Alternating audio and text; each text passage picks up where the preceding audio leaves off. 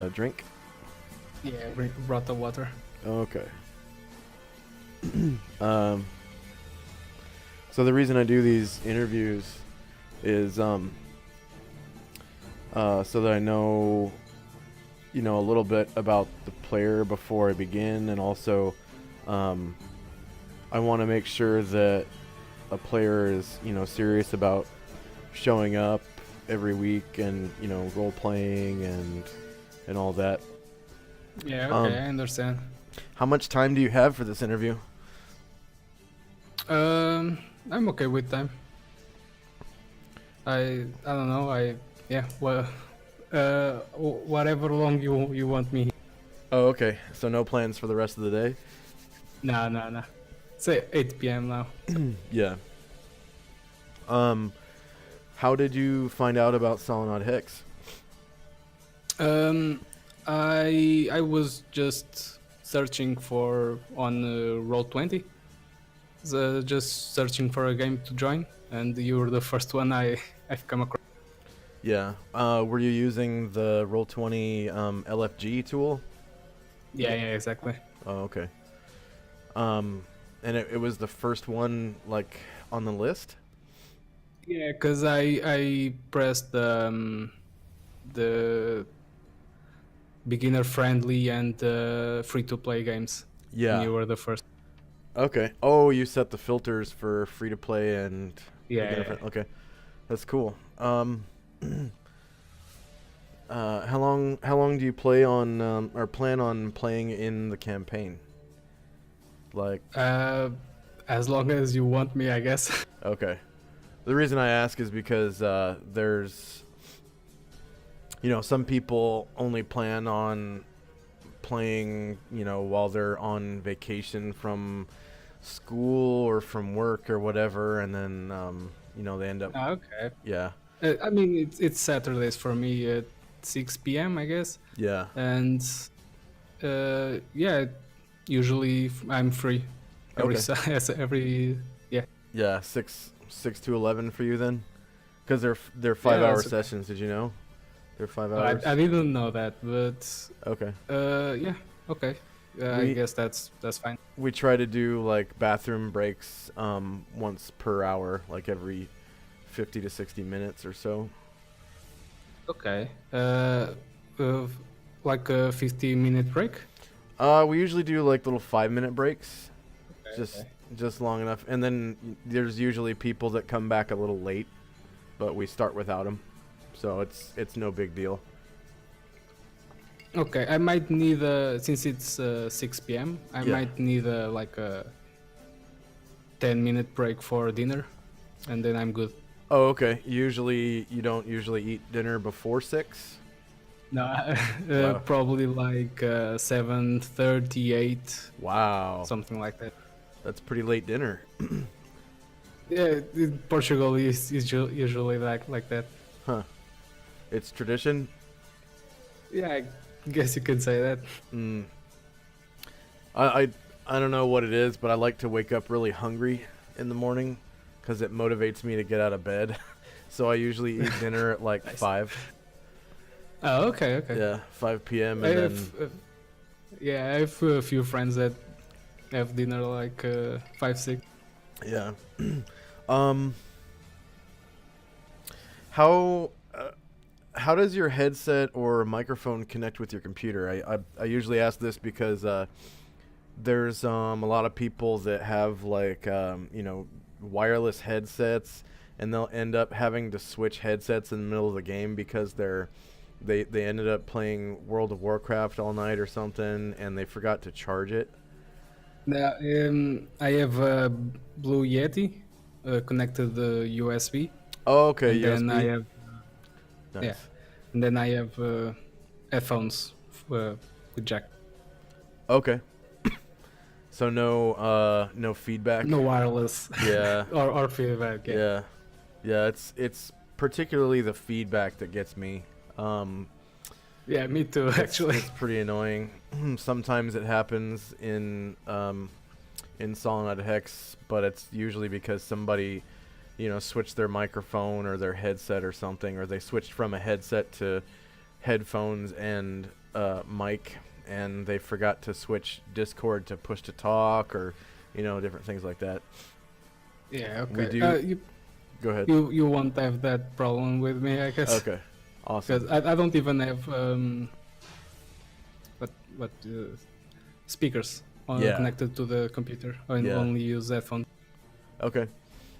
So how does your computer connect with your router? The only reason I ask is because sometimes people... It's wired. Wired? Okay. Yeah.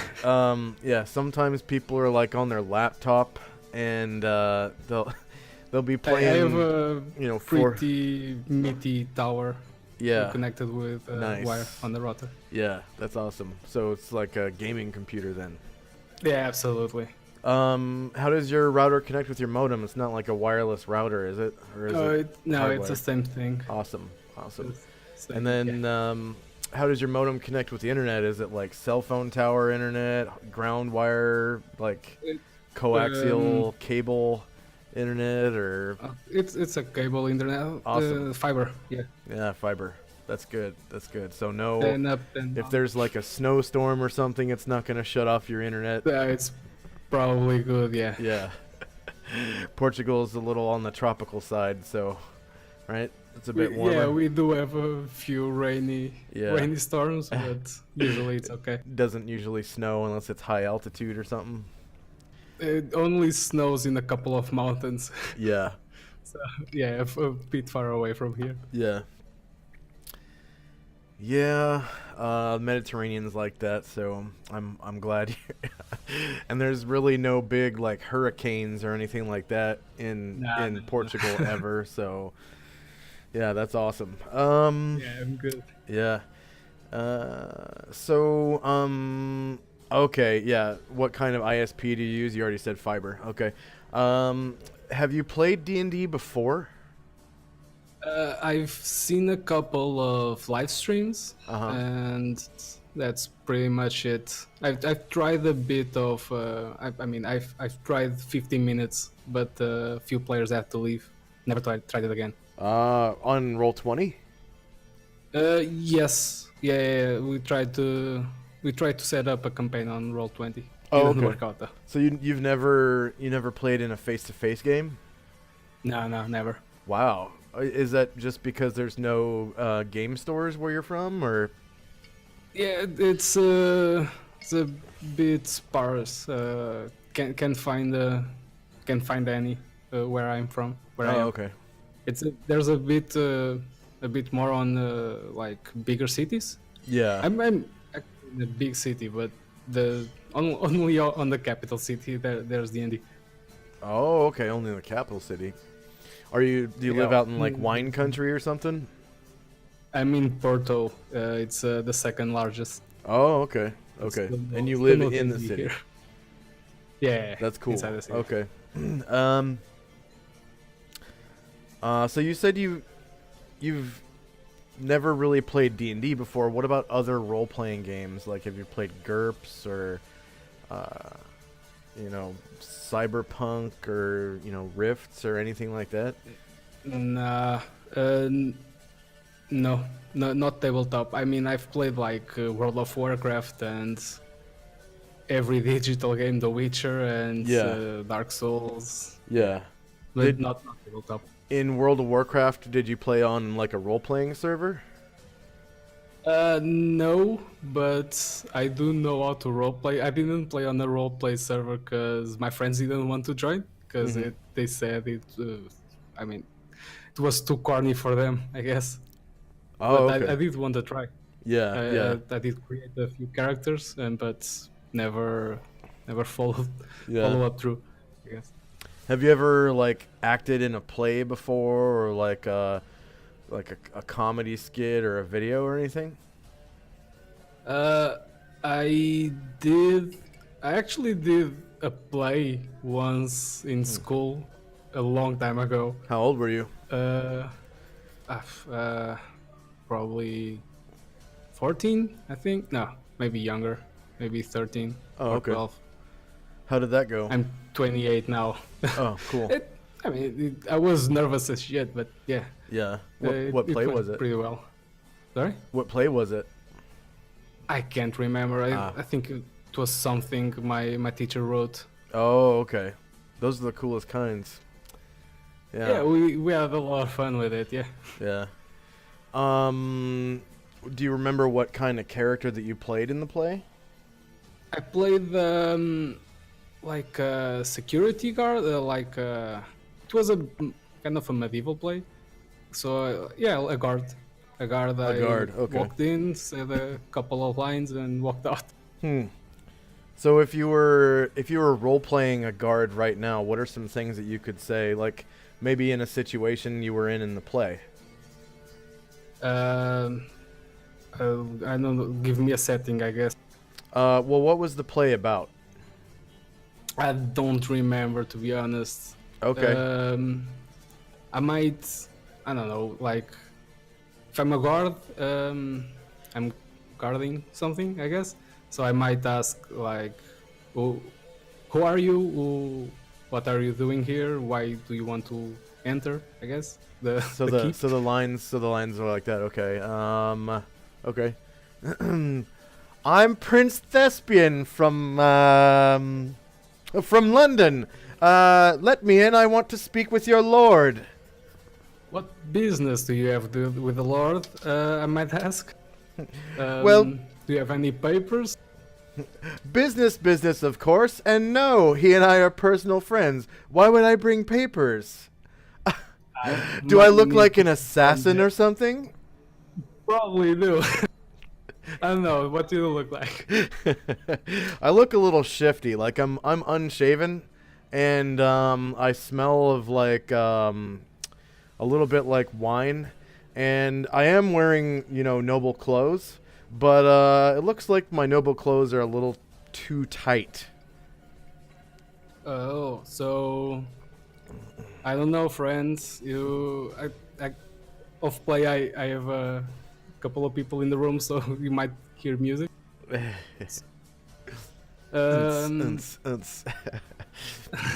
Okay.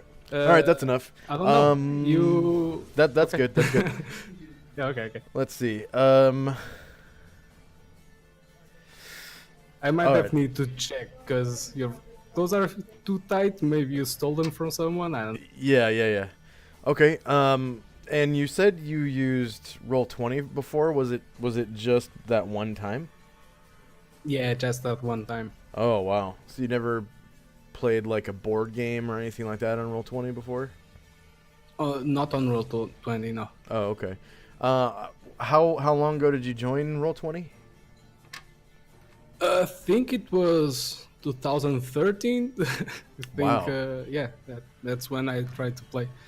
Like the first year I joined college for game design. Did you just not find a game? I wanted to play with my friends, but yeah, I never thought to join another game until now. Okay, so that was when you joined the game and everyone had to leave after 15 minutes. Yeah, exactly. Okay. Who was running the game?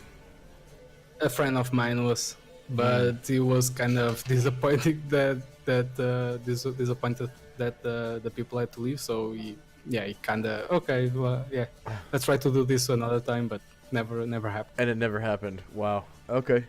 Are you still friends with these people? Yeah, absolutely. Talk to them every day. They just don't like playing role-playing games, I guess. Oh, okay. Okay. Is that because they were your World of Warcraft friends that felt that it was absolutely. kind of okay? Yeah. Gotcha. Okay. So, wow. What so if you could play any kind of fantasy character other than a lycanthrope, because I don't have rules for making lycanthropes in AD&D 2nd edition. There might be rules for it. I just have not found them yet. So other than playing like a werewolf, or something like that, that's not the type of character you were looking at playing, was it? No, Okay. I don't know. tried to create a character. My stats weren't that good, so I decided to roll a mage. Yeah. Well, the thing is, I gotta Yeah, I see don't your mind stat playing other rolls. things like warrior. Yeah, I gotta see Sorry, what? I gotta see your stat rolls. So it would Yeah, I can be send you yeah. Well, sheet. no, everything would be re-rolled on the tabletop. Okay, okay. Yeah. So, so just forget about the I do character have you the made. start Just the forget stat rolls. forget all about the character that you made. Okay? If you could be Yeah. any fantasy character, no matter how powerful you think it would be, or overpowered or Okay. whatever, have no fear about being powerful. Okay? Have no fear. All right? This campaign, Solnod Hex, is a very harsh and unforgiving campaign. Okay? Nice. I like that. It does not matter how powerful you are, you still have weaknesses. Okay? There's no such thing as being invincible.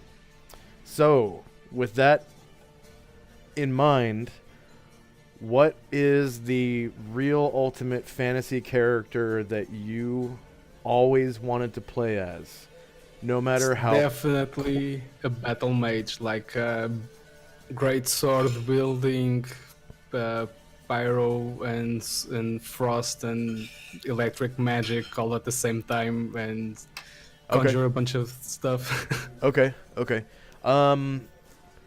So does that mean that you are a warrior and a mage at the same time? Or does that mean you're just a wizard who happens to have a great sword?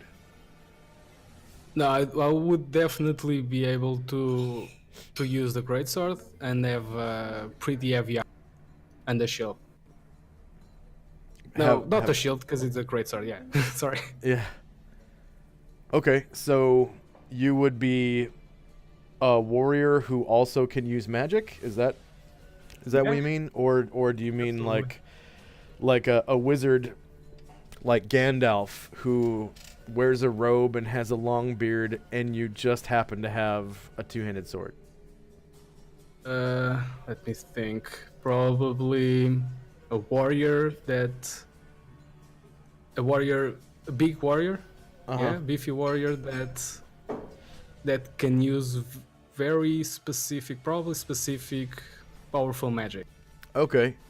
So does that mean that you're a human or like an elf or what?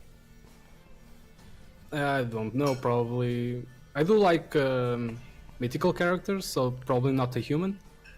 I'm good with elves, half elves, orcs, whatever. Okay. The reason I ask these questions is because if you were to play a wizard who happened to have a greatsword, it's possible. You wouldn't necessarily be very good at wielding the sword. Like, it would be very difficult for you to keep up with the warriors in the party. I'm okay with that. Yeah. But if you were a warrior and a wizard at the same time, it would be much easier for you to fight and then also cast spells. And if you were a human, you could start out as a warrior and learn how to use your sword to the point where you become comfortable in your comfortable with your skill in your sword, and then you can switch classes to wizard and become a wizard after that. And as soon as you surpass your level that you reached as a warrior, then you would be able to use all of your skills with no penalty, and you would be a real ultimate badass, two-handed sword fighter, and also be shooting fireballs and lightning bolts and ice storms and stuff like that. Does that make sense? I do like that. Yeah, I do like that. Okay. That's only if you're human, though. That's only humans can do that. Okay. And then, if you played a character like an elf, you could be a fighter and a wizard at the same time. And you would progress in both classes at the same time. But you would never be as strong of a fighter as the human who like say started at level 1 as a fighter and then gained enough levels to become a grand master with the greatsword and then switch classes to the wizard. You would never be as good at sword fighting as that guy if you were to play an elf who was both a fighter and a wizard at the same time. Does that make sense? Yeah. I think I do prefer the elf, to be honest. Like to be both classes at the same time? Equally strong. Okay. Yeah, equally strong as spellcasting and... Okay. Cool.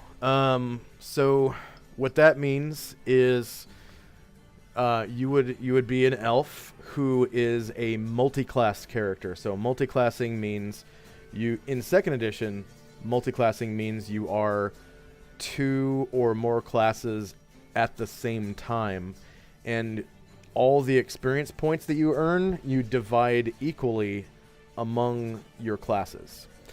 And some races can actually have up to 3 classes at the same time.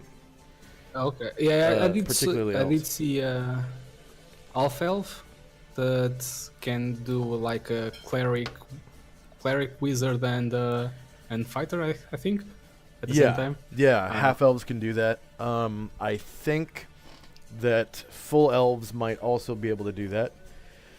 And then okay. But the thing is, in AD&D 2nd edition, most non-human races have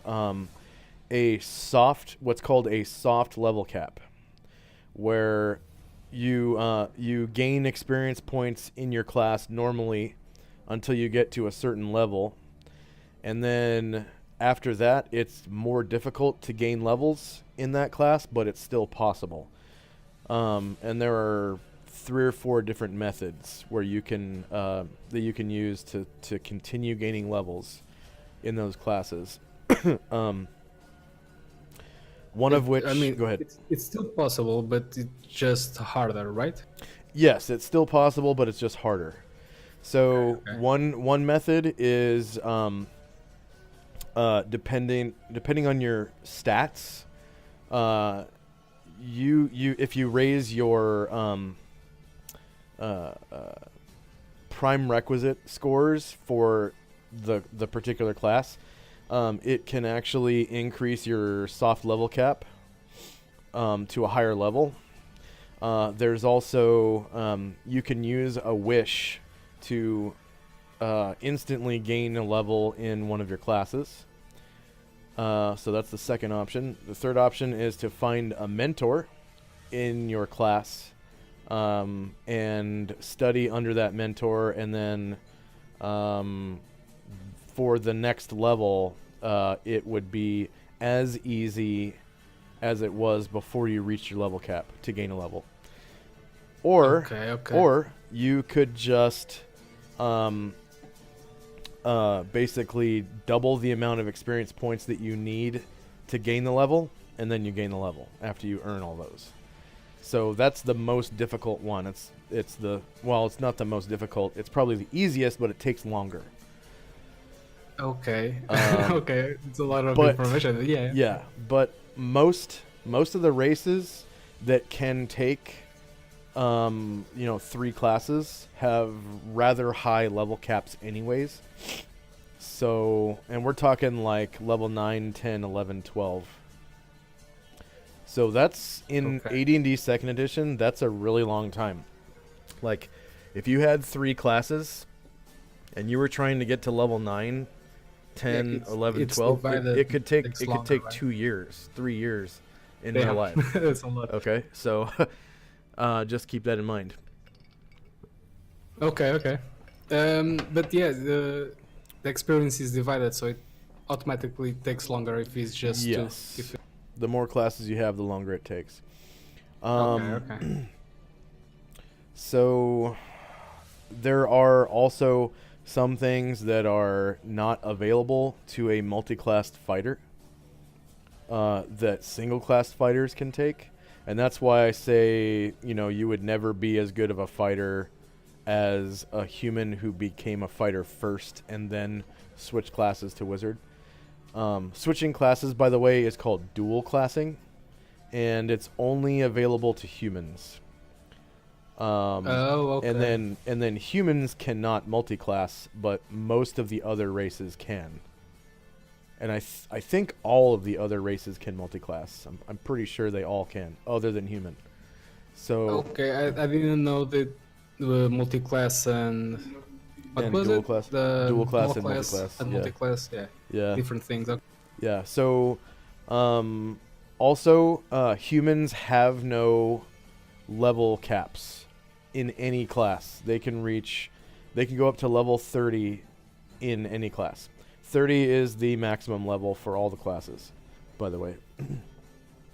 So, once you reach level 30, you begin basically an apprenticeship to become a demigod.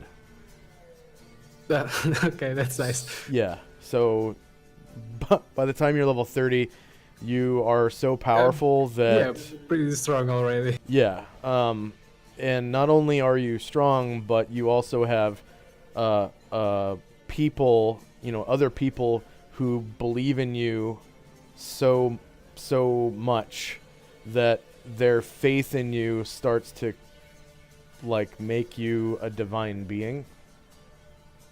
If that makes sense. Yeah. Yeah. So kinda, yeah. once you admiration once you start getting into the 20s, level 20 and beyond, your character is starting to become so powerful he's almost not mortal anymore. He's starting to become a god. Or a demigod in that case, actually. So Okay, is that the henchman mechanics? no, the henchman mechanic actually starts at level 2. So Okay. henchmen are basically your character's friends. It could be like your girlfriend. It could be, your best friend in the world. It could be one of your children. You could take a child as a henchman. It could be your uncle from the next town. Yeah. It could be a squire. Yeah. The only thing though is henchmen are always lower level than your character, and if they ever catch up to your character in level, they leave. They're no longer your henchmen. And the thing, that actually makes sense. Yeah. Yeah. The thing that sucks about that too is your maximum number of henchmen is actually finite. You can only, if your maximum number of henchmen was 6, that means in your entire life you will only ever have 6 henchmen in your entire life. I understand. Yeah, so it's not you have 6 henchmen at the same time, and when one leaves then you can get another one. No. Henchmen are... and they're lifetime henchmen. Okay. So it's basically a running total of how many henchmen you've had in your character's career. And that's actually nice as a mechanic. Yeah. It doesn't get OP, I guess. Yeah. So one advantage you have though in keeping your henchmen is that non-player characters only gain half as much experience points as player characters do. So effectively, the way it breaks down is player characters get 2 shares of experience points, and henchmen only get 1 share of experience points. So if you have 2 player characters and 2 henchmen in the campaign, then that makes 6 shares of experience points. So all the experience points that are earned, as a group, will be divided by 6, and then each of the henchmen would get one of those 1/6 shares, right? And then each of the player characters would get 2/6 shares, or 1/3. Oh, okay. Yeah. So that's how that works. So usually henchmen stay lower level than you, usually. depending on the classes involved. So, for example, if you were playing a paladin and you recruited a bard as a henchman, chances are, because of the way the experience tables work for those two classes, chances are the bard will surpass your level if you're playing as a paladin. Because rogues just gain levels faster than warriors do, particularly non-fighter warriors. So we're talking rangers and paladins. They gain levels really slow. And that's because those characters have so many different abilities and powers that it takes longer for them to gain levels. And then rogues usually are doing like the most dangerous stuff. Like they go off on their own to scout. I understand. Okay. Their job is way more dangerous than a warrior's job would ever be. Like warriors can usually depend on their armor and stuff to keep them alive, and they usually have a buttload of hit points. And if there was ever a total party kill, it's usually the warriors that survive to the last. Like they're the last guys standing, and then they get killed. Like whenever there's a total party, obliteration. Yeah, party wipe. Party wipeout, yeah. So that's why rogues just gain levels faster. They're usually the first ones to die. So for some reason, everybody goes after the rogue anyways. Like as soon as a rogue fails to backstab the ogre, and then the ogre is gonna turn around. The ogre turns around and just basically squashes them. So rogues, pretty much. So rogues have the most dangerous job, so they just gain levels faster. That's how second edition works anyways. I know in later editions, like 5th edition, all the classes gain levels at the same rate. Which, I mean, it's more fair that way, but I don't like fair. Like I come from old school. I was born in 1980. I mean, that's not super old school, but shit wasn't fair in the 80s and for most of the 90s. Yeah. So, there's always haves and have-nots. There's always going to be that. So, yeah, okay. It makes sense that the rogues get more XP. Yeah. Yeah. It actually makes a lot of sense. It certainly. And everyone gets. Yeah. It certainly makes the game more interesting that way, because rogues, they're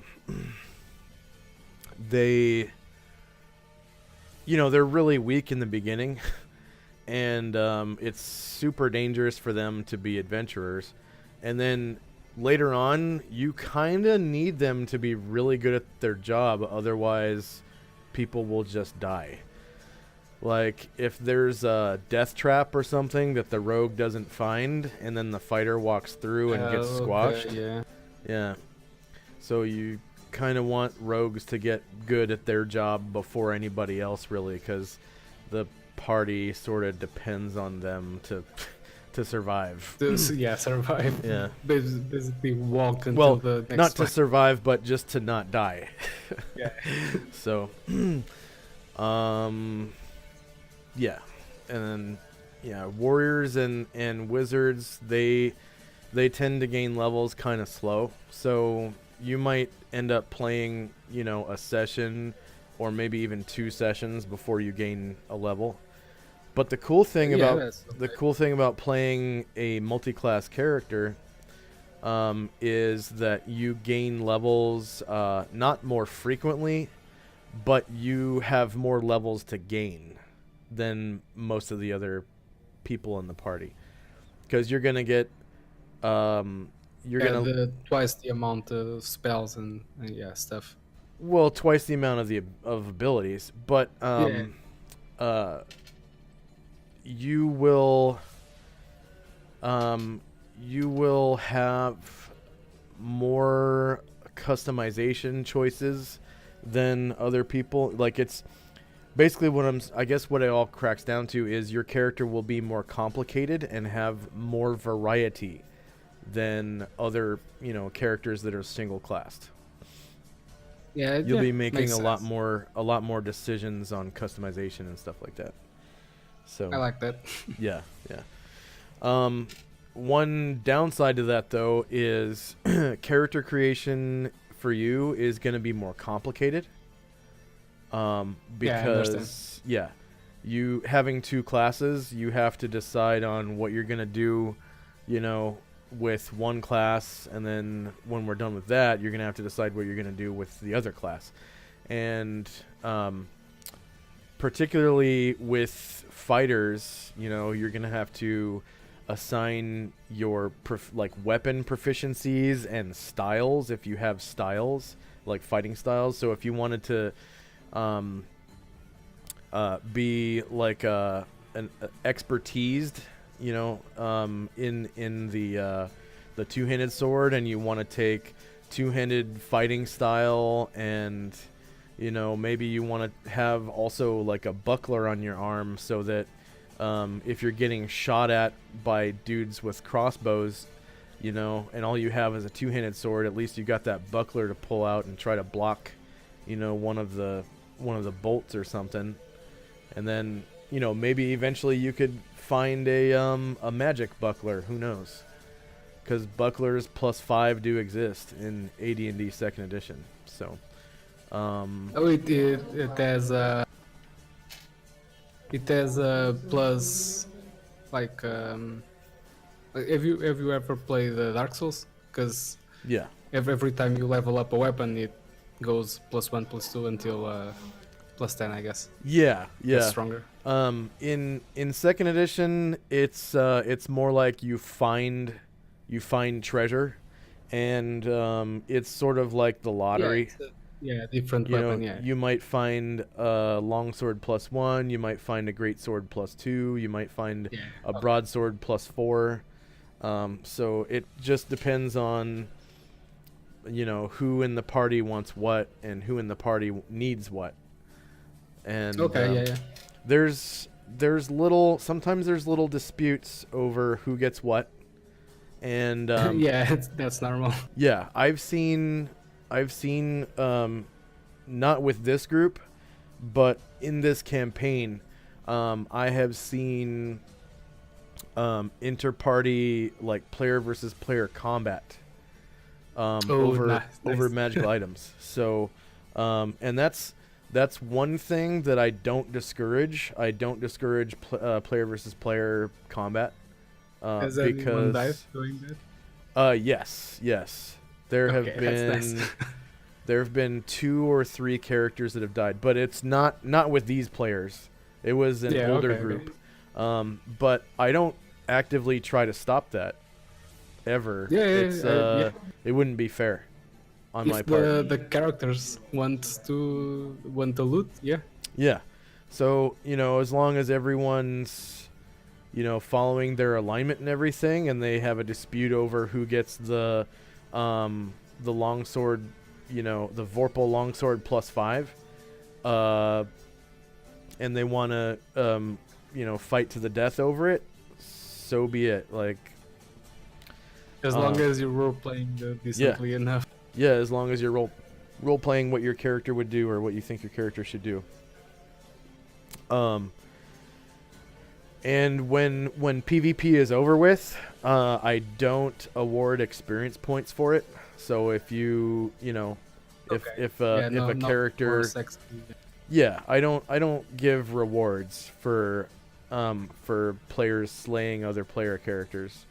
But at the same time, I don't prevent them from getting, the other characters' equipment and riches and, stuff like that. Yeah, if it's just there on the ground, I mean, he's not gonna use it any. Yeah, yeah. So, And, you know, disputes come up all the time, you know, for more than just treasure. Like religious disputes or philosophical disputes because one character is, you know, chaotic good and another character is chaotic neutral. Or Difference racial of disputes. opinion. Sometimes Okay, racial okay. disputes. Like I played a game a few months back where elves were basically like the bad guys in the campaign world. They were like slavers, and everybody was you know, subject to them. And there was a race of bear men that the DM came up with, which I thought was really cool. And they were basically like druidic or shamanic characters, like a tribal society. And one of the players played one of these bear men, and I decided it would be a good idea to play as one of the elves. And my intention was to play as one of the elves and basically lead a Try rebellion. to get a few slaves. No, lead a rebellion against the elvish lords, and then try to take over what they had created. You know, Okay, yeah, but yeah. not as a slave driver, but as like a king, like lead. Yeah, You know, okay, be the okay. leader of the rebellion against the elves, pretty much.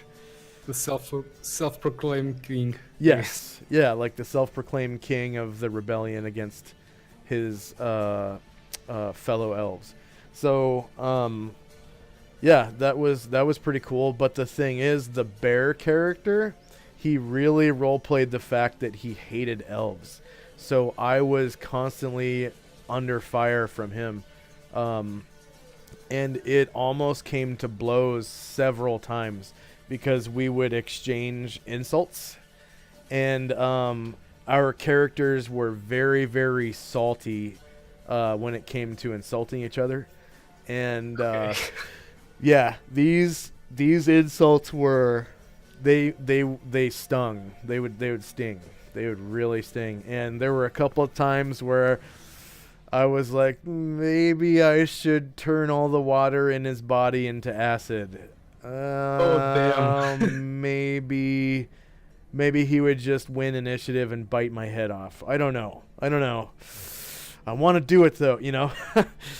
I So understand. yeah, there was, yeah, it's PvP. Sometimes it comes up because of, you know, differences between the characters, and yeah, in Solid Hex, I don't prevent it.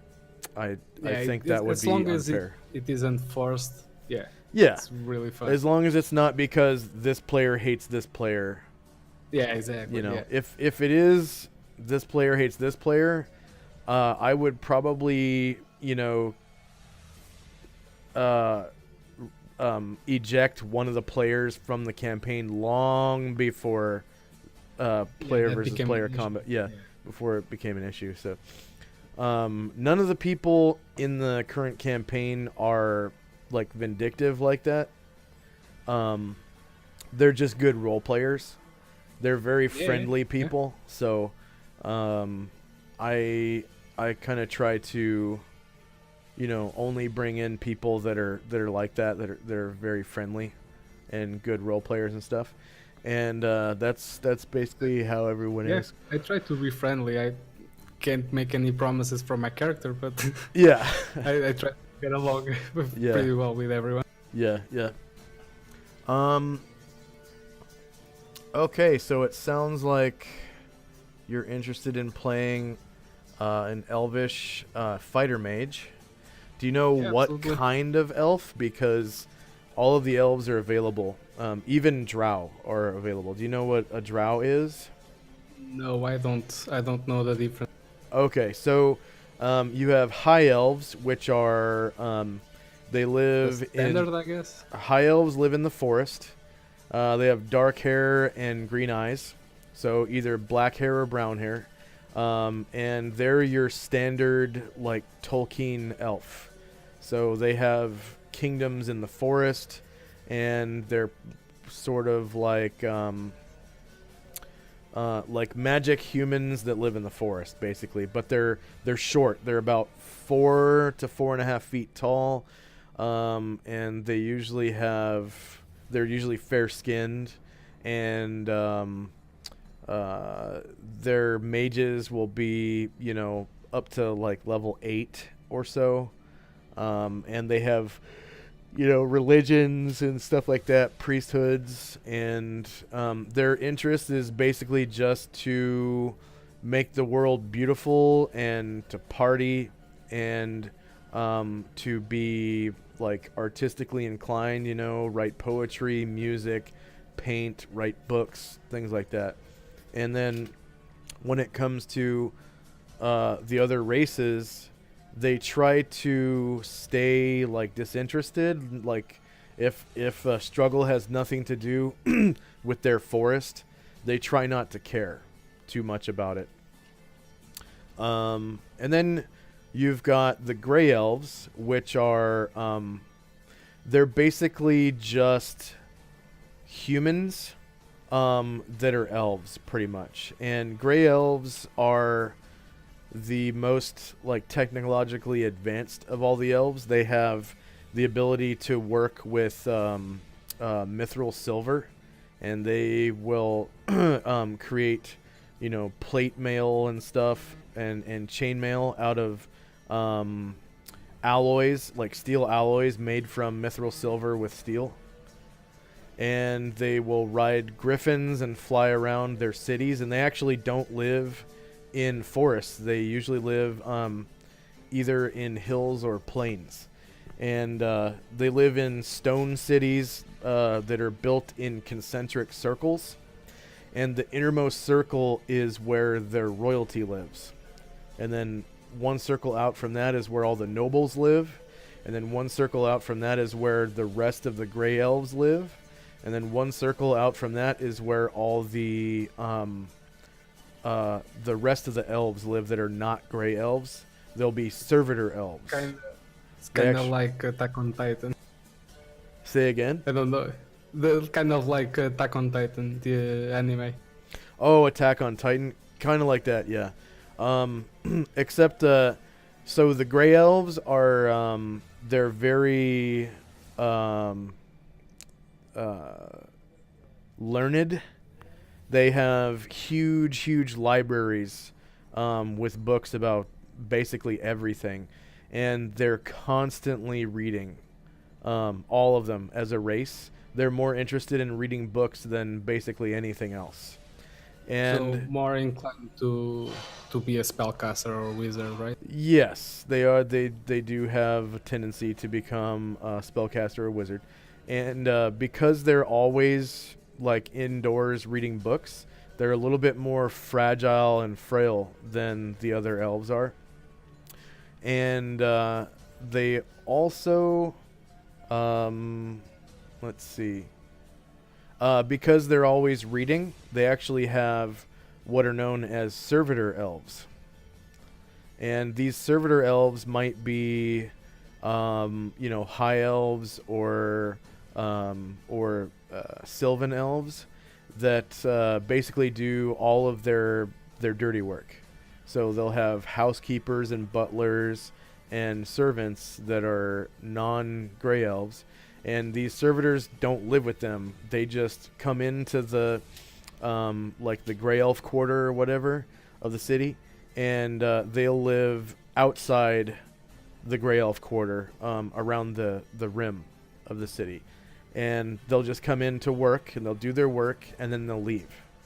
And they don't do it because they're slaves. They actually get paid most of the time. And they do it out of humility because they believe in their hearts that Grey Elves are basically like the master race of elves. The chosen ones, yeah. And they do it out of reverence for Grey Elves. Okay. Out of reverence. They believe that Grey Elves are closer to the gods than themselves. So, yeah, they're the Grey Elves are kind of like, the Nazi party of elfdom. Okay. because of that. So yeah, they're like the master race, except they're not actually evil like the Nazi Party. They just don't. Yeah, they believe themselves to be better. Yeah, yeah, they believe only themselves to not be better, and only not violent. you know, in a non-violent way, and the other elves believe it too. The So elven elf, the high elves, yes, the other one. the high elves believe that gray elves are better. They Okay, believe it. okay. So that's why they have servitor elves. It's You know, like a religious thing, right? it's religious, but it's also I guess uh, gene what's that word? Um, yeah, it's genetic. Survival of the fifth. The It's fittest? genetic. Okay. Yeah, Okay. it's gene progene I forget the word. It's basically a bad word. It's a Okay. bad word. But yeah, and then so then you have the sturdiest of the elves, which are the Sylvan elves, and they're obsessed with their forest and their lands, and they're so connected to the land that they won't deign to cut down a tree or you know, hew a rock or anything like that. They are completely tribal and in tune with nature, and because of that, they're fiercely protective of their lands, and they will never ever leave their lands, ever. I mean, unless they become an adventurer, basically. Oh, okay. The Yeah, I and was gonna ask that. yeah, NPC non-player character Sylvan elves never leave the forest. They hate the outside world. They believe that their forest and their lands are like the ultimate existence for all life forms, and anyone they find who wants to cut down their trees or whatever, they will fight them off to the death. So they hate So, lumberjacks. They hate any kind of intrusion, orcs, whatever. do, do Sylvan elves also believe in the Grail? Yeah. So some of them will leave their lands to go serve the Grey Elves sometimes. Okay, okay. Usually because the Grey Elves have, you know, come to visit their tribe or whatever, and they've become fascinated with, you know, the Grey Elves, and then they'll go off and serve the Grey Elves as like a soldier or something like that. It's usually Gardener. yeah, no. They're Yeah, I'm usually like the joking. Yeah. military force. Okay, yeah, It would because be they're sturdy. yeah, They're it would be high yeah elves. bigger and It would be high elves. Yeah, they are bigger and they are stronger. And they actually most of the time they have a bonus to their strength score. Because they're bigger and stronger than the oh, other elves. Like okay. they're generally stronger than humans are, even. So because of their bonus to strength. But they Uh, tend not to go ahead. I was gonna ask because I like having a lot of options. Yeah. So uh, I was thinking about herbalism and poisons and potions, Yeah. whatnot. Yeah. So would Sylvan Elf do that? Because if they worship every plant and rock, wouldn't they like pick flowers for potions? Possibly. So, Sylvan elves, they tend not to be, because they're so obsessed with the forest and stuff like that, and so fiercely protective. They tend not to be good. They're usually neutral, and the use of lethal poison is not a good thing. So Okay. poisons that will cause damage or will kill are usually used by characters that are not good. So neutral or evil. Yeah. So, but non-lethal poisons are fine for good characters. So sleep poisons or paralyzation poisons, things like that are just completely non-lethal. That's okay to use for good guys. Okay, yeah, that's interesting. Yeah. Yeah. And then so I don't think a Sylvan Elf would have any problem using lethal poisons to kill his enemies, especially if it was an enemy who was harming his forest or whatever. So yeah, I think Sylvan Elves would do that. Okay. It's just, the thing is, it's very difficult usually to find lethal poisons that are from a plant. Okay. Usually, plant poisons are a little bit more on the harmless side. So, from the sleep poison or paralyzation poison, some of the lighter damaging poisons could probably be found in the plant world. But normally, the more lethal poisons come from animals. Oh, okay. Like snake venom, scorpion venom, spider venom. Yeah, makes sense. Frog venom, stuff like that. And there are 3 different types of poisons, actually. There are poisons that have to be ingested. There are poisons that have to be injected into your body. And then there are contact poisons, where you just have to touch it and it can kill you. And those are the more deadly poisons. And by the way, those can be contact poisons can also be ingested or injected. It doesn't matter because your body's touching it anyways. Yeah, exactly. So yeah, and those are all reversible. So injected poisons can also be ingested and they will still take effect. Okay. So, okay. But poisons that have to be ingested, if they're injected, it won't work, and if you touch it, it won't work. Like you literally have to eat it or drink it. Okay. Yeah. So, and then yeah, but so those are the 3 like surface dwelling elves. Then you also have the dark elves that live down below. Oh, okay, so physical description. Okay, so yeah, the gray elves, they usually have gray skin and hair, and they usually have amber eyes, so like yellow eyes. The Sylvan elves are usually bigger and stronger than the other elves, and they usually have brown skin, like really tan, and their hair tends to be red or red-brown. So they're like the red-haired, dark-skinned elves that are bigger. They're big and strong. And then in underground, there are the dark elves, or drow as they like to call themselves. Everyone else knows them as dark elves.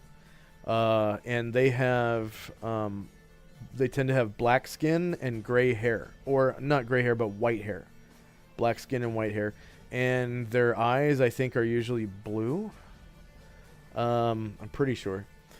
And they, as a race, are actually evil, and they will use poison all the time.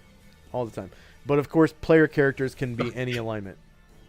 Player characters. Yeah, I was gonna ask if a drow or a dark elf could be a good character. Yes. Like yeah. maybe chaotic good or something. Or Definitely. neutral. Okay.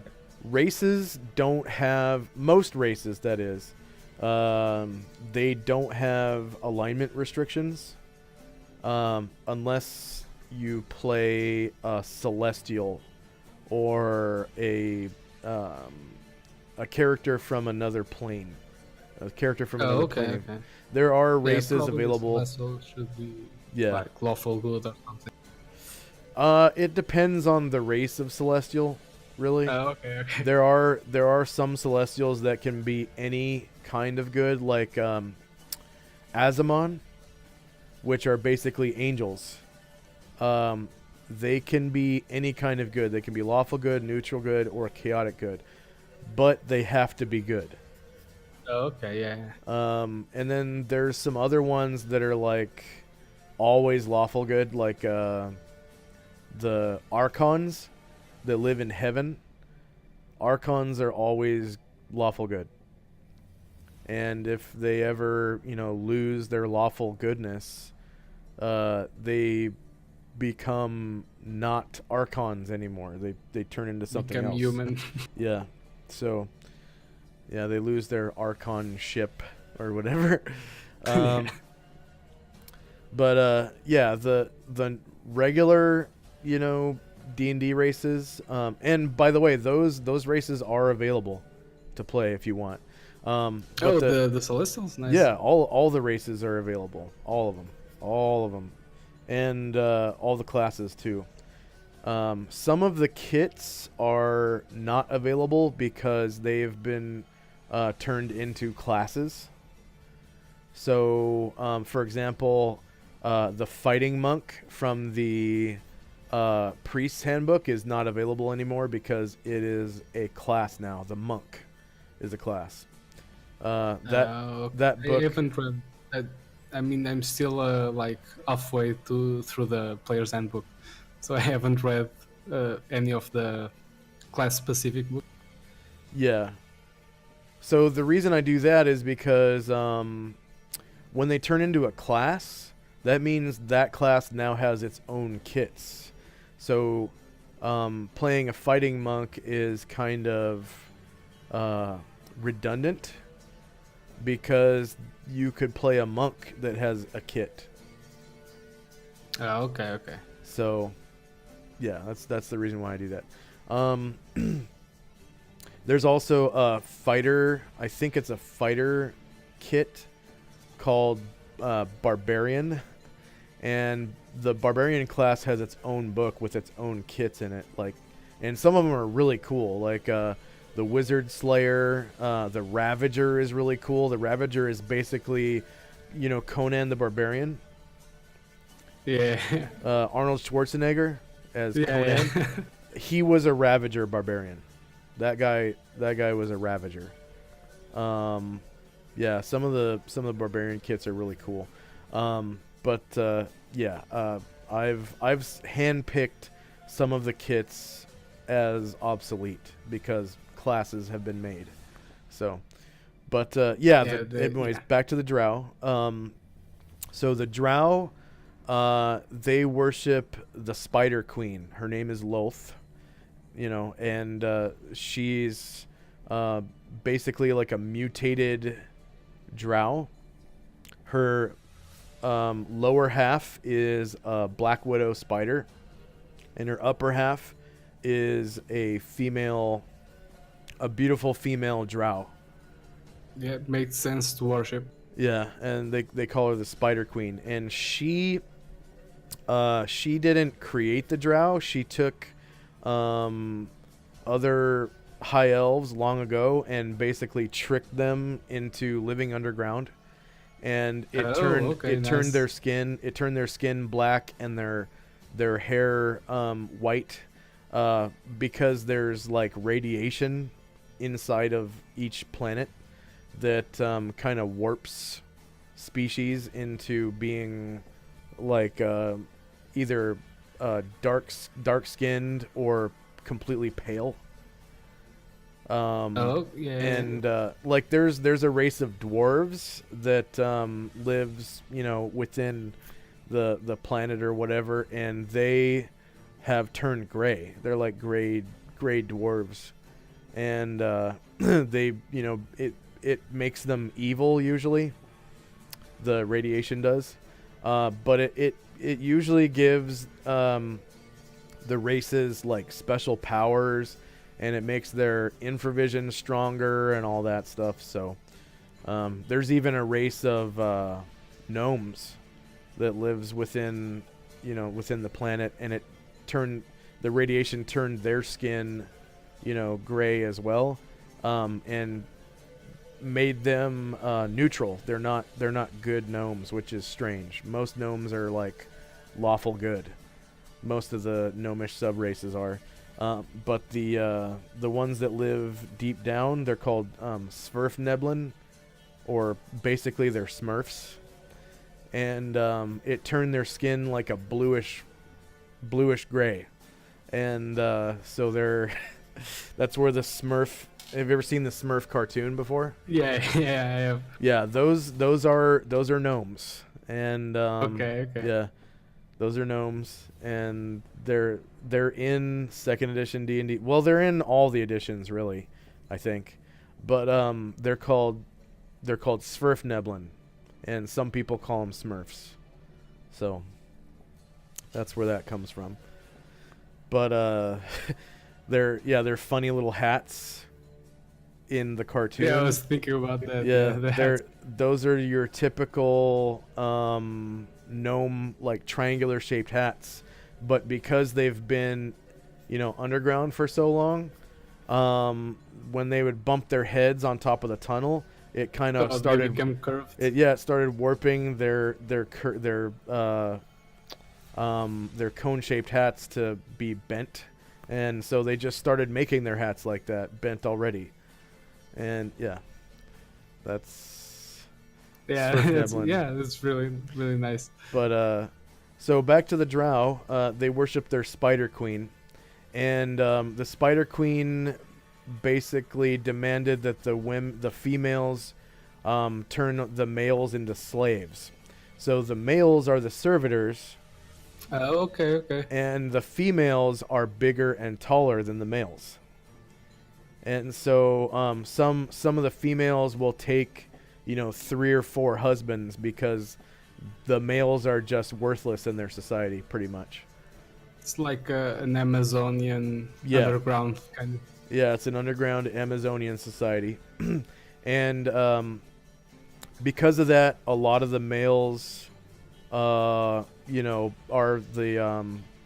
the soldiers, and the servitors and the butlers, and they're basically like the lower jobs in society they're done by the males. And then the females are the nobles of the society, and they control everything. They're the government, and they're the religions are controlled by females. Most of the priests of Loth are female. Like, you would rarely find a male priest. But so because of that, males, if they want to be spellcasters, they tend to be wizards. So a lot of the wizards are actually male. And then most of the fighters are male too. Most of the fighters, rogues, and wizards are male. And then females tend to be, priests. Well, priestesses. And they're bigger and taller and stronger, I guess. Not really stronger, but they're just taller and heavier than than males. So the males tend to be like 2 inches shorter and like 10 to 20 pounds lighter or something like that in their society. So a lot of the males will become adventurers. So I've actually they will leave. Yeah, the some of them will leave. I've actually had, I think, 3 male drow player characters in this campaign so far. Okay. And like 1 female NPC. So yeah. And actually 2 of those player character drow males are still in the campaign. Oh, they're playing right now? Yes. On the team? Yeah. Okay. Yeah. And one of them is actually the highest level character in the party. Oh, nice. So, yeah, it's a pretty common race in in Solenoid Hex. And then, so let's see, you've got It's a really cool. It's a really cool backstory, though. yeah, Maybe that's the reason. yeah, yep. And plus they have special powers and stuff like that just because they're drow too. Yeah, So the radiation. yeah, and then so you've got those 4 sub races of elves, and then you've also got the aquatic elves that live in saltwater, and they live way deep down in the surface oceans of the planet, and they're basically like guardians of the sea life, and they protect the seas from evil influence of like the krakens, you know, and sharks and stuff like that, and sawagin and evil like worshippers of Sekala, the shark god. And the there's some kind of like manta ray race. I can't remember what they're called, that live in the oceans, and the elves basically are. Have you ever seen Aquaman? Not yet. Okay, well, Aquaman is all about this kingdom of, you know, mermen underwater, that they like breathe water and stuff like that, and they basically protect the oceans from outside influences and from evil denizens that lurk deep within, you know, the planet's waters. And there are a lot of really powerful threats, you know, that live deep within the waters, and that's basically the role that aquatic elves fill in D&D. They protect the oceans, and so there'll be you know, krakens and things like that that are nearly, you know, godlike, powerful, that are the main threats for the aquatic elf societies, and that's what they do, is defend from those. And their society is basically the same as high elves. They you know, they tend to be male, you know, dominated or whatever, and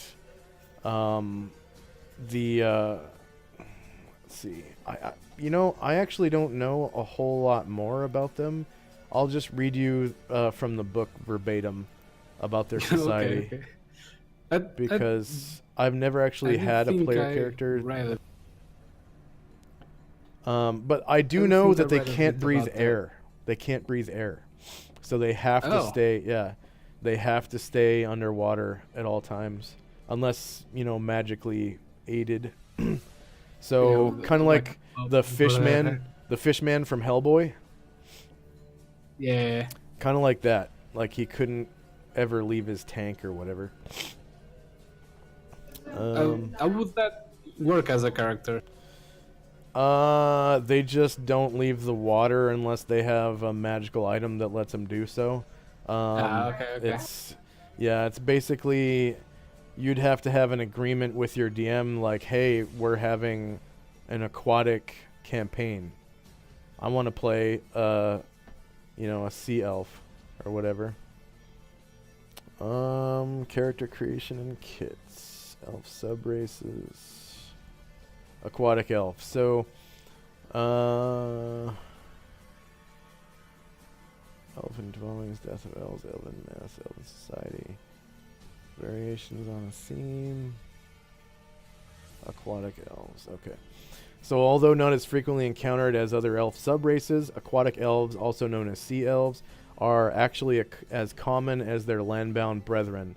They patrol the deeps of oceans and large inland waters, holding court beneath the waves. Often they are only seen when they frolic with dolphins in kelp beds. Aquatic elves have gill slits much like fish, through which they process oxygen. They can also survive out of water for a short time by breathing, so short time. Their skin is typically silver green, matching the seaweed near their territory. Some possess a bluish tinge to their skin, although this is quite rare. Aquatic elves' hair complements their skin and is also green or blue-green. The overall effect is one that makes them difficult to discern underwater, especially near kelp beds. Because of their coloring, they gain the typical elven ability to camouflage themselves in their natural environment.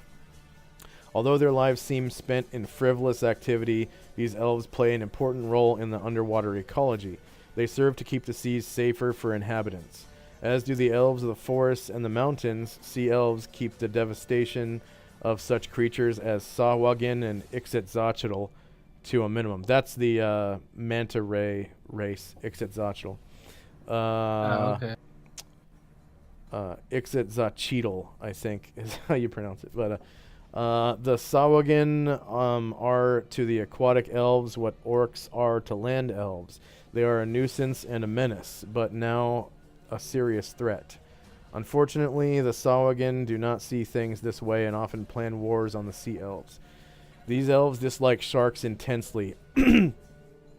Although a natural part of the ecological cycle, elves dislike any creature that is rapacious and cruel.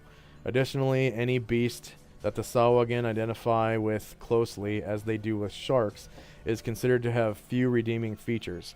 Since sharks relish the taste of sea elf, the elves organize hunts against the menace.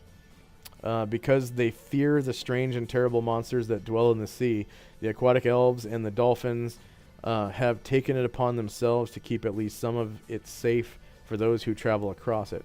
In many realms, no one would travel on the sea otherwise, for the danger would be far too great. Thus, most seaside communities severely punish those who incur the wrath of sea elves. Only the most evil of people encourage the death of sea elves and dolphins. Reprisal for their murder is always swift and brutal, and the elves tolerate not the killing of either brethren or friend. Although they may survive on land, aquatic elves prefer not to do so, for it causes them immense pain. They can walk on land for a number of days equal to their constitution score. However, they endure increasing pain as time spent out of water wears on, and their ability scores and proficiencies are affected. Every 2 days, these scores decrease by 1 until the elves return to the water. If a physical score reaches 0, the elf dies. In salt water, the elf attributes return to normal within 15 minutes. In fresh water, an elf merely stops losing his or her scores. They do not revert to normal until the elf enters salt water. The time spent in fresh water does not count against time away from the sea, and these elves may dwell in fresh water indefinitely. If they enter the water before their attributes are to decrease again, the water acts as a revitalizing source. The suffering period begins anew when they emerge from water. Obviously, the sea elves do not lightly leave the sanctuary of their oceans. The harsh environment of the land world discourages any sea elf who foolishly wishes to leave the soothing waves. This does not mean that the sea elves have no dealings with those who breathe air. Any elves excepting drow are welcome to visit the land of the sea elves, and they will be greeted royally. Trade delegations are common between land and sea elves, although it is usually the land elves who must travel, for they have magics more suited for the foreign environs of water. Sea elves commonly travel with elven ships, defending those aboard from attacks beneath the waves. Since they are accomplished at scuttling the ships of evil humans and humanoids, aquatic elves are feared by pirates and those who would prey on elven craft. Aquatic elves often consort with dolphins and hippocampi, and the latter are bred as mounts. Dolphins and sea elves are usually on the best terms and easily befriend one another. They serve each other's needs, giving mutual protection and aid. Aquatic elf society consists mainly of those sea elves who dwell in a 5-mile area.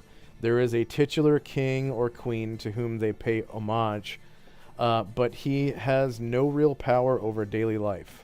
Sea elves live as they please, coming together under a ruler only in times of undersea emergency or great trouble for the world in general. The lords and ladies of the ocean cities do little other than escort visitors and conduct the trade that aquatic elves find so enjoyable. The rest of the population consists of artists, hunters, and farmers, all concerned with making survival possible and life pleasant for the rest of the community. These elves have city of living coral, supplemented with glittering crystal domes. Their undersea paradise is marked by sea elf farmers tending schools of fish. It is also marked by the peace one can find beneath the waves. The wash of blue and green dappled light has inspired above-sea artists for years, and will no doubt continue for years to come. Yay. No, yeah, it's really nice. I don't have any questions though. No Really, questions? yeah. Yeah, about the sea elves though. Yeah. So which of the elves do you like the best? I don't know. I'm interested in the what were they called? The Sylvan elves. Sylvan elves? Okay, the big strong ones? Yeah, and probably the high elves. Okay. Not the gray elves, because I don't like the idea of being worshipped. Yeah. I guess. Yeah. The gray elves, the drow, are Dark elves. nice. Yeah, the dark elves, yeah. The dark elves are nice, but I don't know. Probably too many dark elves on the party already. I don't know. Yeah, there's two. I mean, there's... I like diversity, I guess. Yeah. There's there are two dark elf player characters. There's a gray elf player character. There's a high elf non-player character, which is a henchman, actually, and there's a half elf NPC that's under my control, and she's basically guiding the party. She's a druid. Oh, okay. She's okay. kind of Good idea. She's kind of on a mission right now.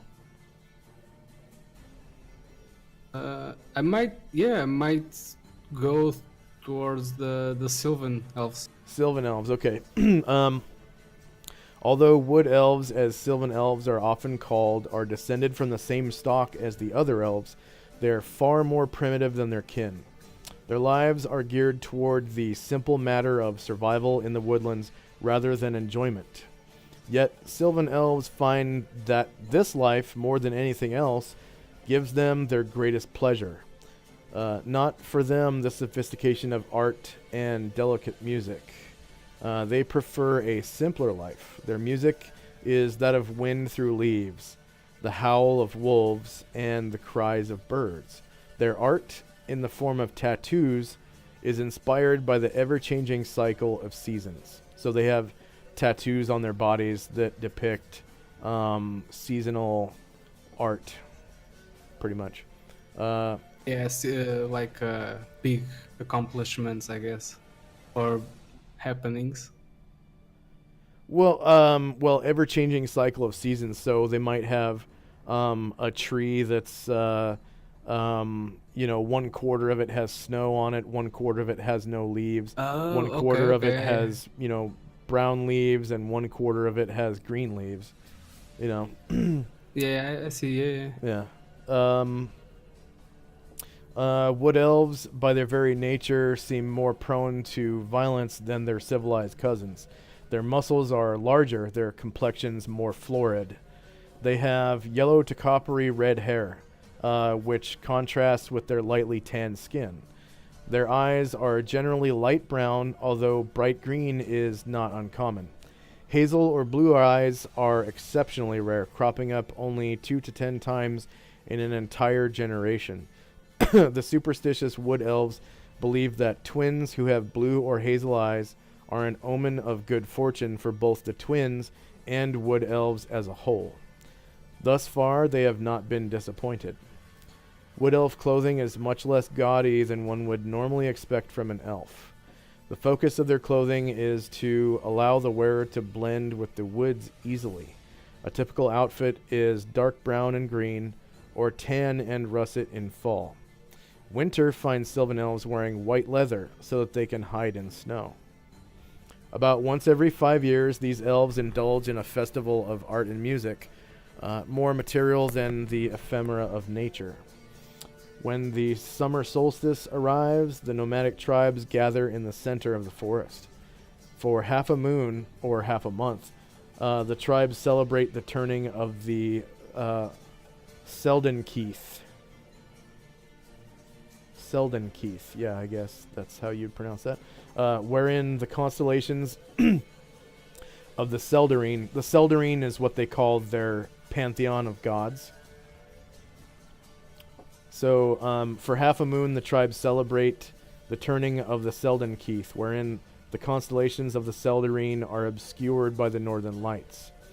They claim that the gods come to Earth during this time to celebrate in the revels of their children. Wood Elf celebrations involve oak wine, bonfires, dancing to wooden drums, and singing. The carousing is primitive, even savage, but fiercely exciting to them. Their every instinct is aroused, making them taking them back to the roots of nature. Wood elves are often described as wild and temperamental. This is true to the extent that these elves are a very emotional people. They live with their hearts and not their minds, as do the Grey Elves. Whatever they feel, they know it is the right answer. Logic plays little part in their lives, for logic cannot save one from the charging boar or the falling tree. Intuition and strength are all that counts in the Wildwood.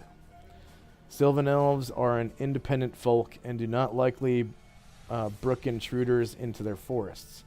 Anyone, even another elf, who even draws near to a wood elf encampment within 3 miles will have a constant, unseen escort of at least 2 wood elves, possibly more, until the intruder leaves the area.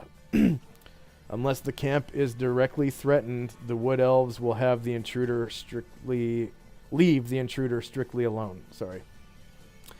25% of the time, wood elves will allow trespassers to know that they are being watched.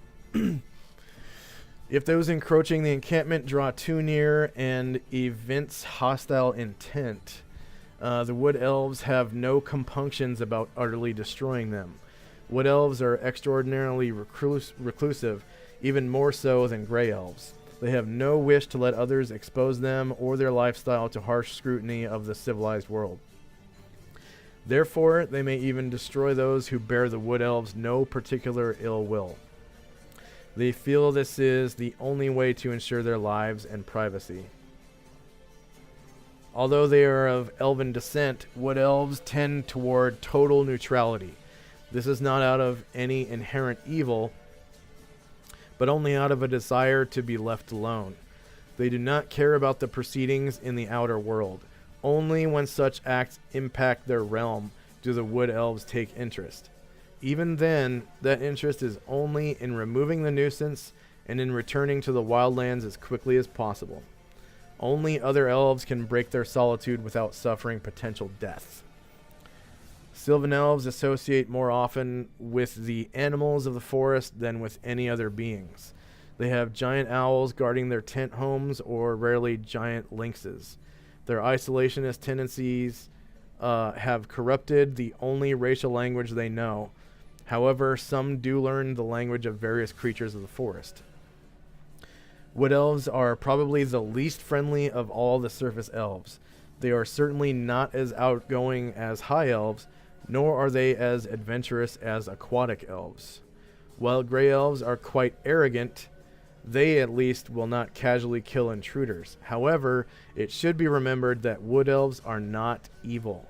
They simply value their solitude above all else. I really like that. Cool. Yeah, I really enjoyed that. Yeah. So, the Sylvan elf.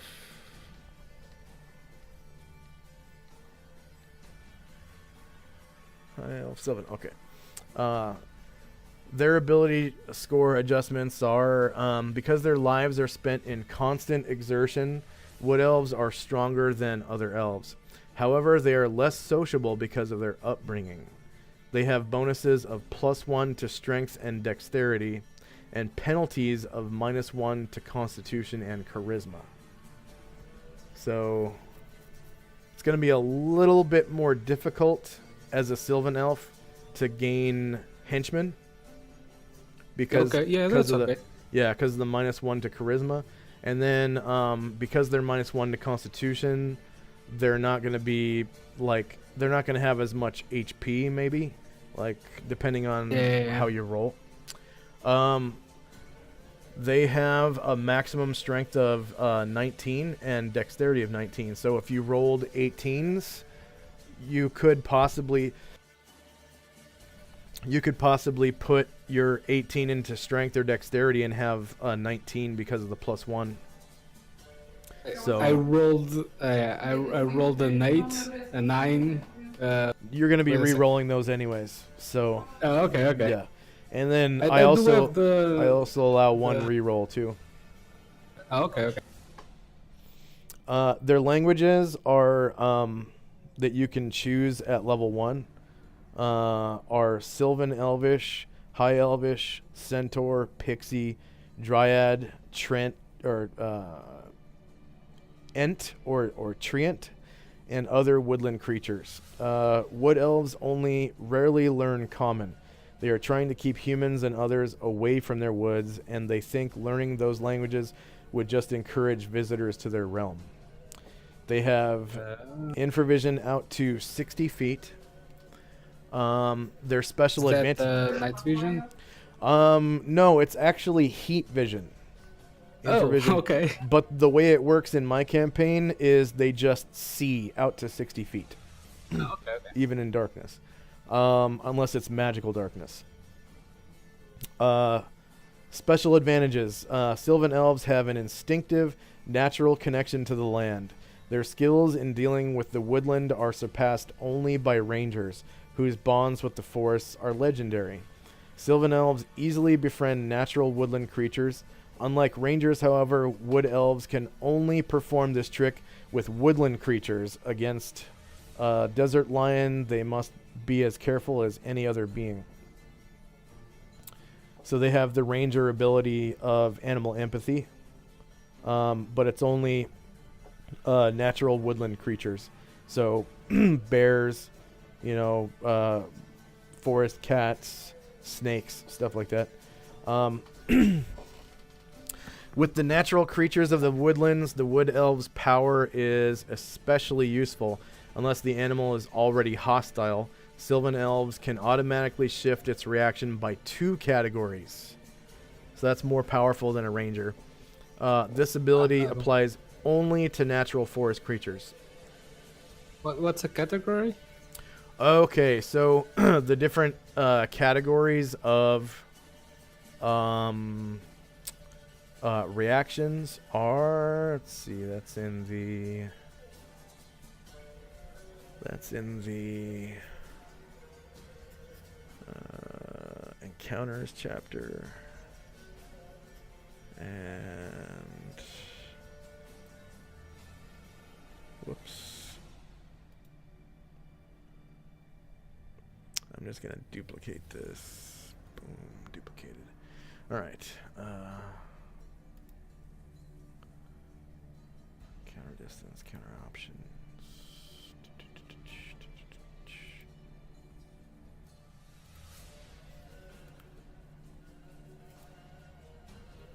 There has to be a table for encounter reactions in here. Oh, maybe that's in the DMG. There we go. Not Monstrous Manual, DMG. There we go. Encounters, 11. Random encounters, creating encounter tables, surprise encounters. Encounter reactions. Okay, table 59. So the different categories are friendly, indifferent, cautious, threatening, and hostile. Yeah. So if you were trying to, befriend an animal I found it. in the forest, and you rolled a cautious result, you could skip up 2 categories to friendly, and then that animal would become your friend for as long as you stay in its habitat. Oh, okay, yeah. So it would basically operate like a pet, but it wouldn't count against your number of henchmen or your followers or anything like that. So it would count Also against temporary, your... right? Yes, it would, and it would only count against your level as like a hireling, basically. Okay. And it is only temporary. And you wouldn't be able to control it per se. I would control it, but it would be your friend. Like, it would come to you for food. Assume basic commands. Yeah, Okay. not even that, unless you trained it.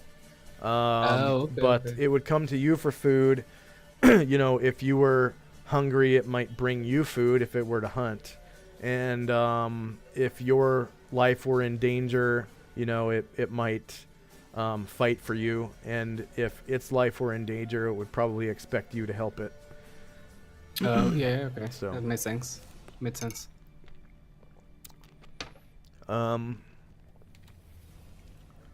Let's see.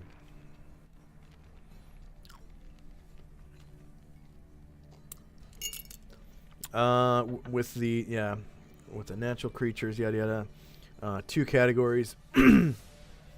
This ability applies only to natural forest creatures. It is not a charm spell and cannot be used to enthrall creatures of the forest.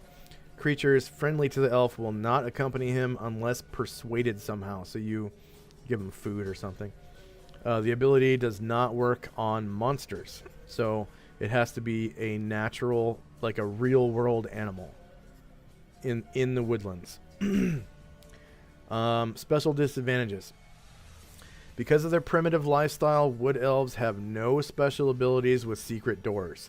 They have no experience with this sort of door and do not gain the typical bonus for finding them like normal elves do. Above all, wood elves never tried to leave their forests. They withdrew into the woods to escape the outer world, and whenever they leave, they rediscover why they withdrew in the first place. Wood elves take a dim view of those who try to forcibly remove them. So they will go out, but they'll probably complain about it the whole time. Like, this is why my people, you know, this is why this is why my people withdrew into the forest in the first place. You people out here are fucking crazy, you know, you're a bunch of assholes. In general, wood elves are unfriendly and unhelpful.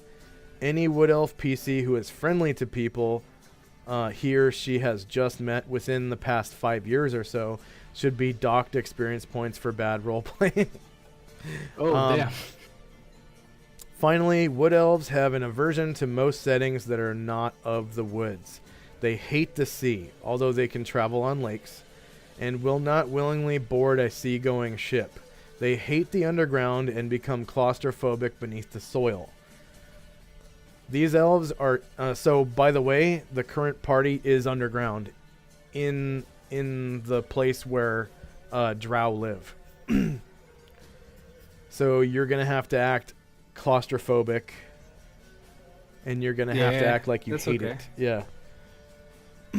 So the reason for you to become an adventurer in this party would have to be very compelling. Like, you are there to save the world, basically, and you fucking hate the fact that you have to go underground to do it. Is there roots or from a big tree that are need saving? No, but do you know what the Tarrasque is? It's from French mythology. The Tarrasque. Do you know that? I've heard. Oh, okay. I've googled it. Yeah, it's like a dinosaur thingy with a carapace. Yeah, it's kind of like, it's basically like Godzilla. You know Godzilla? Yeah. So the party is currently trying to save the world from the Tarrasque. Okay.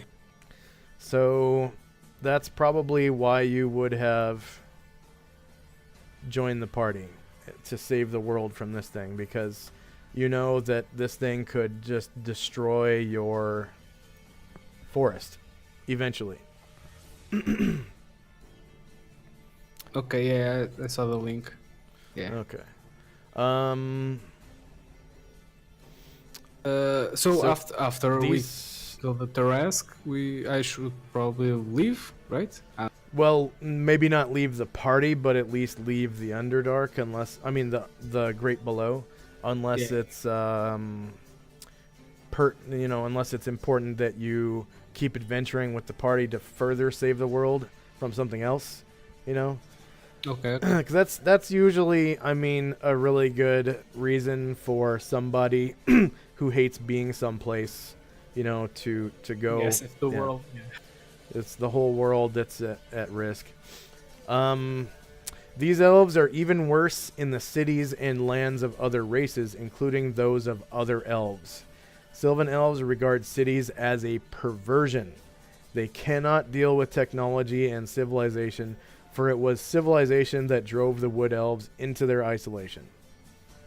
So that's just how they are. I agree with that. Yeah.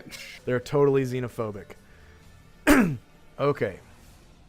How much time do you have left? I can keep going. Yeah. You want to take No like a 5-minute break? I kind of want to get a snack and use the bathroom. Yeah, sure. So Okay, we can probably make a character then. Oh, okay. Yeah. No Okay. problem. All right. Be back in 5. Okay. Okay.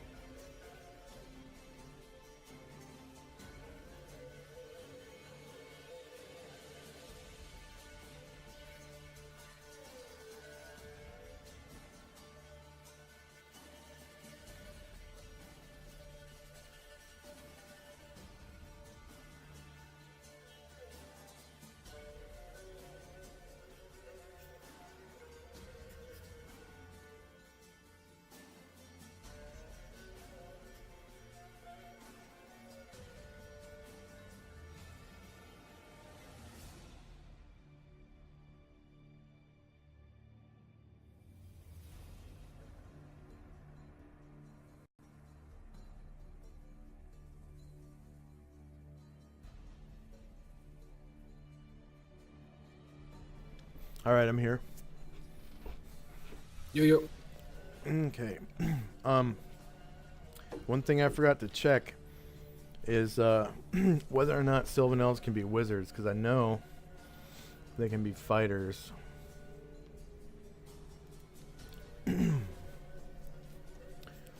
Let's see.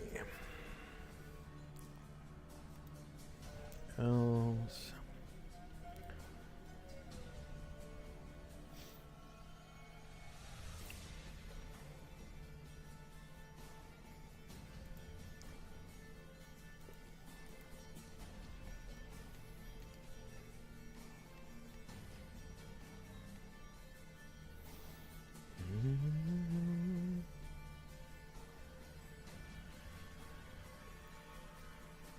Physical attributes, no.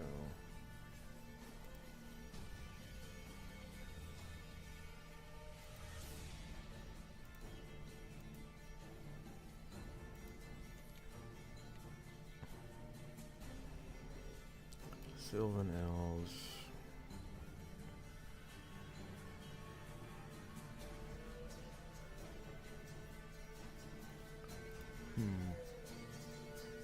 Stage of life, mental attributes.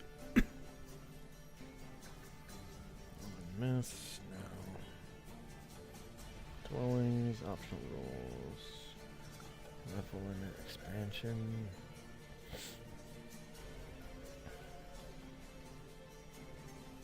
Using bows as weapons. Okay.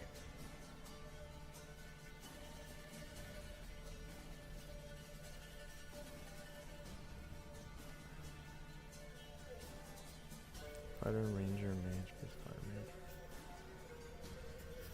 Random elf generator allows the DM to create believable elf PCs. Standard elf abilities.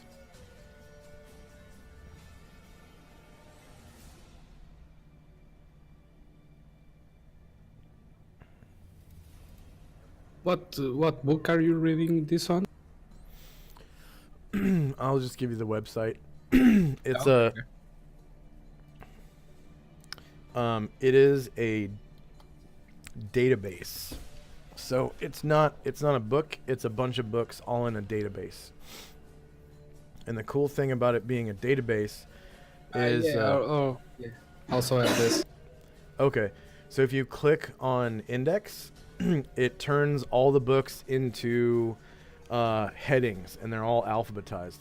So you can search for basically anything, in all those books. There's like 20 books on there?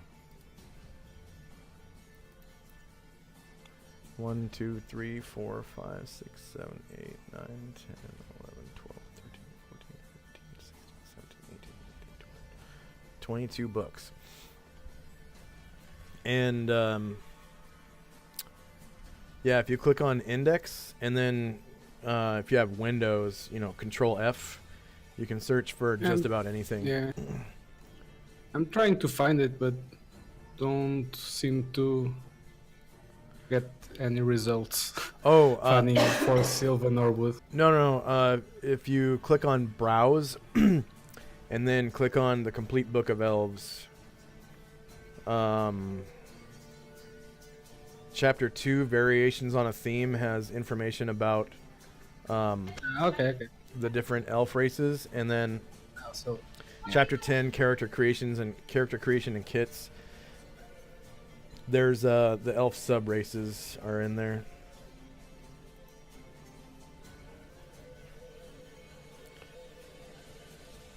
Fighter mage.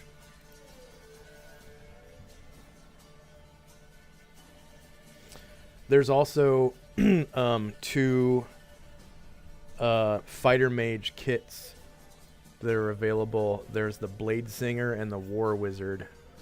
Blade Singer is pretty cool. A lot of DMs won't even allow it because it's so powerful. okay. But I think that's dumb. Like when DMs don't allow something because they think it's too powerful. Because everything has its weakness. But you basically, with the Blade Singer, you have the potential to have basically maxed out armor class. I'm not sure if you know what armor class is. The AC. Yeah, AC. So eventually, because of this kit, you increase your AC so high that almost No one nothing can can hit hit you. Yeah, Yeah, almost okay. nothing. Yeah. I mean, spells will still hit you. Yeah, it's saving throw, right? Yes.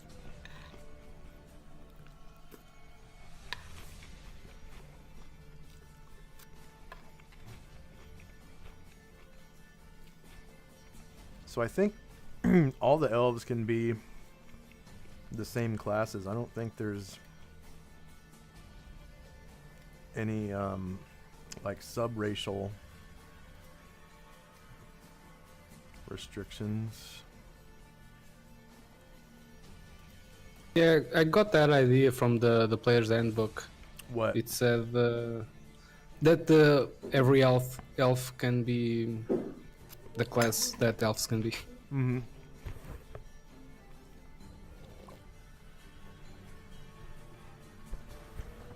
The elf race in the player's handbook is actually high elf.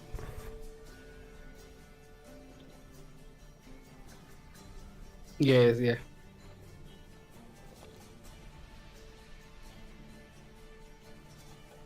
They do talk a bit about the other races or sub races, but yeah, the only mention about the classes it's cleric, fighter, mage, and thief or ranger. And then multi-class fighter, mage, fighter, thief, fighter, mage, thief, or mage.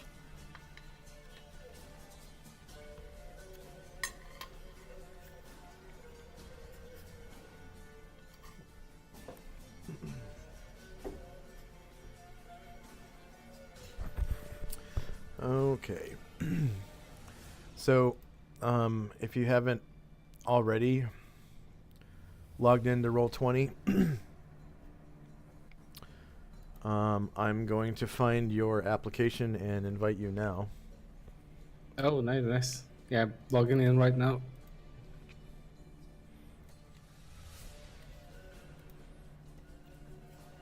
Do I need to apply? Cause I only like posted on the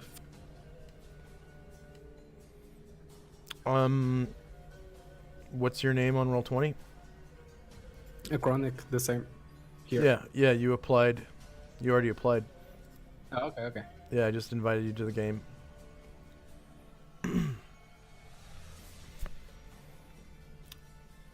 So it should come up in your mailbox. It's done. I accepted it. Okay, and then go ahead and launch the game. And I'll give you a character sheet.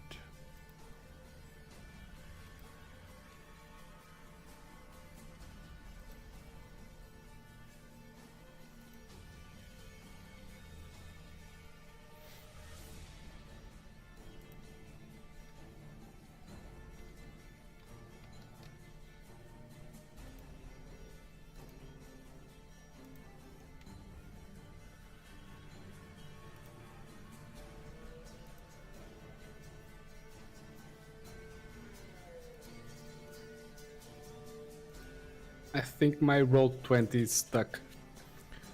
If you get a little pop-up that says like Roll20 Yeah, is still loading, welcome. just Okay, ignore it. It's gonna take a couple of minutes for this to load up. I'm gonna make sure that dynamic lighting is turned off. Okay, it's doing stuff already. Okay. Okay. Can you see the map? Not yet, still loading, but at least I see your icon next to mine Yeah. on the bottom.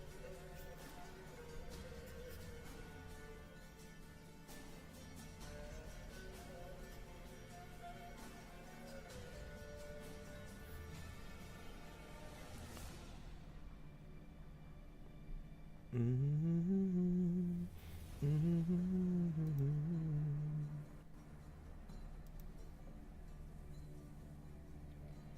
Oh, it has music. Yeah. It's a bit loud. Okay, I fix it.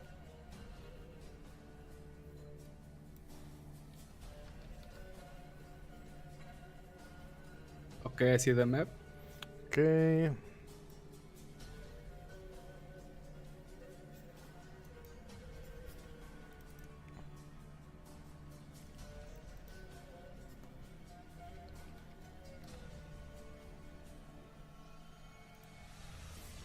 All right.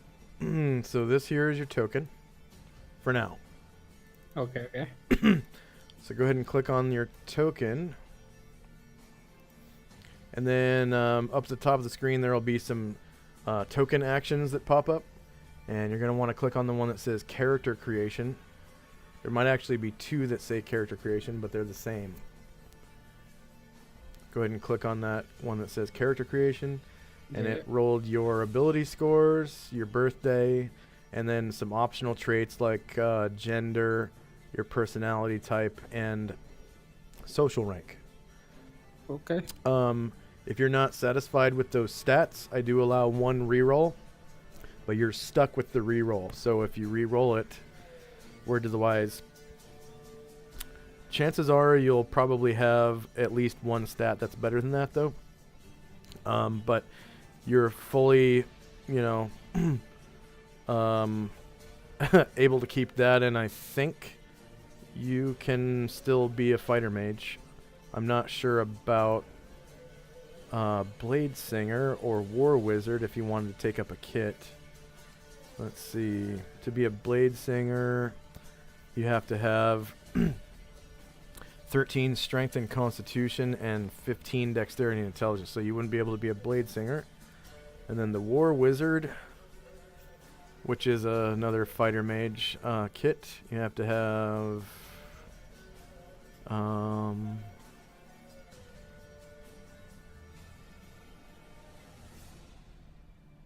well, it doesn't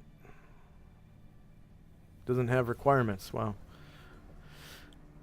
Although elves do not desire war, preferring instead to live their lives in peace and idyllic happiness, they recognize that the world is full of races hostile to elves, all of whom would love to see them driven into the dirt. A war wizard is one who has devoted her life to defending against such attacks. Huh. Yeah, no stat requirements for a war wizard. Are you okay with those stats or no? Yeah, I think I am. Okay, so go ahead and click on your token again, and then hold the shift key, and then double click on the token, and it'll open up your character sheet. Okay, got it. Okay, so now you can see 3 tabs across the top. One says Bio and Info, one says Character Sheet, and one says Attributes and Abilities. Go ahead and click on the Character Sheet one. And then scroll down to there will be a blue table that kind of looks like the Greek flag that says Ability Scores. Now, all those ability scores that you rolled, you're going to want to put them in the Notes section on the right so I can see them. Every time you enter a number, push the enter key, please, so I can see it on your character sheet. Do I place them in order? No, you Like place them in any order you wish. However, in order to be a fighter, you have to have at least 9 strengths, and in order to be a mage, you have to have at least 9 intelligence, or it might actually be 12. Let me check. Okay. So I might do 14 strength, 14 intelligence, and then Okay. yeah.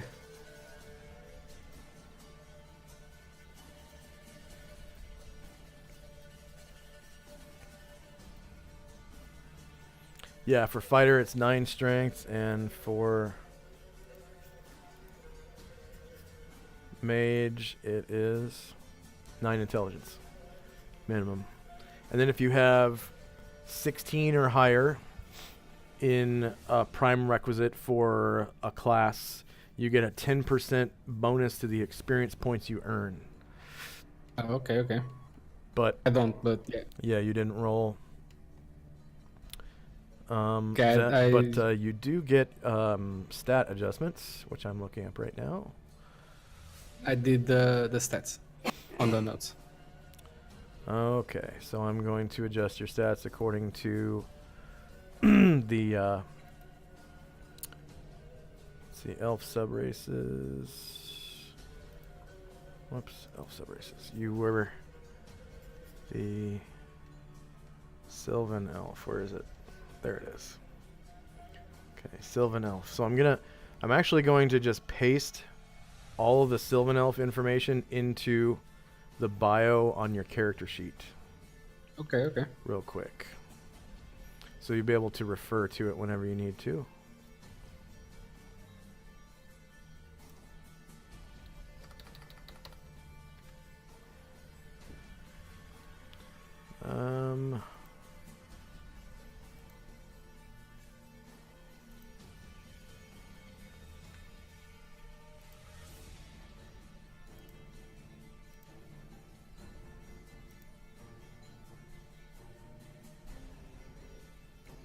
So if you click on the bio and info tab, you'll see. Oh, maybe I should make that darker for you. Hold on.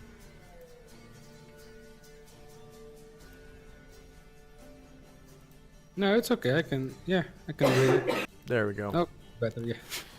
All right. So yeah, you can see all that information.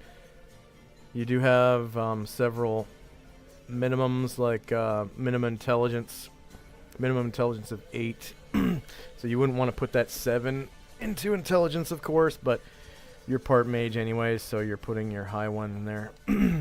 I did on charisma, which is Yeah, you get also the minimum. So +1 strength dex, -1 con and charisma. +1 strength dex, -1 con and charisma. So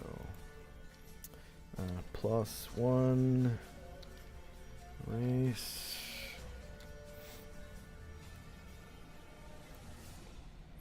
Copy. Paste. Paste. -1. Copy. Paste.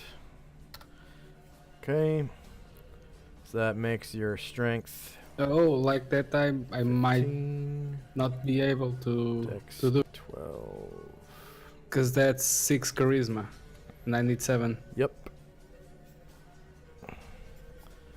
Should I change one of the 11s with the 7? Possibly.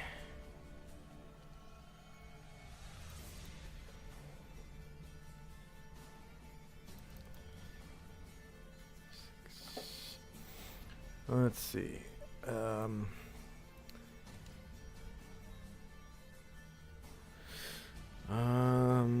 Let's see.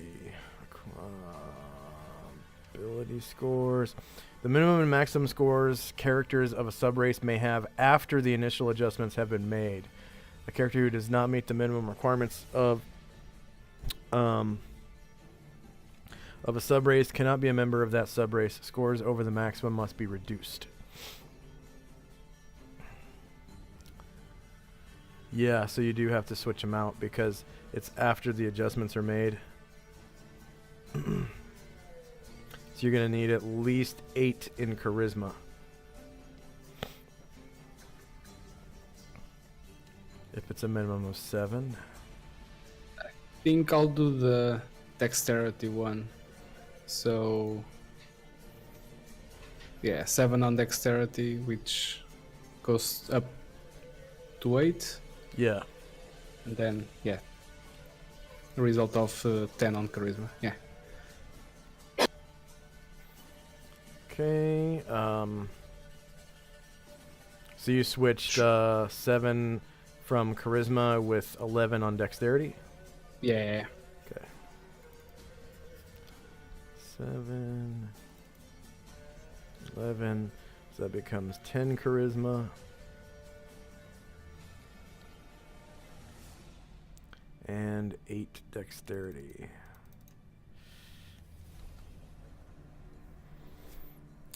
Nice. Very nice. Okay. So I'm just going to take a quick screenshot of these things.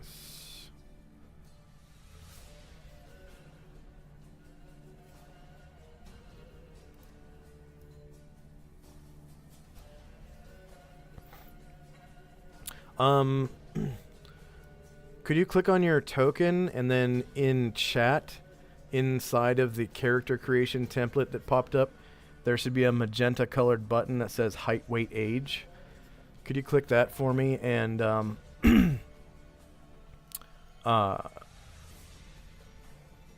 select Sylvan Elf Male off of the drop down list? Sylvan Elf Wild? Yes, Sylvan Elf Wild Male. Is there an option for male and female? Oh, I'm sorry. I'm assuming that you wanted to play a male character. Did you want to play male or female? No, I'm okay. I'm okay with Mel. Okay. It was the random roll, so yeah, I'm okay. Okay, there we go. So I'm just going to take a quick screenshot of that. And then you can go ahead and enter your height, weight, age, and max age.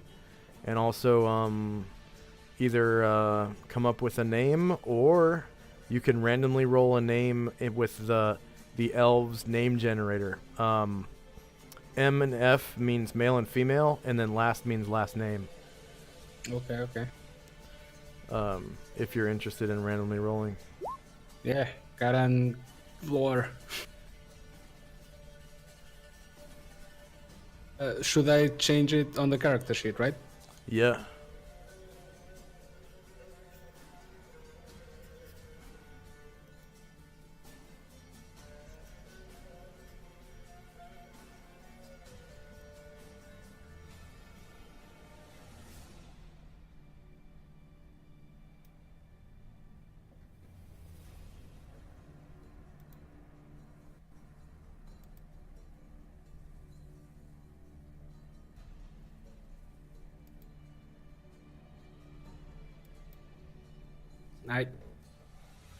I did the height and the weight, age and max age. Okay. I'm just copying that screenshot onto the DM only part of your character sheet.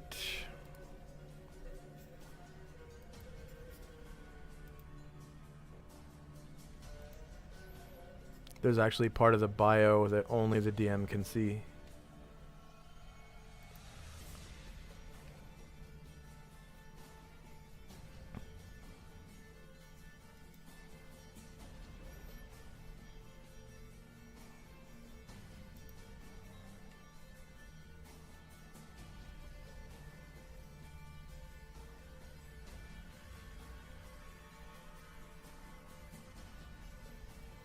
Okay.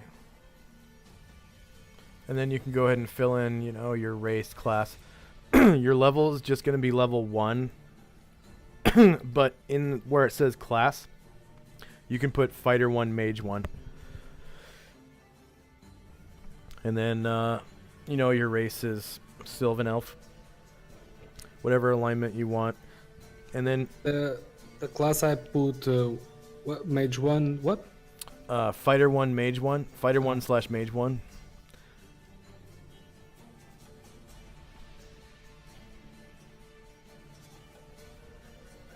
And then go ahead and find a picture for your character and upload it in your bio section. If you click on the edit button, it will open up your sheet to be edited, and you can drop a picture in there.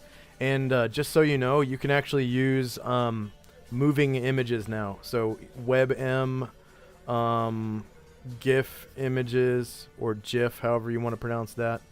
And then There's a couple other ones too. I think MP4 and I don't remember what else.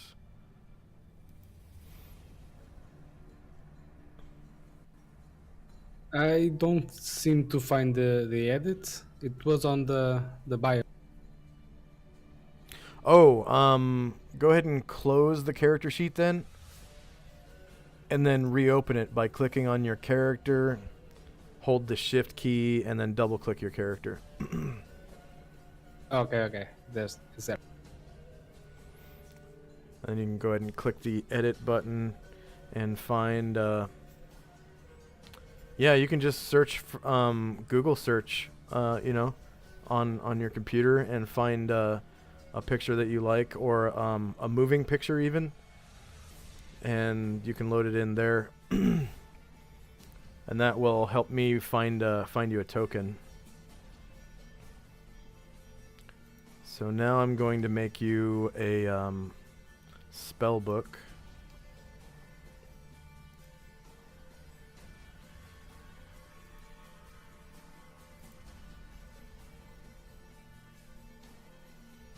There's a lot of Lord of the Rings things for Sylvan Elf. Yeah.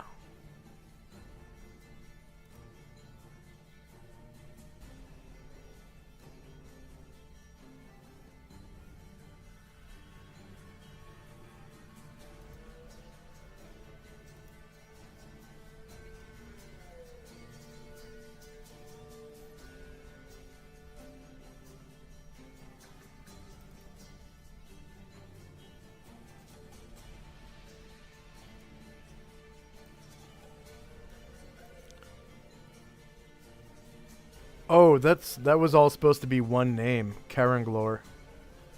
Did you want a last name too? No. There's actually there's actually a button. Okay, no, I'll. Yeah, if you hover over stick it to. if you hover over Karen, you'll see it's from a table called elf name prefixes, and then Glor is from elf name suffixes. So it's supposed to be. Well, it was intended to be all one name, but it's impossible to get them to squish together. But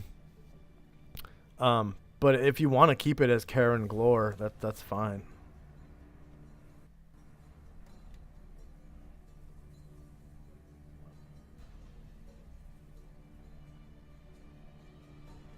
I might steal an image from Magic the Gathering.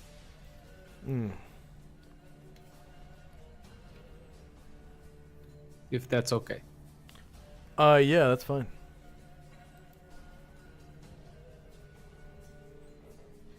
Is it a moving image? I'm kind of excited for people to start using moving images. I'll try to search it for one later, but right now it's gonna, because this guy looks like a badass. Yeah.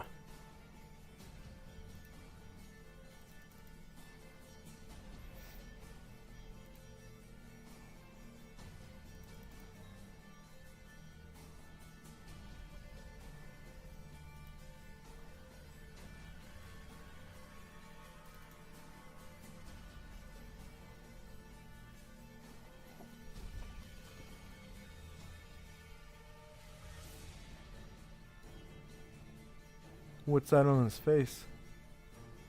It's a mask. It's a blue mask. Oh, interesting. Let's see. Okay, and then you can go ahead and fill out the things that are on your bio, like your birthday, April 11th. If you want to use your randomly rolled social rank, you can. Upper middle class. But the homeland, I'll fill in for you. It's actually have you hit edit yet? I did for the image. I'm now doing the player name and birthday. Okay. Where it says status, that is actually your marital status. And then, Oh, okay, okay. you know, birth rank is if you were the first, second, third, fourth, fifth child or whatever. And then your siblings, you can either list your siblings or you could put a number of siblings. And then where it says appearance, that's the part that you're going to read off to the other players about what your character looks like and carries. Oh, okay, okay. And that will change throughout your character's career. Like every once in a while, nice. I'll ask everyone to rewrite their appearance. Okay, okay. So the status, birth rank, siblings, that should all be like backstory, right? Like random, not random, like chose by. Yeah, that's chosen by you. And then the place where you're going to be from, I'll show you as soon as you're done editing. Did you finish editing? At this for now, yeah. Okay. 1 second.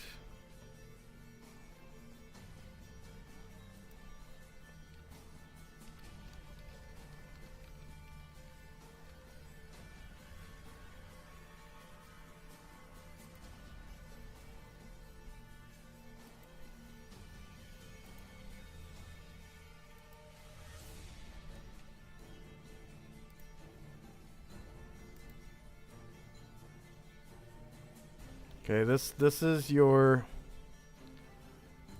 homeland. It's called Forever Forest. And I'm going to give There's a you big wolf.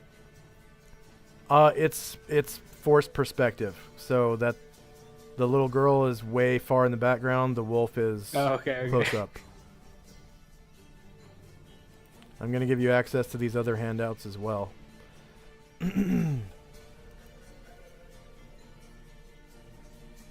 I just click them, right? Yes, but I have to give you access first. So here is Panoplia.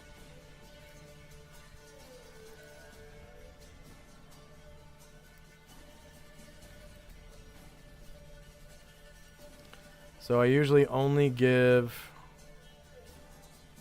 access to one level down from your homeland, and you have to discover the rest of it for yourself during the game.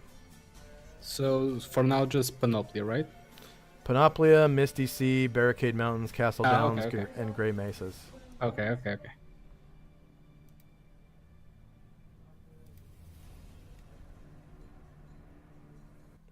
And if you could, please mention most of these things in your backstory. Okay.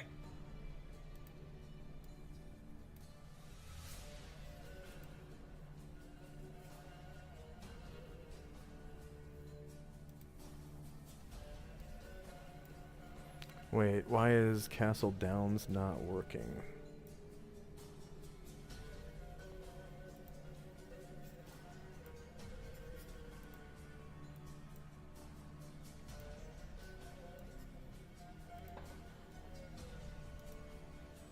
Uh-oh.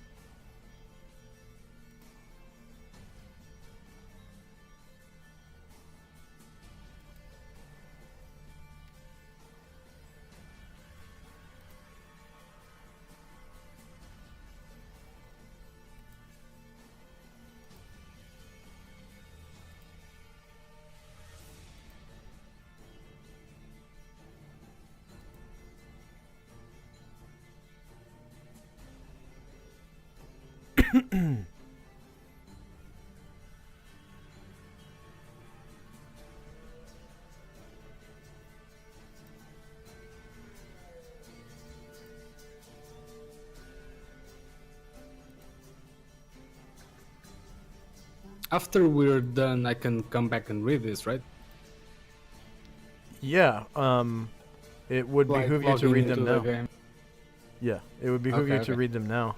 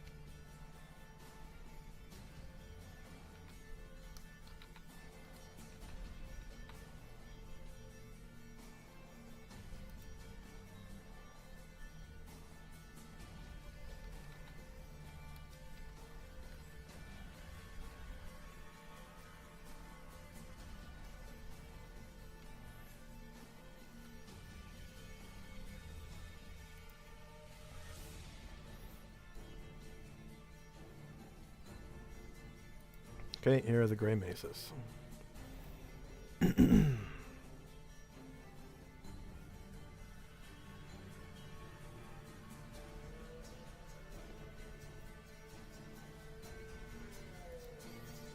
I will give you access to King Pasilion too, actually.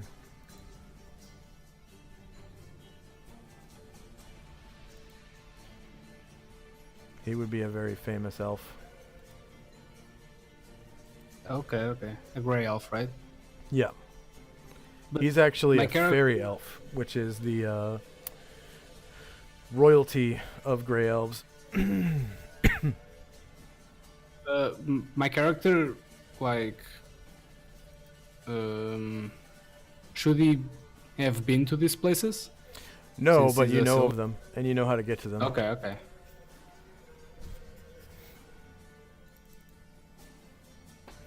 And your liege slash patron would be...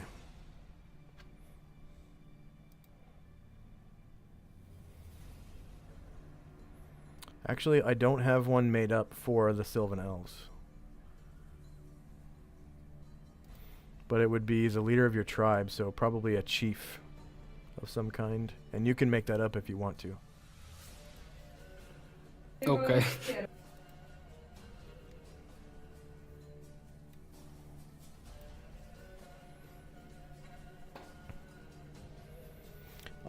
When you mention these things in your bio, you just put brackets around them, like this. I put brackets in chat. So anytime okay. anytime you mention, do you know what a proper noun is? Yeah. Okay, anytime you mention a proper noun, just put brackets around it. Okay. Okay,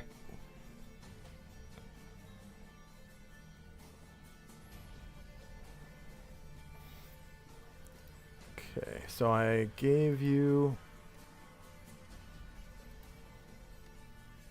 or I am giving you, spell book. What's the name of your spell book? I didn't know it needed a name, so it can be like my Achronic. Why not?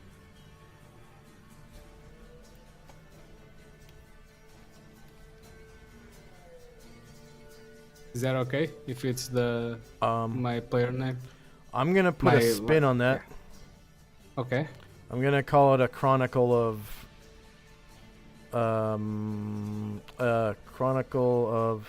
arcane thought. Sure. Yeah.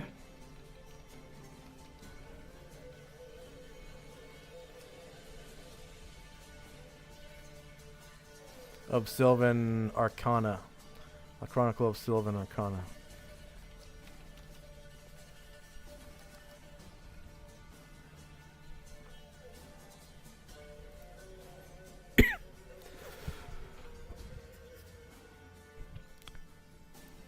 So here's your book, and you can change the image if you want to.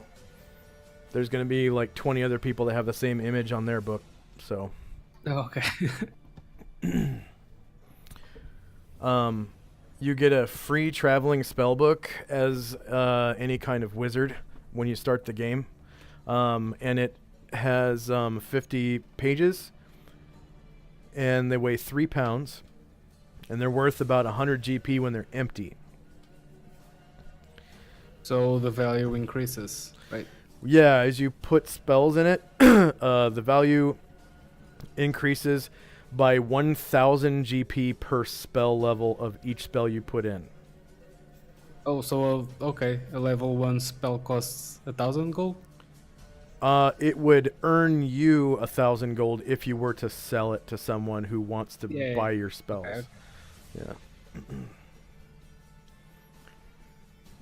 And you start the game with 3d4 spells, but 2 of those are chosen for you. Okay. Should I roll that? Yes, 3d4.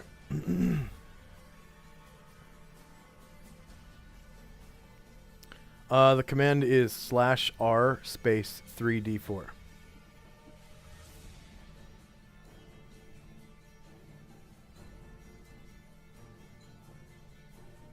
Okay, you'll 8. start the game with 8 spells.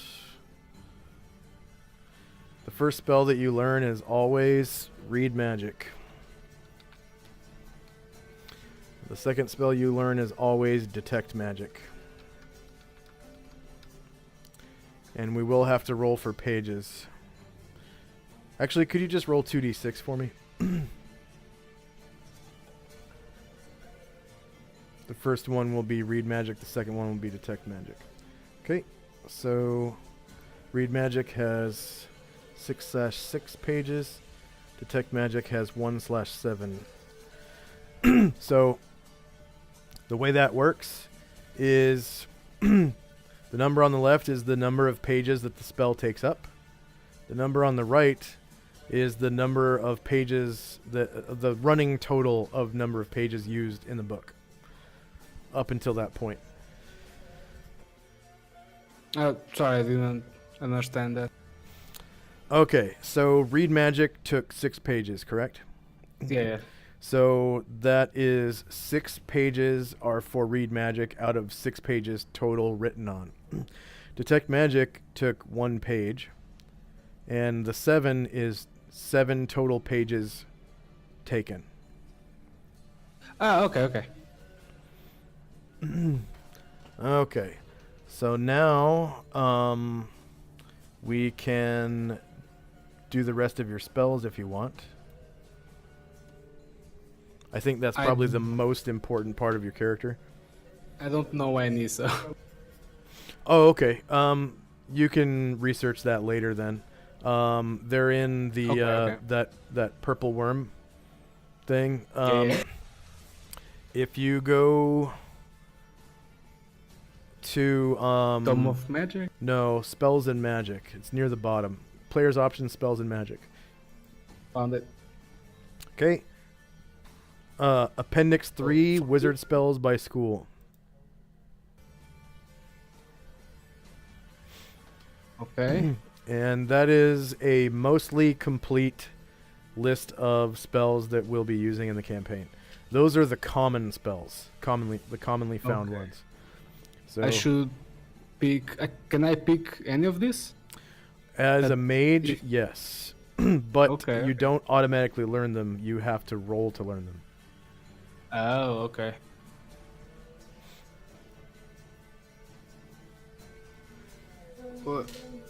What if I can't learn them? Because I have Then you what have to was it? 8 choose a spells, different I one. think. Yeah. Oh, okay. And you will have 8 spells. If you fail, you just choose a different one. Okay. So you Okay. will eventually have 8.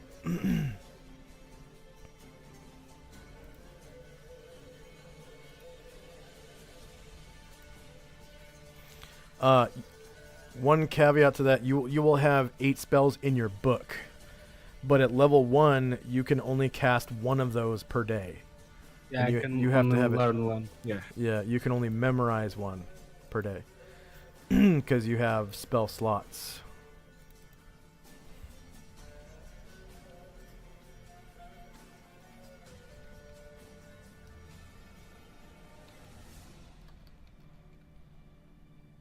I can pick any that's level 1, right? Yes. See, that's the like first, second. That's a level, right? Yes.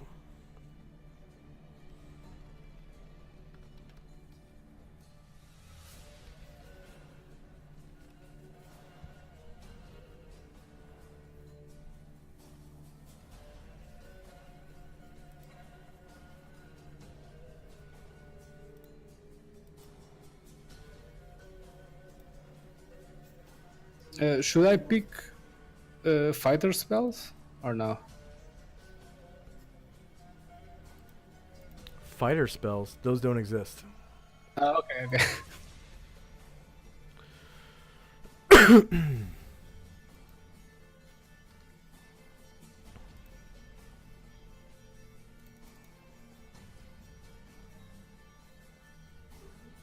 How do I find the descriptions?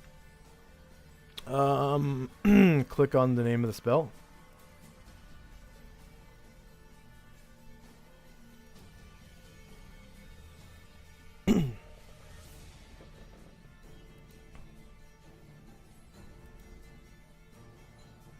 Oh, no. Wait, I'm not following. Because abjuration, alteration, all that is School of Magic, right? And then elemental, air, earth, and fire are also schools. Oh. Right? Yeah. Yeah. But then inside that, I only have the spell name. Oh, okay. Like, So the tab for purpleworm.org, right click on it and then duplicate it. So you basically open up a whole other tab of Purple Worm, and then go into that tab and then copy and paste the name of the spell into a control find window on the second tab. So you copy the name of the spell, and then go to the new window, click on index, the index link, and then hit Control F, and then Control V to paste it in the window and hit enter, and it should take you to the description of the spell. Or a link that takes you to the description of the spell, sorry. And some of the spells are duplicated between priest and wizard. And sometimes they'll be the same level, sometimes they'll be different.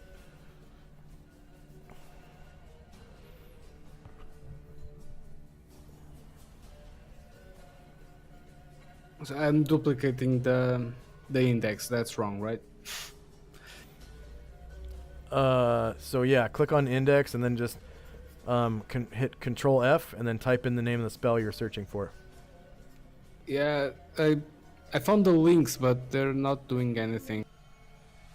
That just means you're lagging. It'll open up eventually if you click on the link. Okay, I've clicked it a bunch now, so might take a while. What spell are you looking for? Just a random feather fall.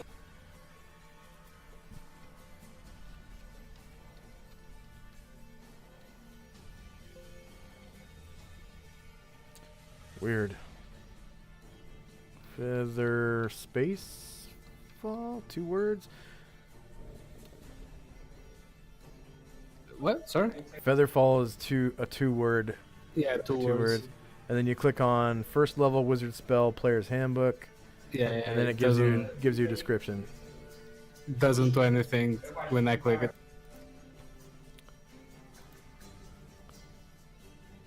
Okay, here's the description. And I also can't open it in a new tab.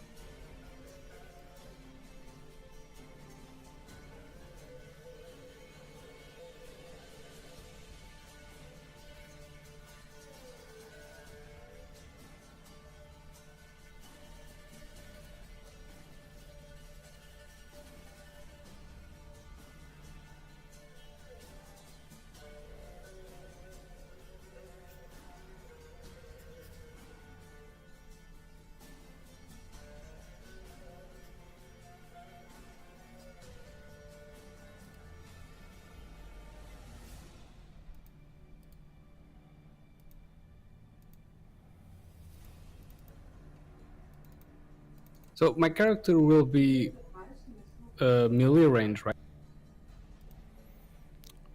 Depends on where you go and what you do during combat.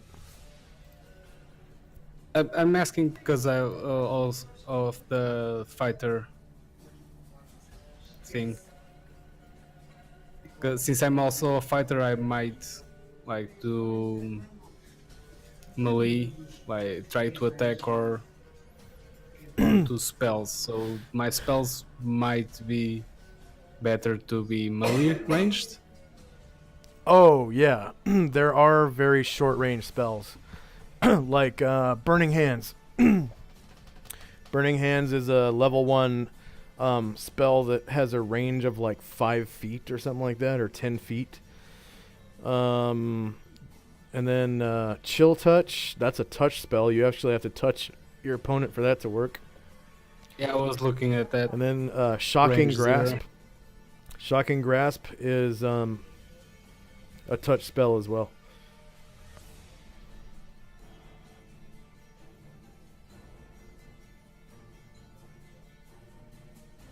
And Shocking Grasp can actually go through your sword. Oh, that's nice. Yeah. So you can cast it before you get into a fight, and then it'll electrify your body. And then the first guy you strike with your sword, like successfully hit, the charge will travel from your hand through your sword to your enemy. And you'll do sword damage and electrical damage at the same time. I might do that. That sounds nice. Yeah. There's a bunch of other spells like that at higher levels. And then all 3 of those spells, they rise in power along with your level. So, for example, Shocking Grasp does like 1d8 plus 1 damage per level or something like that.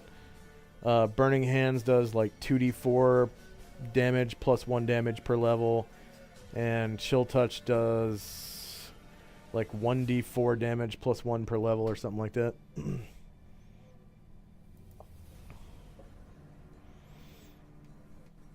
those are fire, ice, and electricity, respectively. Well, fire, cold, and electricity.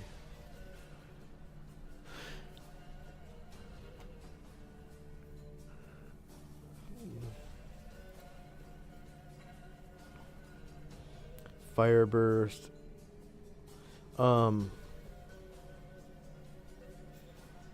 Armor is a good spell for someone who's fighting frontline. Since you I can't. I was looking at shield. Oh, shield, yeah. Shield's What pretty do you good as well. prefer? Well, they don't stack, but shield shield I think gives you like an AC bonus of 2 or something like that. Fine. Yeah. Shield. AC2 against hand-hurled missiles. AC3 against small device-propelled missiles. AC4 against all other forms of attack. Also adds a +1 bonus to the wizard saving throws against attacks. Yeah, and it lasts for 5 rounds per level, which is a really long time. Up to 50 rounds, basically.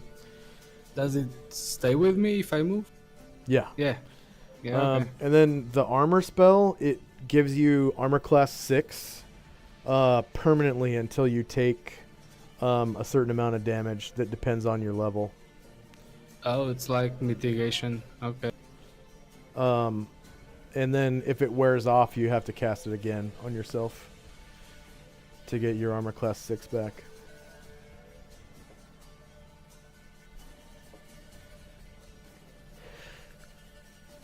There's so many spells. Yeah. Welcome to the world of magic in Dungeons and Dragons.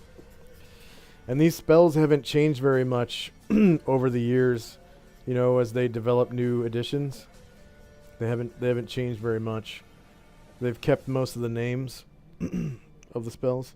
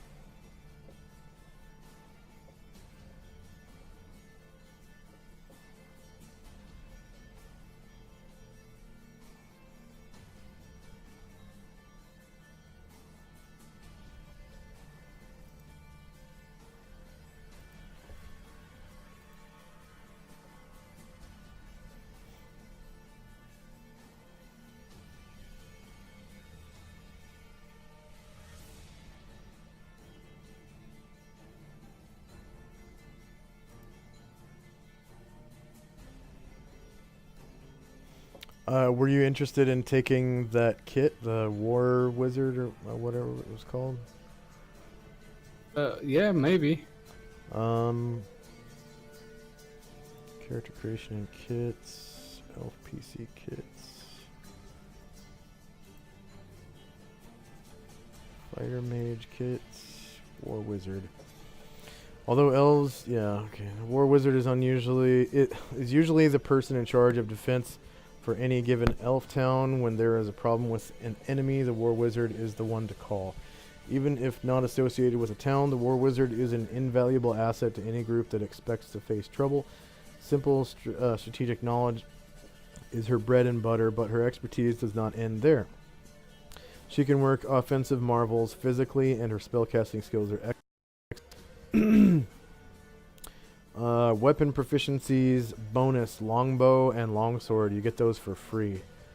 Recommended short bow, short sword, weapon style specialization from Complete Fighter's Handbook.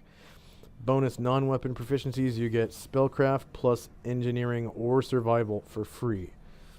Recommended non-weapon proficiencies, blind fighting, heraldry, land-based writing, ancient languages or modern languages, set snares, and weather sense. Equipment, a war wizard can carry whatever equipment she likes. Distinctive appearance, war wizards have no distinctive appearance. They may dress as they please on their own time. However, they often have a military aura. When in a military capacity, they must wear a uniform. Special benefits. The war wizard, because of her knowledge of strategy, can enable her side to add +1 to their attack rolls for the duration of a battle. This bonus applies only if all the following conditions are met. Number 1, the war wizard has had a chance to survey the area and map it. 2, the war wizard holds a strategy meeting with all who gain the +1 bonus. 3, all members of the war wizard's side who are to gain the bonus successfully make an intelligence check that has been modified by the difficulty of the instructions and changes in the terrain. Those who fail do not gain the bonus, and they run the risk of destroying another team member's bonus during battle. If these conditions are met, the war wizard's side gains the bonus. If any part is left out or ignored, the bonus is negated. The war wizard is allowed a weapon of choice. She gains a +1 to attack rolls with this weapon, cumulative with all other applicable bonuses. She also gains a spell of choice. Once every 4 levels. This spell is usually a large-scale offensive spell, or it may be a handy defensive spell. Only rarely are they personal in scope, and even then it must have some applicability to a larger party. The spell can be of any level the war wizard can cast at the time she chooses the spell. Thus, at 4th level, a war wizard can choose spells of the 1st or 2nd level. At 8th level, she can choose spells of up to 4th level. The chosen spell is not a bonus spell for the war wizard. It must still be memorized as would a normal spell. However, the spell can be either cast more quickly, firing at a +1 to initiative, or force the opponent to take a -1 on his save.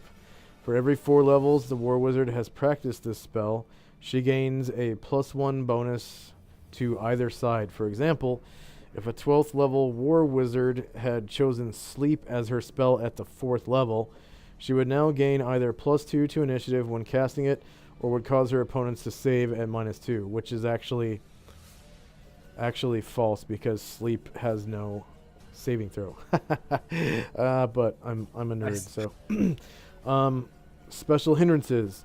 The war wizard is limited in her choice of weapons. Although a warrior mage ordinarily receives the full gamut of weapons, a war wizard may only take certain weapons.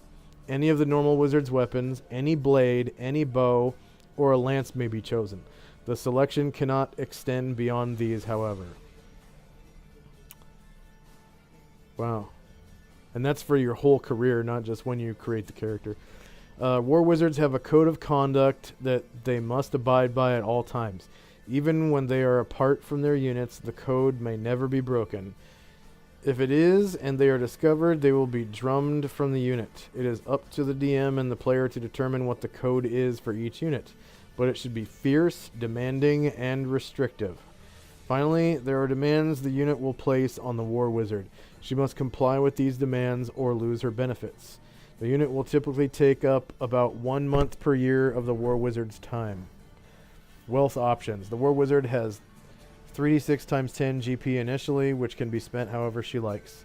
Suggested elf subraces: Drow, Grey Elf, and High Elf. Yeah, I was about to say, that totally sounds like something that the Drow or Grey Elves would do.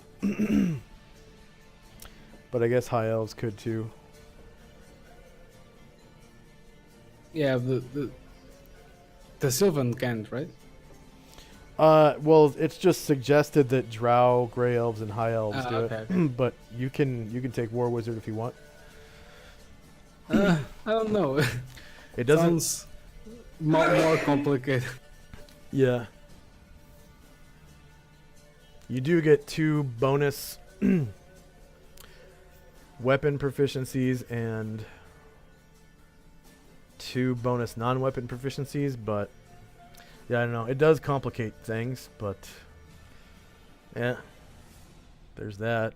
I mean, I would, but I know how to make a character, so Yeah, you're exactly. learning how to do it right now. I might stick with the fighter mage. Yeah.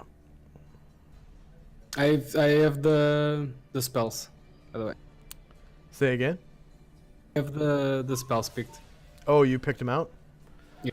Okay, so go ahead and remember you might fail some of those, so They have some backup. yeah. Okay. So go ahead and click on your character, Yeah. and then up at the top of the screen, there should be a token action that says Wizard Abilities. Go ahead and click on that, and then click on Learn a Spell. And it's going to ask you the name and level of the spell and whether or not you're a specialist in the spell's school, which you're not.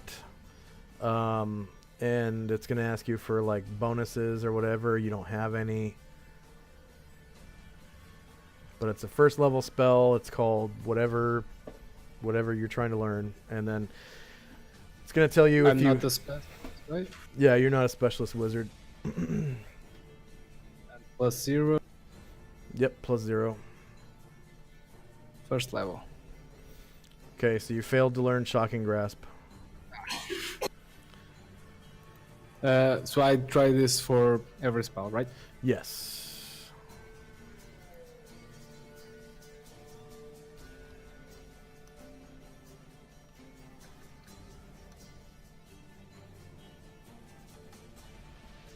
I did that, right? A 1 success. Okay.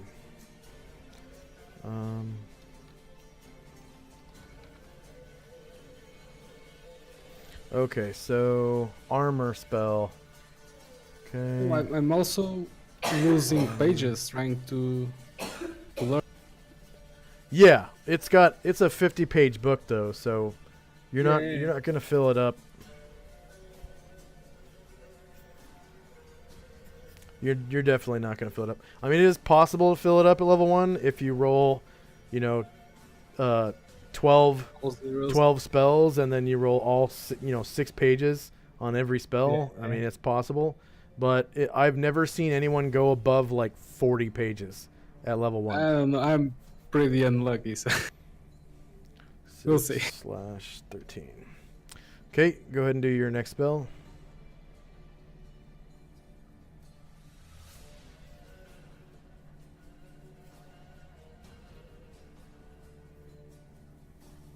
Wall of Fog, you failed.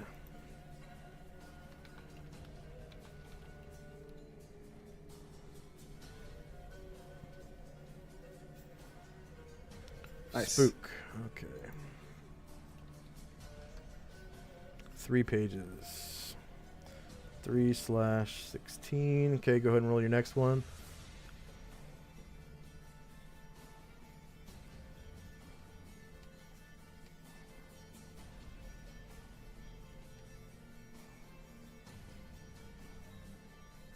Magic Missile. Okay. That is your 5th spell, so you have 3 more to go. It's 3 out of 19.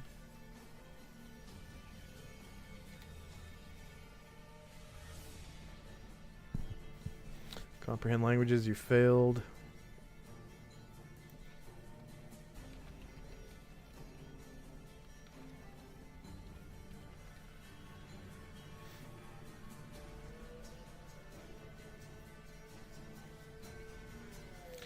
You already have detect magic. Oh yeah.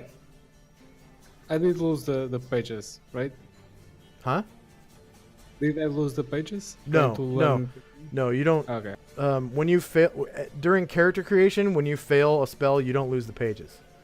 It's later on when you're playing. If you fail to learn a spell, you lose the pages. Okay. Yeah. And there's actually a spell to erase used up pages too. Sleep. That's a good spell. I always take sleep at level 1. 6 pages out of 25. You have 2 more spells to go. And like I said, I've never seen anyone go higher than 40 pages at level 1. Hypnotism, you failed.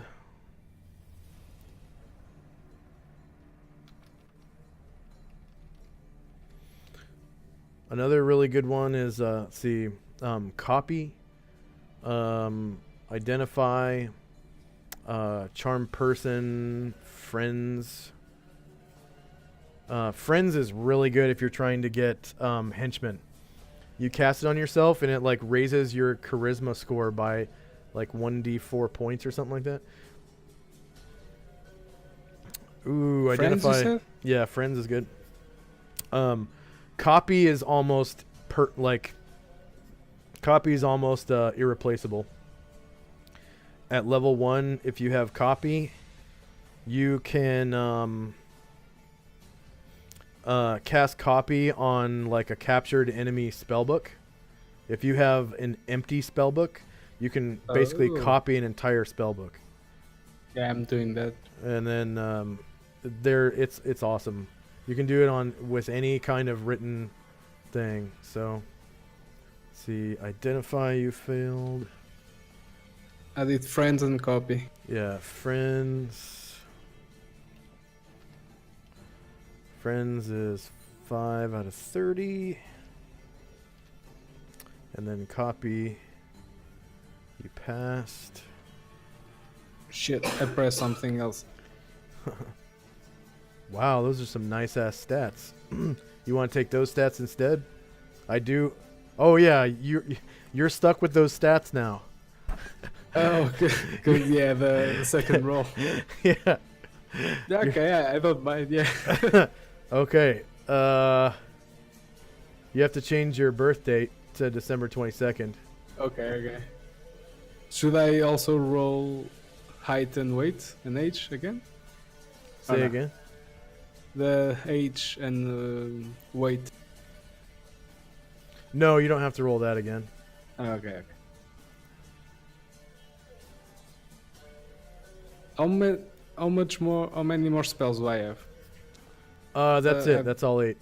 Okay. How do I check it? Hold on a I was second. trying. Hold on a second. Hold on a second. Let's see. There we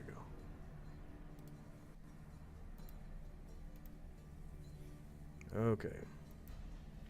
So copy is 6 pages out of 36. And then save changes. I'm gonna edit the stats. Okay. So there's your Book of Magic. And how do I access this? The book? just mention it in your bio. And when you a Chronicle of Sylvan Arcana, and then put brackets around it in your bio. And you'll be able to just click on it in your bio. Yeah.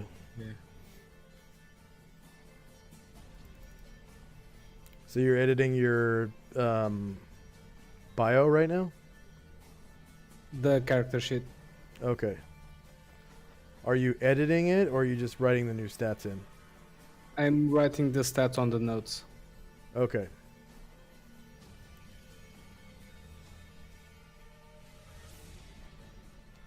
Now you have really high stats. And I can basically... Yeah, I can basically just paste this in for your reroll. Yeah. Actually, no. I'm gonna put this in front of the one.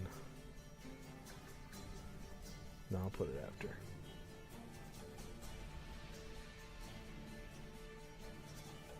Actually, I'll just delete the old one. What the hell? There you go.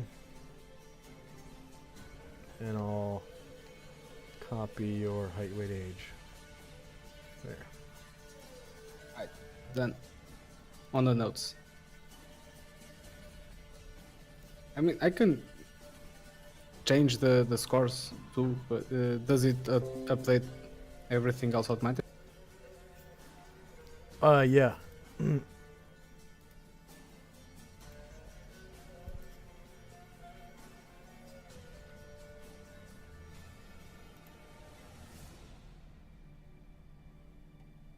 Yeah, that's why I use this character sheet. Because the stats populate themselves. Right, then Okay. my intelligence is a lot higher, so I don't know how we should. Do I have any more spells to learn? No. Okay, okay.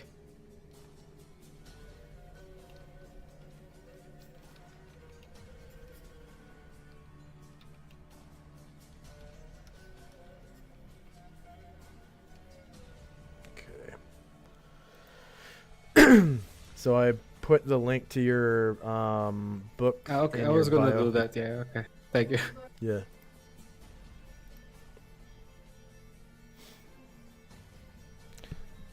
Okay.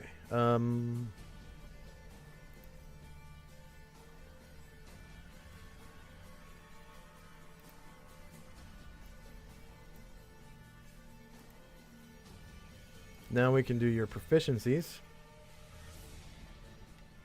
Since we have new stats for you, that raised your number of proficiencies drastically.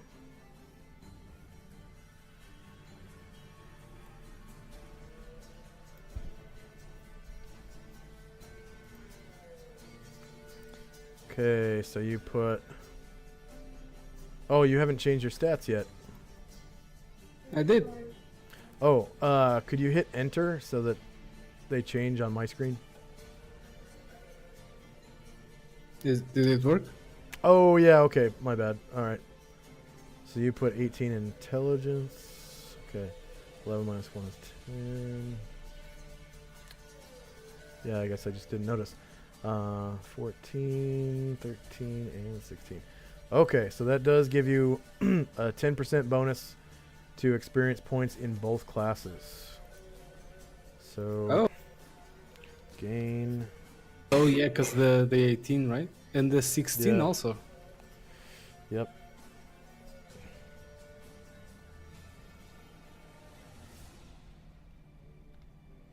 I think, let's see, fighters. Let's see.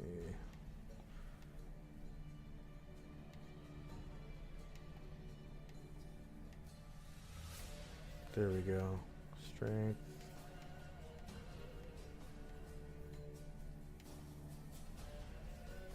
I totally would have done that the other way around, but that's up to you. The 18 on the strength. I totally would have. You're gonna, yeah, you would do way more damage with that. Because 19 strength gives you like +4 to hit and +7 damage or something like that. Oh. Can I still change it? Yeah. Okay.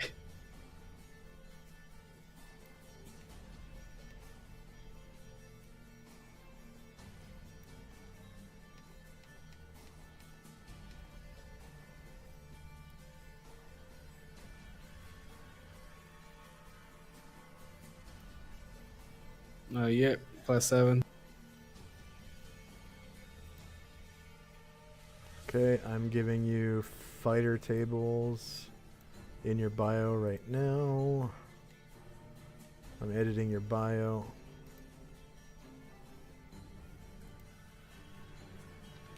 Paste. Okay. Save changes. And I'm going to give you wizard tables as well.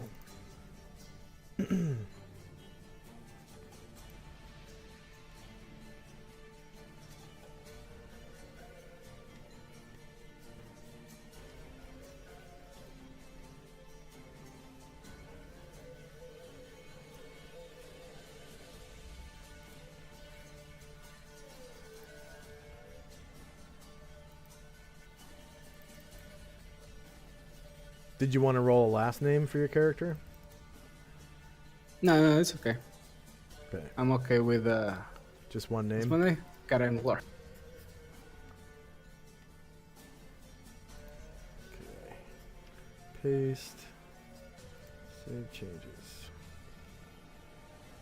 Alright, so you get Fighter 2 at 2,000, Wizard 2 at 2,500.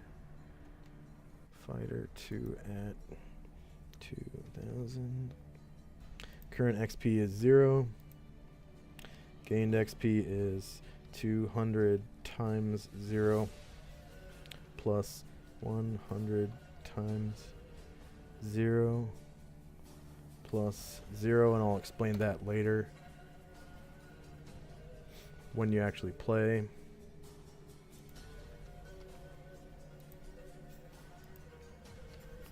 Gain mage 2 at 2,500. Copy, paste, and 0, enter. Oh yeah, whoops. You're gonna want 100 and 50 because you're multi-classed.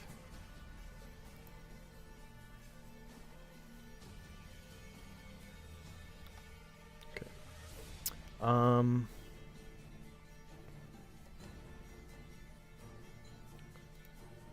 December 22nd.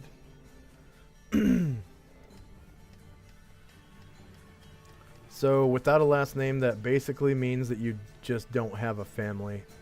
You could have been orphaned or something, and you don't know who your family is. And your surrogate parents or whoever raised you named you Caranglor. Okay. So let's see. In family, we'll just put foster family. Is that okay, foster family, or do you want to be just like do you want to be Like an outcast. do you want to be an orphan? Hey, what's up, Lo?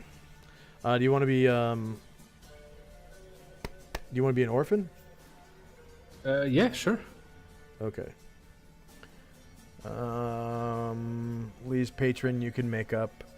I haven't made a king or anything, or a chief for the Sylvan Elves. Social class.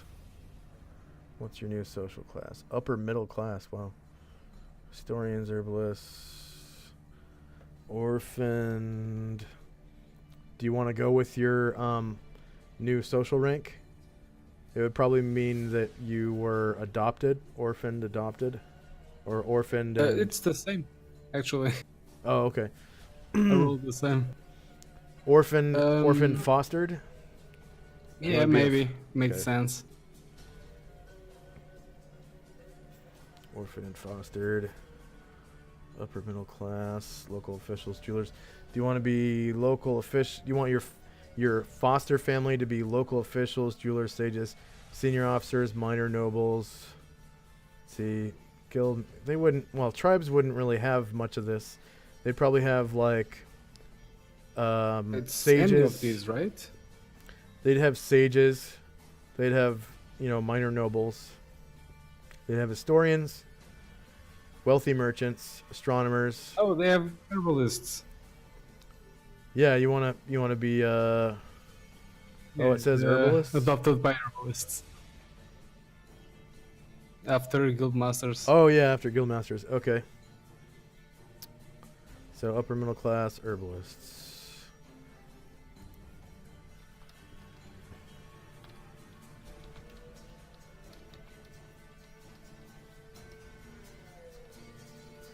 There you go. And then for status, are you single, divorced, married, engaged, widowed, bachelor? I don't know. I'm like 110 years old, right? So a lot. You could be a bachelor up to this point, like you've never married or anything. Yeah, sure. Okay. So, status bachelor. Birth rank, you don't know. Siblings, you don't know. You said your hair was what color? I didn't, but I'm looking for what They usually have- Sylvan look like. They're either blonde. They have blonde hair to red hair, so they could be blonde, strawberry blonde, or ginger. Let's go with the strawberry blonde, Strawberry like blonde. pink. Just so you know, that's not what strawberry blonde is. It's No? it's a very light redhead. That's kind of pink, right? Not really, no. It's more like the color of copper. You know the color of copper? Oh, okay. That's what it looks like. And then what color eyes?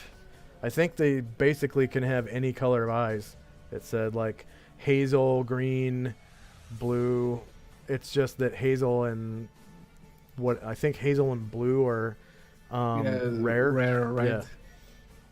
Let's You go could have with, one hazel eye, one blue eye. Oh shit. Let's go with both green. Okay. And then go ahead and fill out your appearance for yourself. Just click edit and put in, because you're going to be reading that off to other people. Yeah, I might need a little more time to work on that, Oh, okay. and then I'll edit it. Okay, so let's go into proficiencies. So if you look at your proficiencies table in your bio where it says proficiency slots, since you're Okay. multi-classed, you'll take the best result between warrior and wizard out of all that stuff. So basically where it says initial weapon proficiencies, warriors get 4, warriors get 4, level wizards get 1, 6. so you get warrior 4, level 3, because that means every level divisible by 3 you get another slot. Oh, okay. So Yeah. every level divisible by 6 for wizards, so they get them slower. So 4, Exactly, 3. It's gonna be 4, 3, Then 4, 3. -2. Yeah, -2 because you're part warrior, and then initial non-weapon proficiencies is gonna be 4, and number of levels is 3. Okay. And then because your character is so smart, you get additional non-weapon proficiencies. Your intelligence is 15. Okay. That was where you had your 18. Okay. Yeah, I switched it. Okay, so now, yeah, you had it right before, because, now with a 15 intelligence, you won't be getting a 10% bonus in experience points for in wizard. experience. Yeah, Oh. but you'll be doing a hell of a lot more damage, because you have 19 strength. So that's up to you. I might switch it back for the bonus of XP. Yeah, okay. Yeah, I might do that. Yeah. Yeah. And then But you'll be then able to it's- keep your 10% bonus in both classes. So that should make it a little easier to gain levels. And then See, Sylvan Elves don't have an experience point penalty too, so I think. Let's see, some of the, like Drow, they have a 20% experience point penalty, which sucks. Let's see, character creation kits, elf sub races, aquatic elf disadvantages, or was it Drow disadvantages? -2 bright light gives them -2 dexterity. Additional experience point cost, yeah, 20%. Gray elf, additional experience cost 15%. High elf, no additional experience cost. Sylvan elf, no additional experience cost. So yeah, you just straight up get plus 10% to both classes now. So that's good. Yeah, that's it. And you get +1 to damage, but hey, you're going to be a way better mage now, because your chance to learn spell is 85%. And so that one particular stat, number of languages, 7, from having 18 intelligence. Hold up, I accidentally left Roll20. Oh, yeah, I saw that. Coming back in. So this, what this does for you is it gives you a total of 11 non-weapon proficiency slots. However, every language that you speak at level 1, you have to spend a slot on, including your native language. Okay. So you might want to choose Elven as a language. Oh, and also in my campaign, I keep everything simplified. None of the sub-races have their own language. So Elven for everyone. Yes. All the elves speak Elvish. You know, all the dwarves speak Dwarvish. There are no sub-racial languages in my campaign. I always thought sub-racial languages were kind of stupid. Stupid idea. It's just a waste of proficiency slots. Okay, I'm back in. Okay, so what you do is we'll do weapon slots first. So you have 4 weapon slots to spend. And what you do is you go to the character sheet tab and then scroll down until you just pass the rogue skills table. So the rogue skills table is a blue table. And just beyond that is proficiencies and languages. So first thing is weapon proficiencies, and you have 4 slots. Okay? So each weapon that you take costs a slot. If you want to take a tight group of weapons, it costs 2 slots. And a broad group takes 3 slots. So the only reason you can do that is because you're part warrior. Now, if you want to be able to learn or to use every single sword that you pick up ever, It's a broad type sword, right? Yeah, it's a broad group called blades. Okay. And within the broad group of blades, there are several tight groups, and the tight groups are in player's option, combat, and tactics. Are you saying in the purple worm? Yes, in Purple Worm, player's option, combat, and tactics. It's one of the red books at the bottom. And it's going to be probably Combat? in chapter 4. Weapon. Yeah, Special weapon talents. specialization. Weapon fishes, Western weapon mastery, fun set specializations. Maybe it's in weapons and armor. Yeah. Okay, chapter 7, weapons and armor. And then it's a folder called weapon groups. And then there's a page called weapon groups. Yeah, I'm on it. Okay, so the broad groups are in red. And then the tight groups are in black. And then every single. Not Like every two-handed. yeah, not every single weapon is on this list. Okay. So, but yeah, the broad groups are in red, and then the tight groups are in black. And each individual weapon costs 1 slot. Tight groups cost 2 slots. Broad groups cost 3.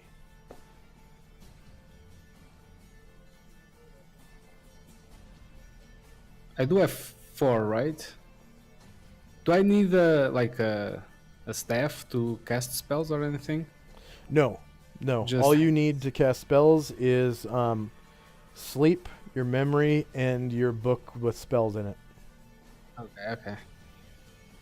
So in order to memorize spells to fill your spell slots, you have to get 8 hours of uninterrupted sleep. And then you have to start reading your book as soon as you wake up. Okay. And okay. each spell level costs you 10 minutes of reading. Okay. So sometimes, shit happens and encounters occur like right when you wake up, or like maybe an hour after you wake up, and there's only time to memorize 6 spell levels or something. Yeah, a couple of spells. So I need sometimes I need to know exactly what spell levels you're memorizing and stuff. So go ahead. Sorry. Do I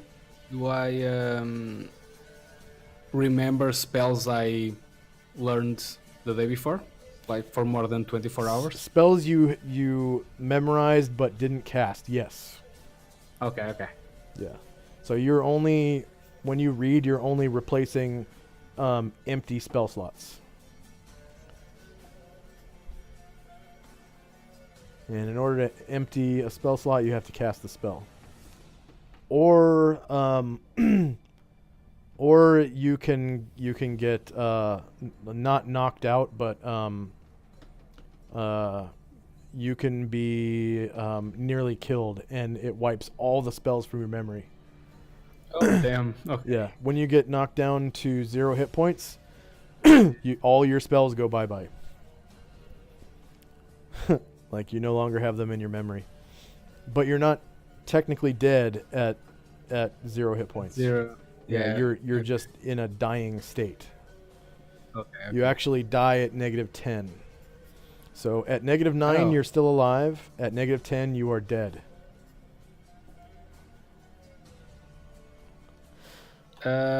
As for weapons, I might do like swords, all swords for 3 points, right? Yeah, 3 slots. And then I'm undecided for the single one. I might do.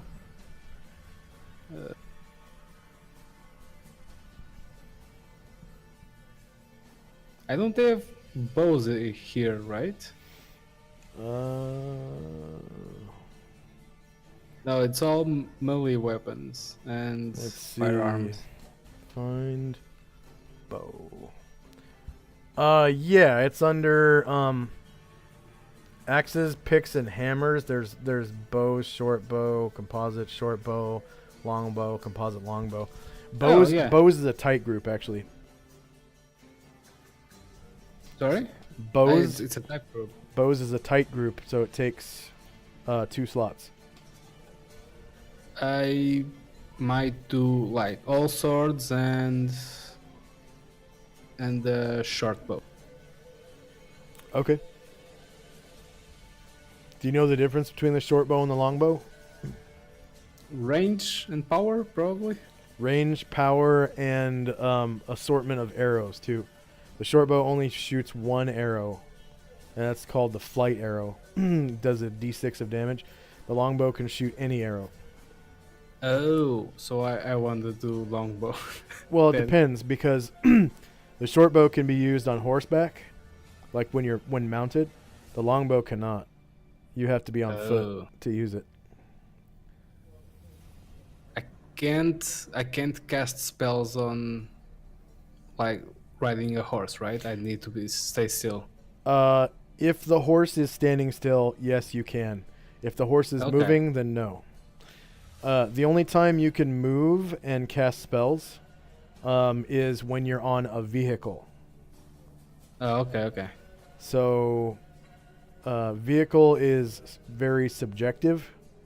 So, what that means is a vehicle is a ship, a cart, a wagon, a chariot, a howdah on the back of an elephant, a canoe, and there are other ones too. But those are the most common ones. Like a barge, a sailboat, those are vehicles. And when you cast spells in a vehicle, you have to be strapped in, or another character has to be holding on to you to stabilize you. So you basically have to have your seatbelt buckled. Okay. And then you can cast spells. Yeah, I'm gonna go for the longbow and the swords. Okay. What's the range? I'm trying to find it. I don't know the range of the longbow. The range of the longbow is going to be in chapter... see, combat and tactics. Chapter 7, weapons and armor. Master weapon list? No. Weapons tables, master weapons table. Okay. So, yeah, the folder is... so it's in chapter 7. It's in the weapons tables folder on the master weapons table page. And then... it's longbow, right? yeah, so there are different ranges for each arrow. So, Okay. so longbow with a flight arrow, the range is 14, 28, 42, and that's in squares. Okay? So for feet, you would multiply those numbers by 5. Each square is 5 by 5 squares. 5 by 5 feet. Okay. Okay? So 14 squares, 28 squares, 42 squares. With a sheaf arrow, it's 10, 20, 34. With a pile arrow, it's 10, 20, 34. And with a stone arrow, it's 14, 28, 42. Just like a flight arrow. Okay. Stone arrows don't do much damage, though. Pile arrows get a +1 to hit, like, plate mail. Something like that. Like piercing, okay. Yeah, they're armor-piercing arrows. But they're, like, 10 times more expensive. Yeah, I'm gonna go with that. The longbow. Okay.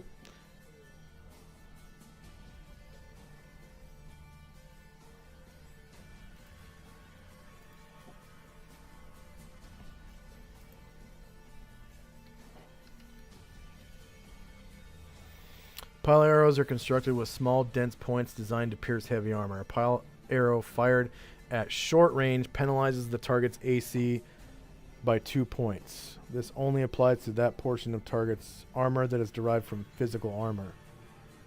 Dexterity, cover, and magical bonuses are not affected. So, if you shoot a pile arrow at short range against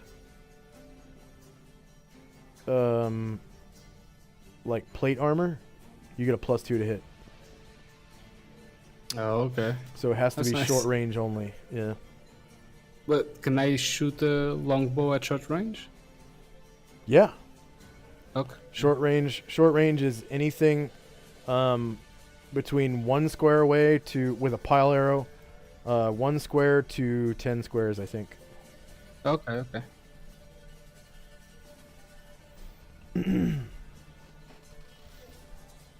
Yeah, you can shoot anyone that's not in your square. Yeah. Yeah. So, sounds great.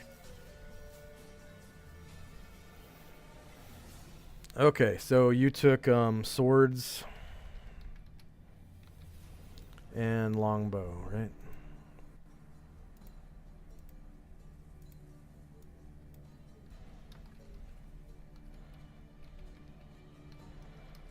Longbow proficiency 1.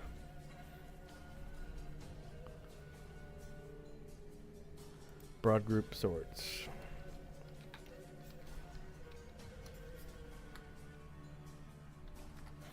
Okay.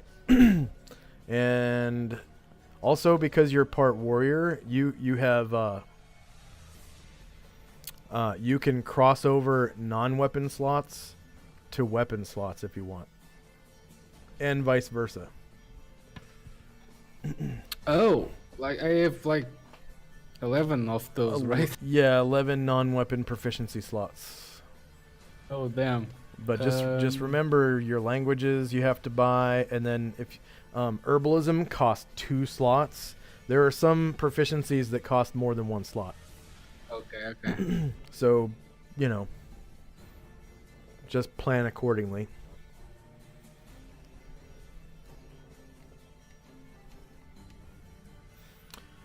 So the non-weapon proficiency list is in the player's handbook. Actually, there's 2 lists. Well, that's not true either. There's essentially a list of proficiencies in almost every one of these books. Oh, okay. But only a few of them apply to you. So, the player's handbook applies to you. The proficiencies in combat and tactics apply to you. The ones in skills and powers apply to you. The ones in spells and magic apply to you. The ones in the complete fighter's handbook apply to you. I think paladins and rangers also apply. And then the wizard's handbook. I'm not even sure if the wizard's handbook has proficiencies. No, it doesn't. So never mind, not the wizard's handbook.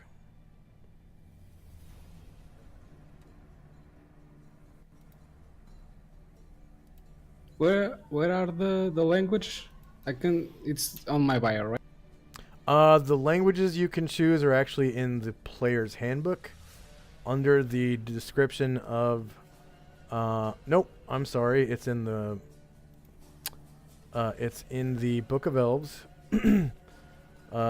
Chapter 10, character creation and kits, elf subraces page, find Sylvan.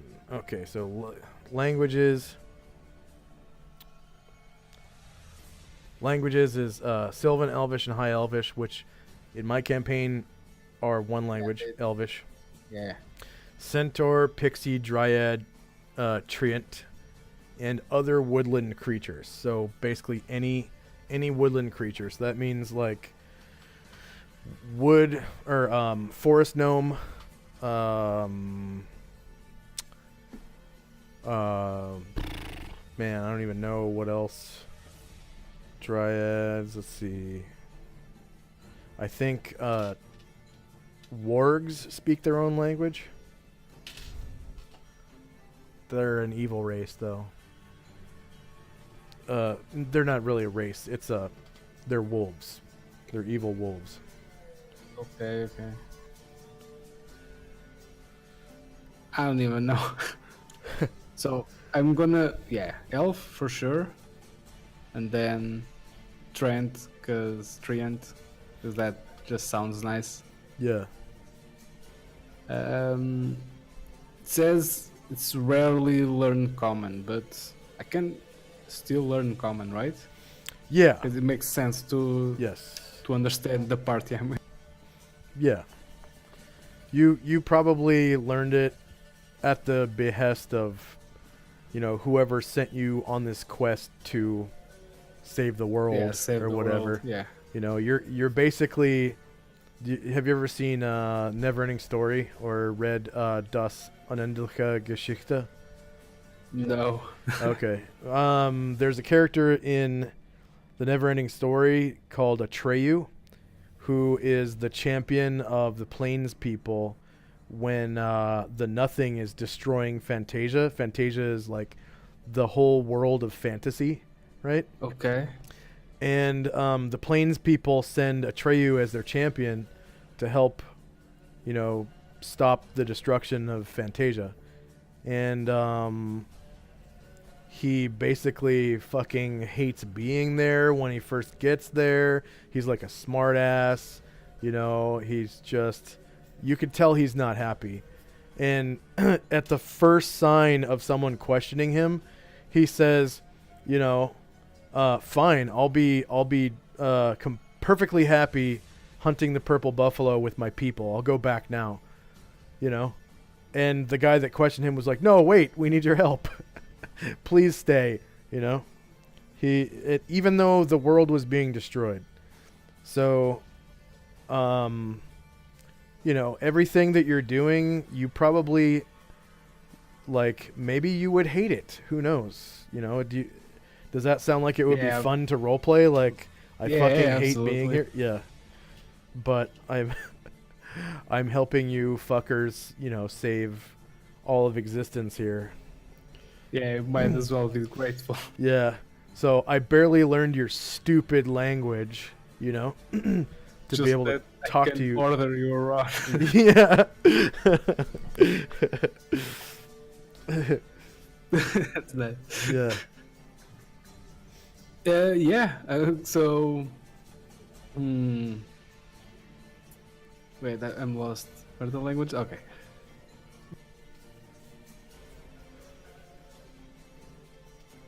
I want to find you a real awesome token too. An animated token. Let's see, Diablo maybe. We'll see if I can pull one out of Diablo.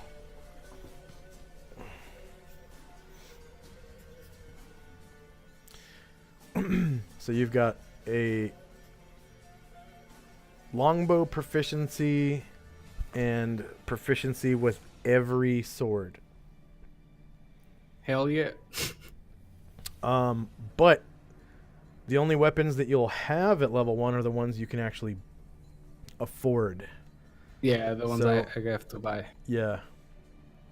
We'll roll, you know, money later after you're done with your proficiencies. That'll be the last thing we do.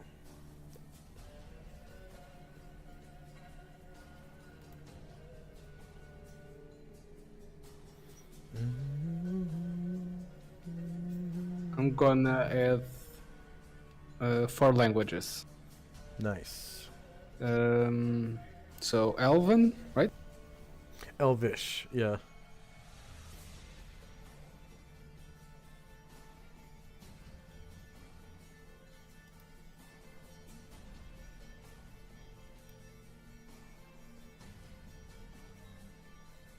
Oh, that's Diablo 3, duh. Okay. No.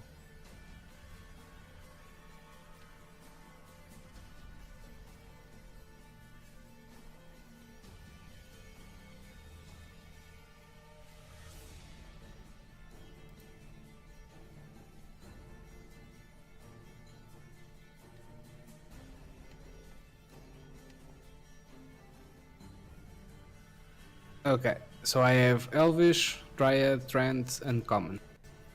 Okay. And then go ahead and oh, okay. So we're gonna put those in languages, and then I'm also gonna put notes for that right up above here. Modern, Elvish, 1, enter, so you can see. And then the code for the dice roll is at intelligence with a wavy bracket. So modern dryad. Whoops. Forgot the N in modern.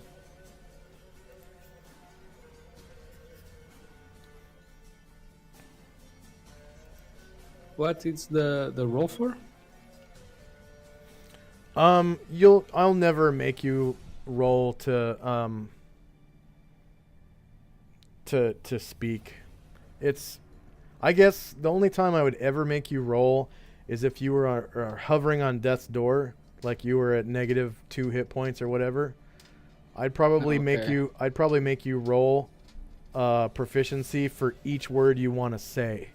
and then Okay, and okay. until you fail. Right? Then I stop talking. Blood Yeah. comes out of my mouth. Yeah, then you start coughing up blood or something. Modern Dryad 1. Okay, have you gone through the lists of proficiencies yet to see what you want? Kind of. I know you want herbalism, right? Yeah. Okay. That's one of them. That's Yeah. like 2, Herb- right? Yeah, herbalism takes 2. So I'll put herbalism on here. And I think... see, herbalism 2. And I think the check is... let's see, Player's Handbook. Proficiencies, table 34. Proficiency slots? No. Secondary skills. Non-weapon proficiencies. No, 2. Proficiency groups. Find. Intelligence -2. Okay, so -2. Copy. Paste. There you go. So it'll look like that. You can see What's that, right? the intelligence -2? That's the check to actually perform herbalism. Okay. So it's herbalism costs 2 slots, and then it's an intelligence proficiency, and it's at intelligence -2. So what it does I will roll a is D20 and no, then subtract. no. Go ahead and click on your token. Yeah. Okay, now at the top where it says #checks, click on #checks. And in chat, there will be a template that pops up that has 3 options. Okay. You got abilities, skills, and proficiencies. So you're going to want to click on proficiencies, and it'll show the list of the first 8 proficiencies on your character sheet. And then you'll click on the one for herbalism. And what it's going to do is it's going to take your 18 intelligence, or no, your 19 intelligence, right? It's asking me 18. to input misc modifier Miscellaneous modifier, you have none. So hit plus enter. 0. And what it does, it takes Success. your 18 intelligence. It subtracts, so hover over the 1 success. Yeah, it'll show you what it I'm does. doing. Yeah. So it took Okay, yeah. it took your 18 intelligence and subtracted 2, which means your target number is 16. So it rolls 1d20 with a critical success of 1 and a critical So failure of 20, less than 16. And you rolled 14, which means you rolled a success. Okay. So now try it again with a -9. Or sorry, -15.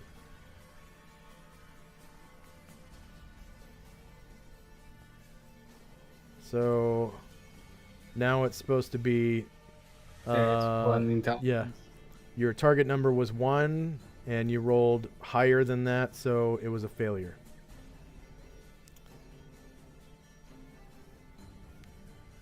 I think I've done picking my proficiency.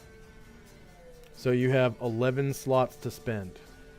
No, I probably gonna switch the non-proficiencies for weapon proficiencies Ah, okay. and pick more weapons.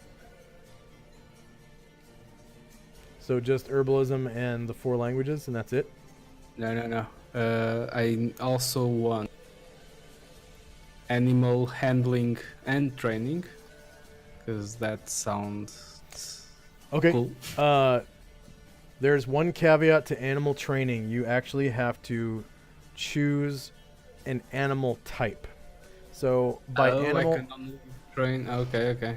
yeah, you can only train, but you can purchase more than one animal type though. So you could have like animal training horse, animal training canine, animal training bird, animal training frog, animal training lizard, you know. And the cool thing about those categories is there could be a lot of different specific animals that fit under that category. Like horses, oh my god, there's so many different horses in 2nd edition. You've got riding horse, 3 different kinds of war horse, draft horse, step pony, regular pony, mule, ass, donkey. There's like 10 different horses, man. And then like bird, man, there's so many different birds. You've got probably gonna do bird, yeah. falcon, eagle, hawk, you know. So modern, Treant 1, and modern common 1.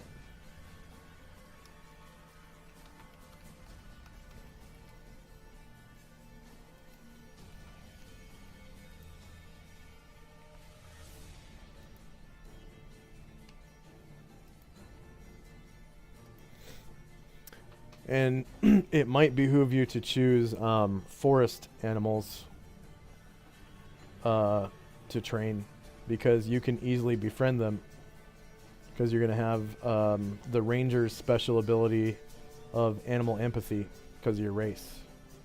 But it only works on Woodland, right? woodland creatures, yeah.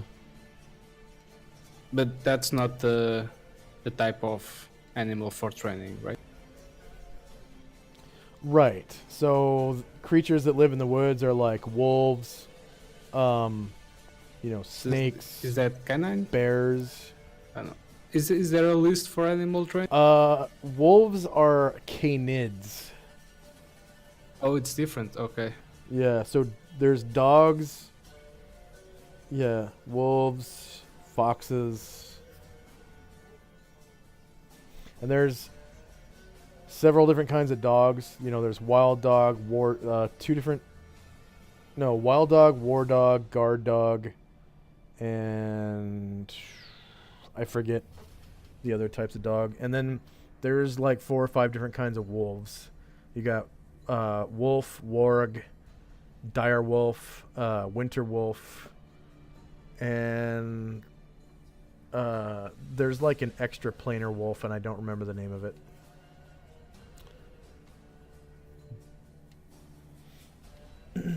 So you said animal handling, and what kind of animal training? Probably birds. That's a That's a group. Yeah. type, right? Yep. I don't know. I might switch animal handling because of the Wisdom. other skill.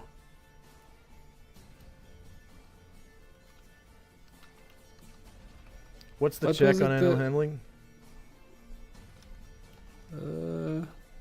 It's -1 wisdom. Okay. And it costs 1 slot, right?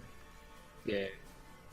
But I might take that one out because of the ranger ability. No? Yeah, What was it called? The I forgot. ranger ability? Yeah, the Animal, one. animal empathy. Yeah. So animal empathy is basically you force a saving throw versus rods on on a woodland animal, and if they fail, I roll reactions to how, depending on how you're acting. And you can personally adjust their category, their reaction category by 2 different categories. So, what's the training on what's the check on animal training? Was it wisdom? What? 0. Okay. 0 wisdom. Okay. Yeah, I'm gonna So take you've the. got 2, 3, 4, take out 5, the 6, animal. 7, 8. So you have 3 more slots to spend. Did you want to switch those over to weapons? 1 more slot on bows, and you get all I the wanna bows. do one more. Okay. Nah. I wanna. Fuck. Maybe I don't know.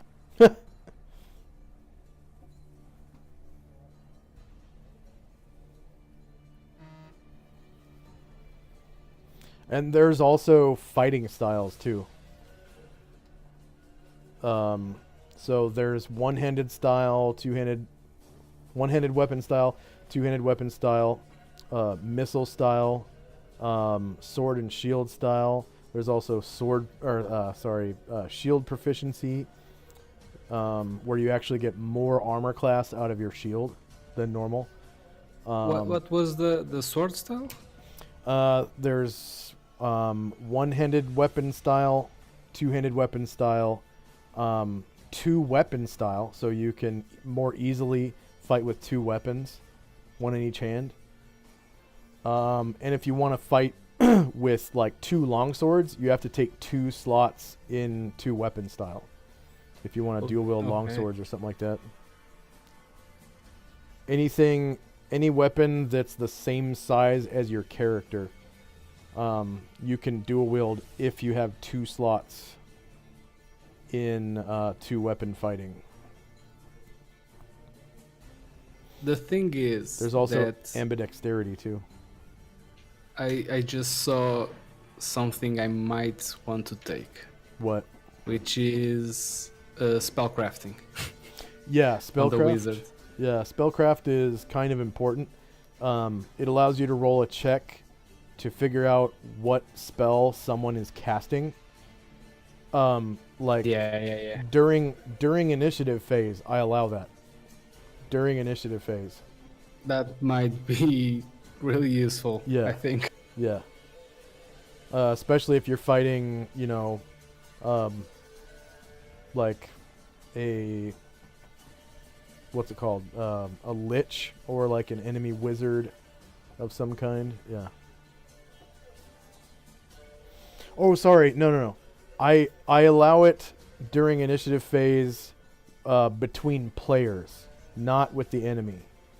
So okay. enemies that I control, they roll initiative last. So when I roll initiative for the monsters, that means the round is starting. But you can roll. They're not still casting yet. Yeah, so you can roll spellcraft after the round starts though, like on your turn. Okay. On your turn. Because like all it that. takes is a glance to use spellcraft. Yeah, I allow. There's a lot of proficiencies that I allow as a free action during combat, but you can only take free actions on your turn. So you have to beat the enemy's initiative. Okay. So.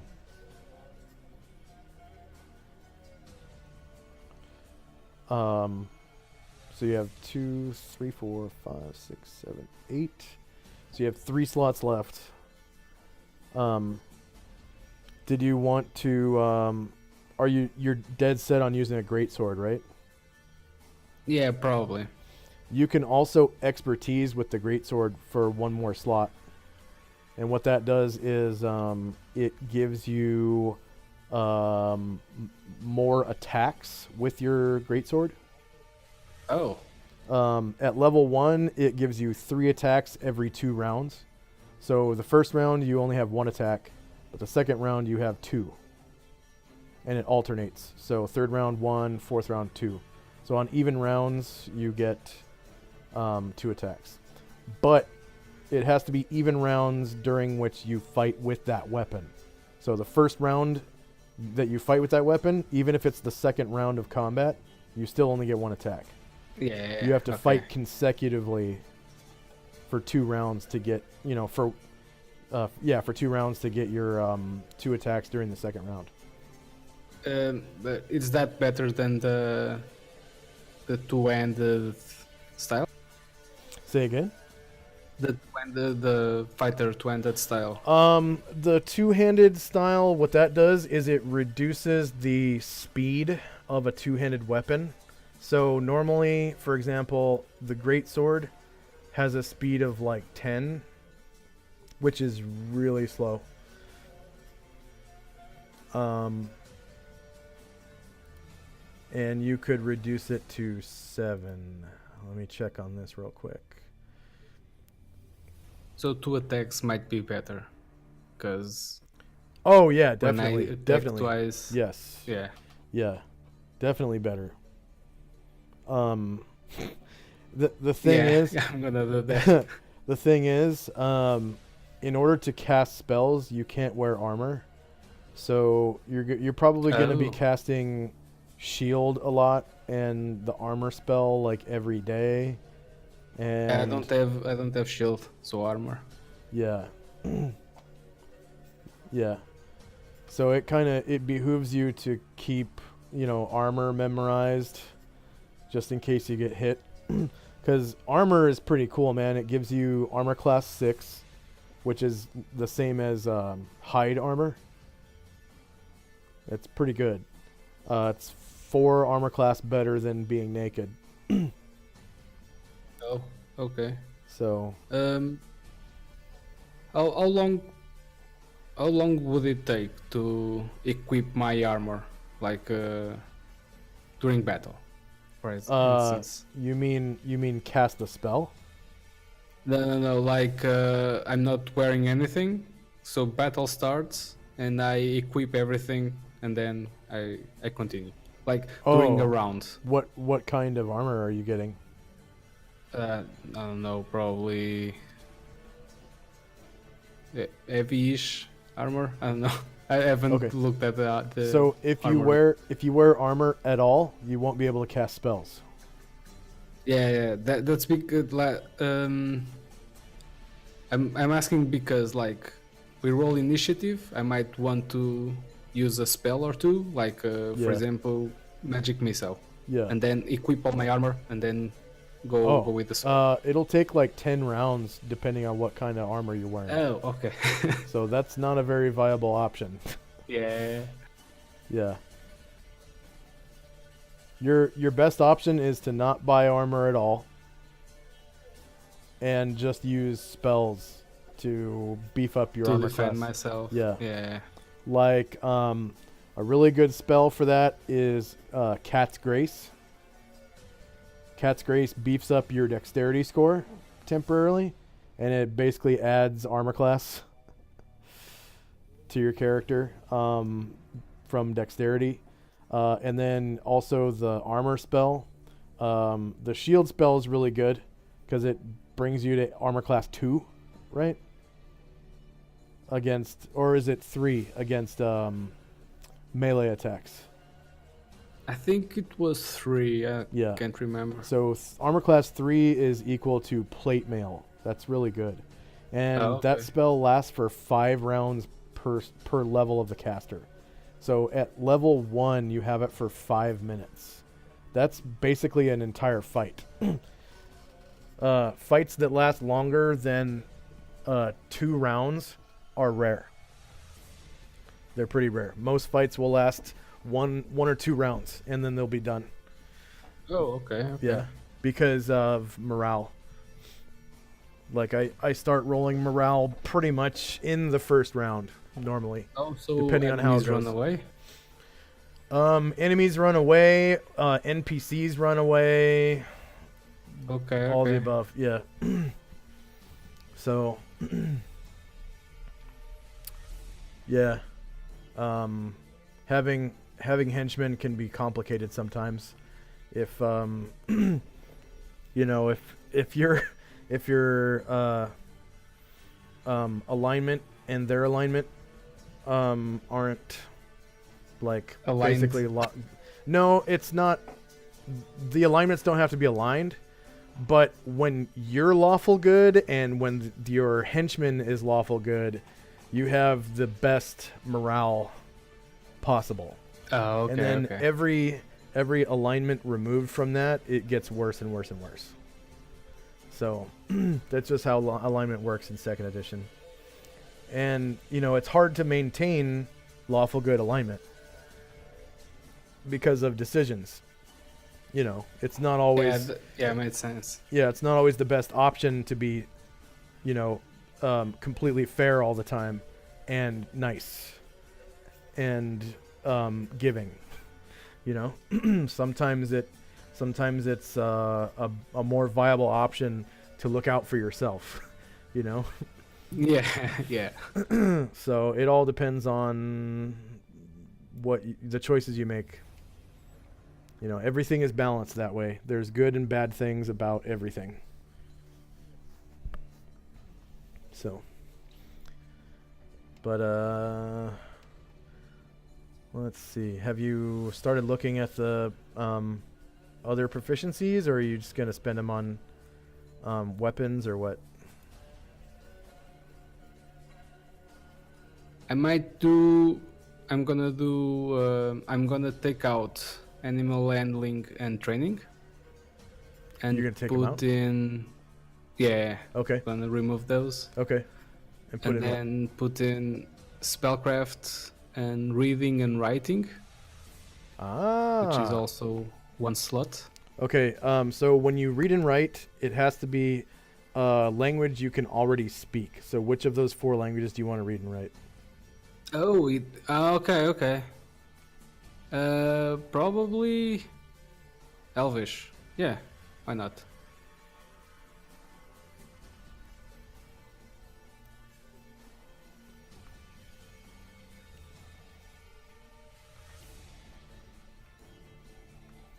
Okay, read write Elvish is like intelligence +1, right? Reading writing. Yeah, +1.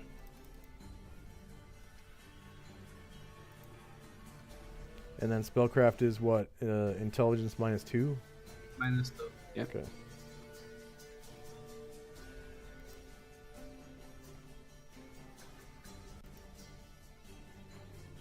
-2. Yeah, -2. Okay. So you've got herbalism 2 slots. It's intelligence -2. Spellcraft 1 slot. Intelligence -2. Read and write Elvish 1 slot. Intelligence +1, and then you can speak Modern Common, Modern Treant, Modern Dryad, and Modern Elvish, all 1 slot. So 2, 3, 4, 5, 6, 7, 8 slots. You have 3 slots left. Do I need the 3 slots on weapons, or only need 2 because of if I want all longbow proficiencies? I don't understand the question. All bows proficient. Oh, If I remove the longbow, bows I is a only- tight group, so it only costs 2 slots. 2, right? So then you'd still Yeah. have 2 slots left. Yeah, let's do that. Let's Okay. go with all bows.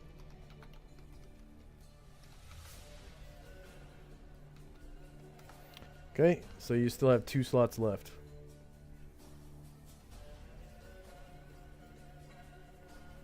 Let's go with animal training. Uh, the the other one, the great sword proficiency, right? Oh, two-handed weapon style. No, the other one that gave me 2 attacks. Oh, uh, expertise, Yeah. two-handed sword. Okay. Yeah, exactly. That's only one, right? Yep. And you have 1 left. Did you want two-handed weapon style? Yeah, sure. Okay. Style 2-handed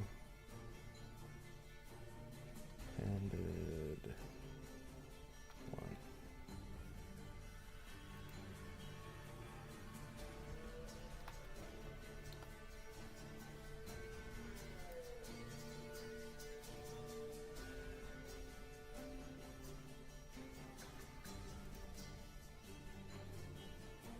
I'm lagging a little bit.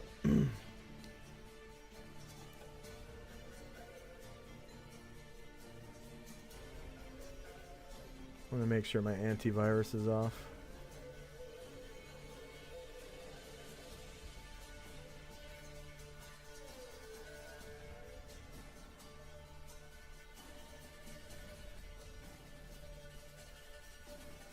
Wow, it is off.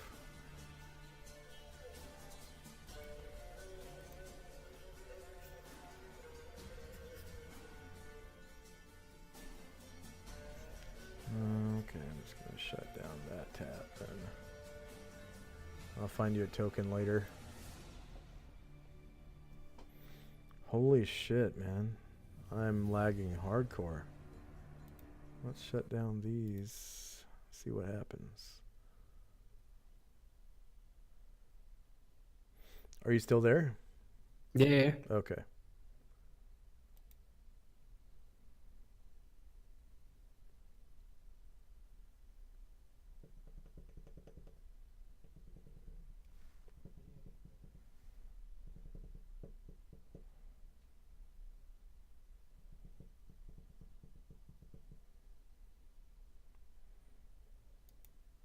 So much lag.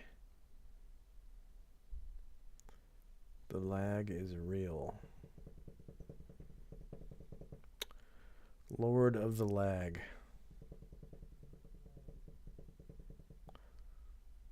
Lag wars.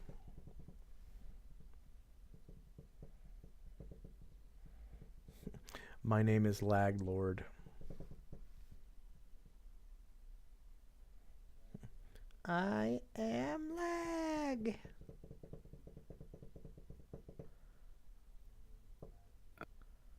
Okay, I'm gonna turn off push to talk. Everybody went to bed. Oh. How late is it there? Midnight. Wow. Do you have to work in the morning? Not tomorrow, no. Okay. So I'm good.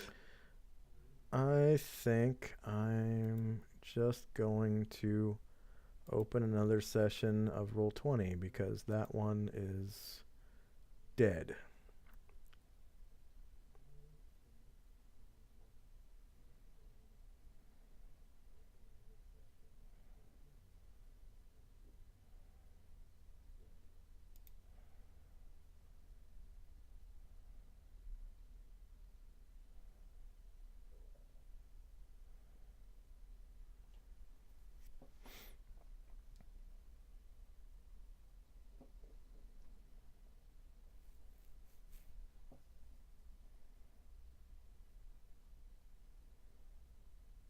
Sorry about this, folks. It'll only take a minute. Yeah, it's okay. Oh no. We have 16 viewers right now on Twitch. Oh, really? Yeah, 17 now. 17 people are watching you make your character. Oh, by the way, Hey, people. could you do me a huge favor and go into your settings and change your display name on just on the virtual tabletop here in Solid Hex? Change it from Okay. Achronic to your character's name. How do I do that? Trying to click stuff, but Oh, are you experiencing the same thing that I just had? I can change the color. Like No, you have to go into your the settings color. tab. The gear in the top right corner. Okay. Yeah. Yeah. Yeah. Found it.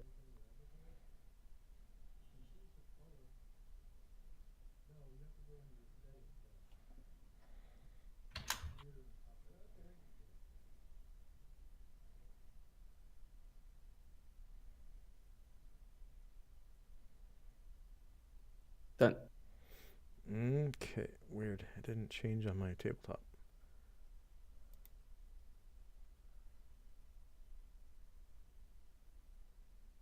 So strange.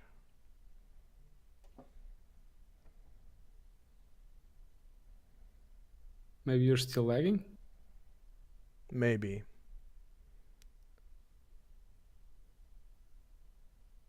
It still says Achronic for me. But my tabletop is still loading, so that always causes some lag.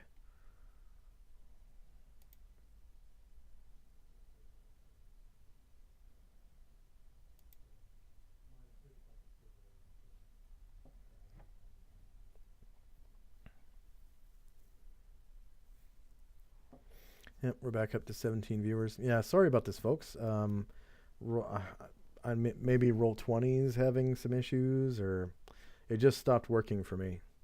So I just closed the old session and opened up a new new tab. There we go. How do I change the the pink icon? Is there a way? Oh, your player color. You just click on the Yeah. actual square. No. You click on the purple square, and then I'm not talking. I'm talking about the pink and white pattern. pink and white pattern. The one. Wait. Oh, you don't have it. I'm watching your stream now. Oh, You don't have the you have the what is it called? Your image, like your Discord image. It's the same here because it says DM and then you have the picture above it. And I just have a standard. oh, you're pink. talking about your Roll20 avatar.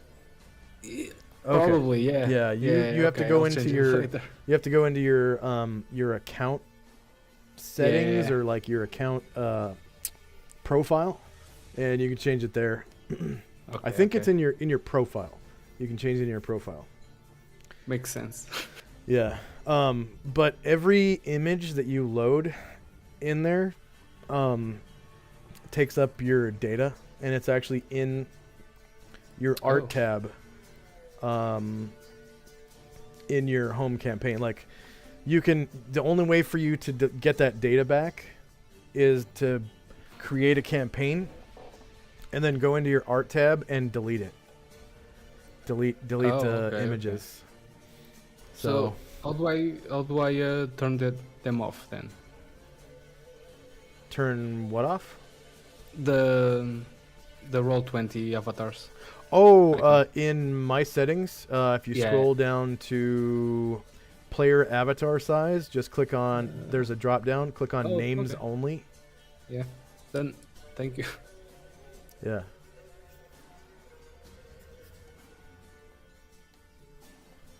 Okay. So our next thing is money and equipment. So you are a fighter and a mage, and Are fighter. the proficiencies done? Yeah, we I spent don't. all 11 of your non-weapon and I all still 4 have of your weapon. some excess. I still have 4 spaces with excess. Just leave them like that. Okay. 2, 3, 4, 5, 6, 7, 8, 9, 10, 11, and 3, 4. Yep, and actually,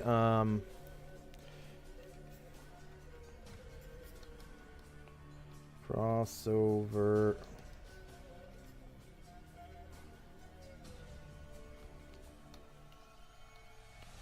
Slots 2, 3. We crossed over 3 slots. So 2, 3, 4, 7, 8, 9, 10, 11. 3 crossed over here. 3, 4. Okay. All right. So your wealth options. Let's see, money and equipment. Starting money. Oh, okay. Table 43. Found it. All right. So as a warrior, it's 5d4 times 10. As a wizard, it's 1d4 plus 1 times 10. So the best out of those two is the warrior one at 5d4 times 10. So could you roll 5d4 for me? Slash R 5d4. Yep. So that means you get you multiply by that by 10, so you get 112 gold. Yeah, 110. 112? Yeah, 100. Sorry, 110. Sorry. Yeah. 110. And you can purchase equipment now. So, I already have 3 slots on your gear section. Armor, Okay, yeah, money and armor. wealth, and ammunition. Yeah. Just go ahead and leave those on there. Okay. And then for everything that you purchase, add a new line like that. There's that left button. Add? Yeah. Okay. Yeah, and it'll add a new line like that. And then just record the weight next to it and where on your person you're keeping it. So we're under location. Like if you Corner backpack. Okay. yeah, the Roll20 avatar is global also. If you change it in your profile, it will be changed across Roll20. I didn't know you could change it. Oh, yeah, of course. Yeah, yeah. There is suggestion posted about individual game avatars, but it is maked, researching, or maybe blocked. Oh. Yeah. Yeah, I saw that. Somebody wanted to be able to change the avatar for their, put the avatar for their character in each game. That's a cool idea. I like that. Marked. Oh, marked, yeah. Thank you. Pat66. Okay, so you have 110 GP.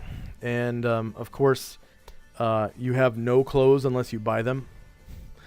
Okay. You have nothing unless you buy it, except for your spell book. So, first thing we'll put on here for right now is Nothing but a spell book. Yeah.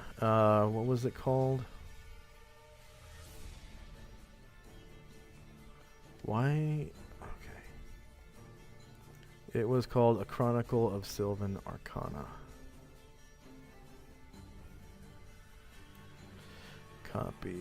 Yeah, it's on my bio, I believe. Yeah. Yeah, I just copied it. I was trying to scroll up to the top of your character sheet, and I got the lagging symbol, that little blue circle thing. Okay, so the books in my campaign weigh 3 pounds. Okay. And usually you would keep that in your backpack, but you haven't purchased one yet. So go ahead and it's in. So the book that you're looking for is in Purple Worm. It's Player's Handbook, and then Chapter 6, Money and Equipment, and then equipment lists folder, and then there's clothing, animals if you want to buy a mule, miscellaneous equipment, armor, and of course weapons. You have no weapons yet, so it would behoove you to buy weapons first. Just saying. And when you add a weapon to the table, in the actual weapons table, be sure to add its weight, because I use encumbrance. So. Oh, okay. Sorry, I got a bit lost. So Player's Handbook, and then Chapter 6, Money and Equipment. Okay. and then the folder called Equipment Lists. And everything in here. Yeah, clothing, weapon, miscellaneous equipment, armor, weapons. Although it kind of behooves you not to wear armor. If I were you, I would. Yeah. I would just depend on magic. And maybe you could learn Cat's Grace later. That's a really good spell for armor class. Also shield, probably. Yeah, but or no. Wearing a buckler while you're fighting with a two-handed sword complicates things. So you can't actually use a buckler in a round where you're fighting with your two-handed sword. But if you stop fighting and block attacks with your buckler, you can use your buckler for your armor class. But the thing about a buckler is you can only use it to block one attack. That's it. And it's just the first attack that you declare. You actually have to declare it. And even if they hit you, your declaration is gone for the rest of the round. So that kind of sucks. But it's better than nothing. So, and buckler only weighs like 2 pounds or something. So if you have the money, you might as well just do that. And I was looking up Cat's Grace. I think it's level 2. Probably want to save a bit of money. Cat's Grace is a 2nd level wizard spell. The duration is 1 hour per level, so it lasts for fucking ever. Okay. Just as a strength spell can increase a subject's physical power for a time, Cat's Grace can enhance a subject's dexterity. All abilities and skills that are dexterity-based may be affected by an enhanced dexterity score, including a subject's reaction adjustment, missile attack adjustment, defensive adjustment, dexterity-based proficiency scores, and adjustment to thief abilities. The exact amount of dexterity gained depends on the subject's class. Multi-class characters use the most favorable one. Warriors and wizards get 1d6 points of dexterity. Nice. The spell cannot confer a dexterity score of 20 or more. And it is not cumulative with any other dexterity-enhancing magical or psionic power. Okay. Subjects... Can still use the armor though. Yeah. Subjects without... Let's see. With any other dexterity-enhancing magical or psionic power. Yeah. You can still stack it with the armor spell. Because the armor spell stacks with basically everything because it just takes the place of an actual suit of armor. Subjects without dexterity scores gain -1 bonus to AC and a +1 to attack rolls with missiles for the duration of the spell. The material component of the spell is a few whiskers from an elven cat. So 1d6 points onto your 13 dexterity could give you up to 19, which is ideal. If I were you, when you get to level 3, I would try to learn Cat's Grace as your level 3 or your level 2 spell, because that's what I would do if I were you, because the way you built your character, you really want dex. And okay. that spell is basically the shit. It's one of my favorite spells, even for a single class wizard. I use that spell sometimes, because number one, it lasts for an hour per level.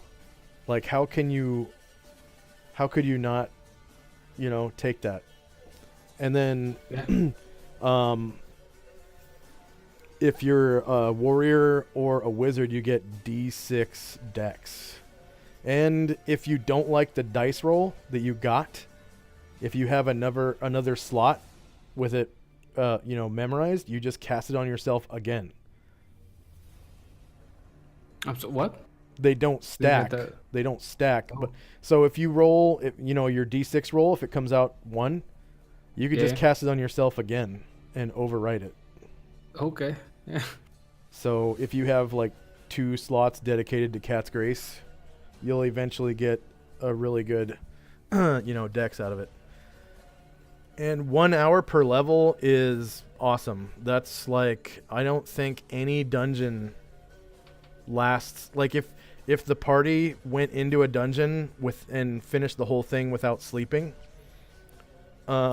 in my campaign, any dungeon would be like, in game, it would only take like maybe, I want to say like 2 hours max. Like 120 rounds might go by while you're in the dungeon. So yeah, I would have to cast it twice. No, I can't, right?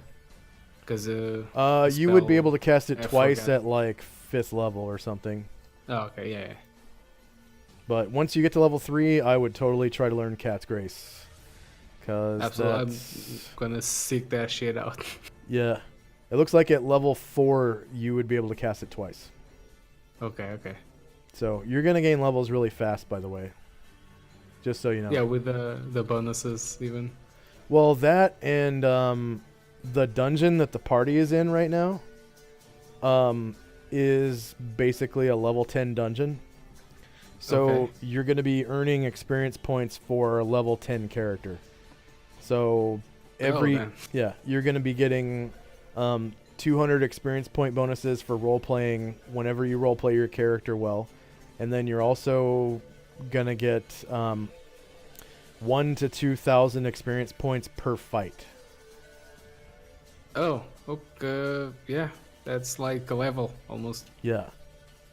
Like each monster in this dungeon has a minimum of 420 experience points. So Yeah. Yeah, I'm gonna go up real fast. Yeah. There's a bunch of drow in there. There's a bunch of kuotoa. There's a bunch of illithids. Illithids are worth 9,000 apiece. So, and there's a bunch of them. Just hoping I don't die like in the first fight. Yeah, just don't, you know, I haven't run. rolled for HP, right? No, you don't have to at level 1 in my campaign. Okay. Everyone starts with maximum health at first level. Okay. Okay. So what that means for you is, let's see, 5 and 2 is 7. So your hit points right now is 7 out of 7. Your HP 7/7. Where do I see that? It's near the top of the sheet. Okay, I found it. Are you updating it or should I?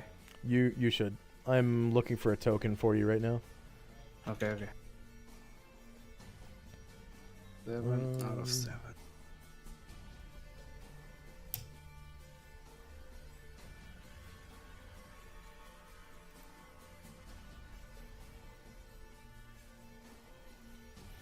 Yeah, I'm looking for a token for you.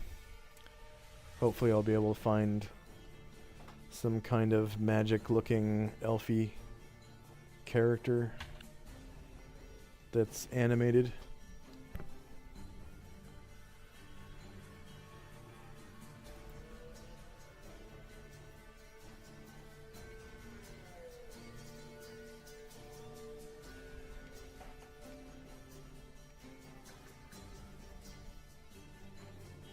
So you were saying that I can use a buckler and a two-handed sword, right? You can have the buckler and the two-handed sword, but using them both in the same round would be impossible. Okay, okay. But so I could defend if I didn't attack. Yes. Could I defend if I use magic? Yes. Okay. Oh, man.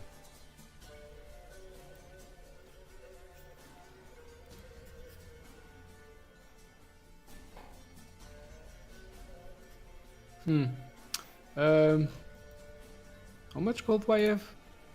Like 110? Yeah. That's not enough. Not enough for what? Like the two-handed sword is 50 gold, and longbow it's 75 gold. Yep. That's pretty spendy. Yeah, I'm gonna have to find one weapon later. So I'm gonna spend 50 gold on the two-handed. That's for sure. Start right away with it, and then let me see.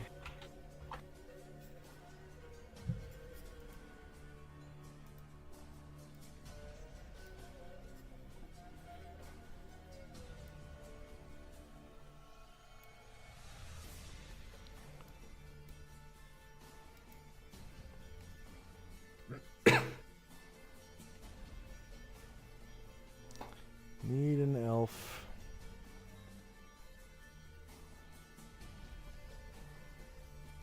Come on.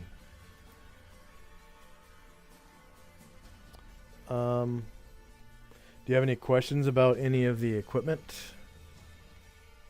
No, I think I'm just gonna buy, like, where's the buckler? I'm trying to find that.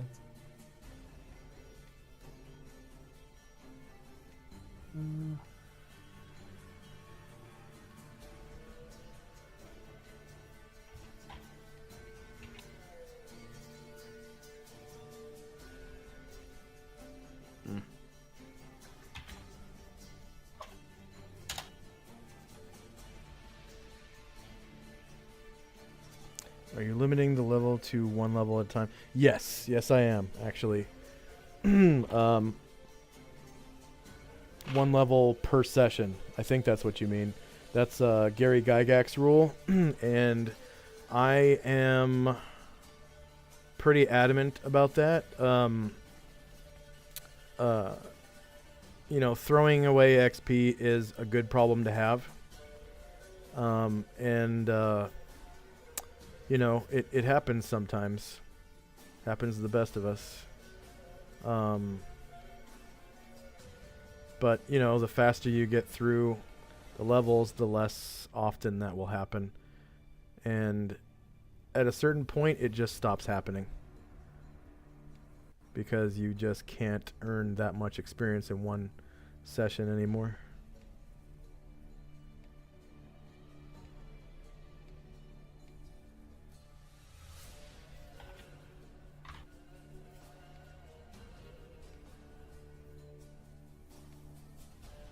Okay, buckler is one gold.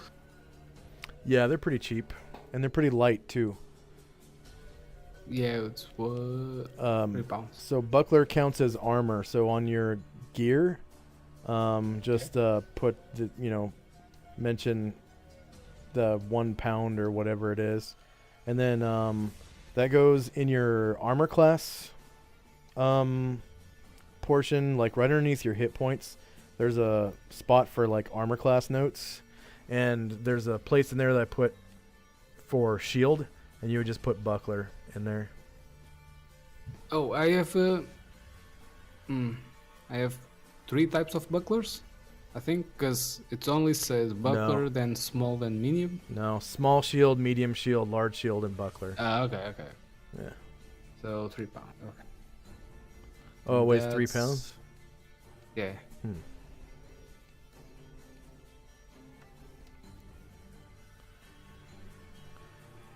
So I don't think I'm going to find any elves on there. I'm going to check something else.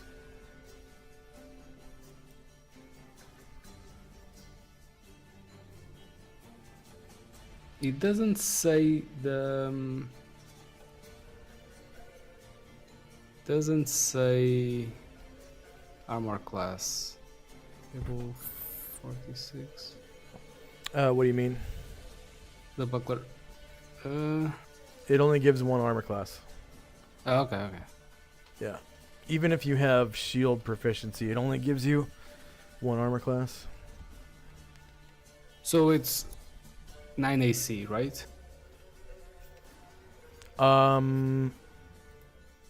No, because the buckler, technically, even with a buckler, you're still shieldless. Because you actually have to... It's only when I'm defending. You actually have to declare when you're using it. So your AC is 10 right now.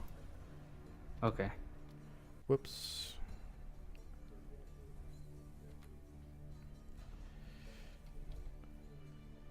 So I'm gonna have... what was it? Wait, you learned the armor spell, right? Armor. Okay. We'll say that you can enter the game with it already cast on yourself, but you won't gain experience points for casting it. Okay. If you want to. Okay. Yeah, sure. Okay, so go ahead and click on your token. Yes. And click on special powers, hashtag special powers, and then click on arcane, because it's a wizard spell, and then click on 1 for level 1. And I think armor spell is summoning, so click on conjuration summoning, and then find the armor spell. Armor level 1. Yeah, you're casting it as level 1. Okay, bestows an AC of 6. Lasts until the target takes 9 points of damage. Okay, so I need to find you a better token first. But your armor essentially has 9 hit points. As soon as you take 9 hit points of damage, the armor spell will go away. Okay. I do have to have the armor spell memorized, right? Not right now, because you already have it cast on yourself, but if you lose it in combat and you don't have it memorized, you're kind of assed out. Yeah. Yeah. Okay. So it all depends on how you want to proceed. I think I probably gonna have memorized it for now, at least for the next rest, Yeah. and then I'll think about it. Yeah. It's probably gonna be a must, I think. If I'm Yeah. gonna Maybe. if I'm gonna be up close and personal.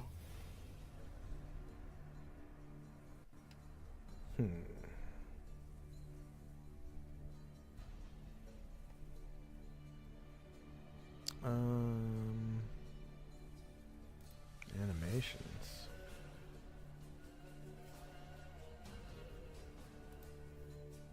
Yes, please take me there.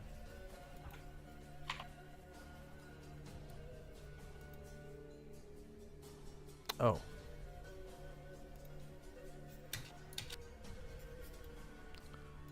Okay, so not Infinium.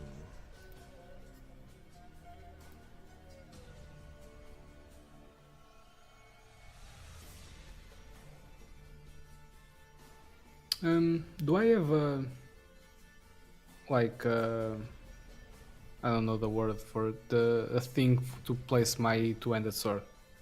Oh, Or it's do I called need a to buy it? scabbard. It's called a Okay. scabbard. Yeah, scabbards come with the weapon.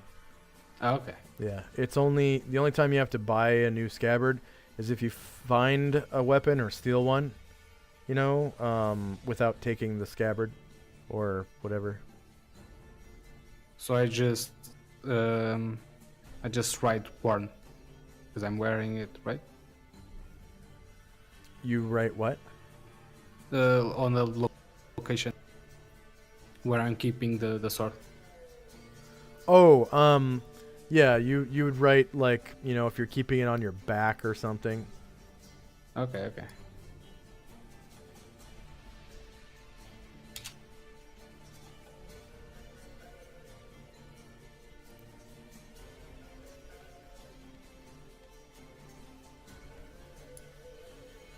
Champion monsters.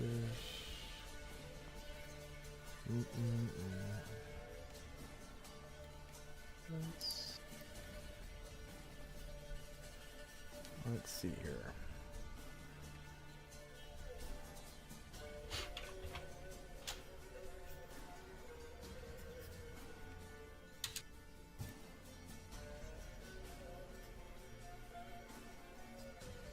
So now I probably need clothes, right?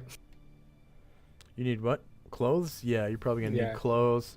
Maybe a belt, like a large belt pouch to carry money, a large belt pouch to carry tools and stuff.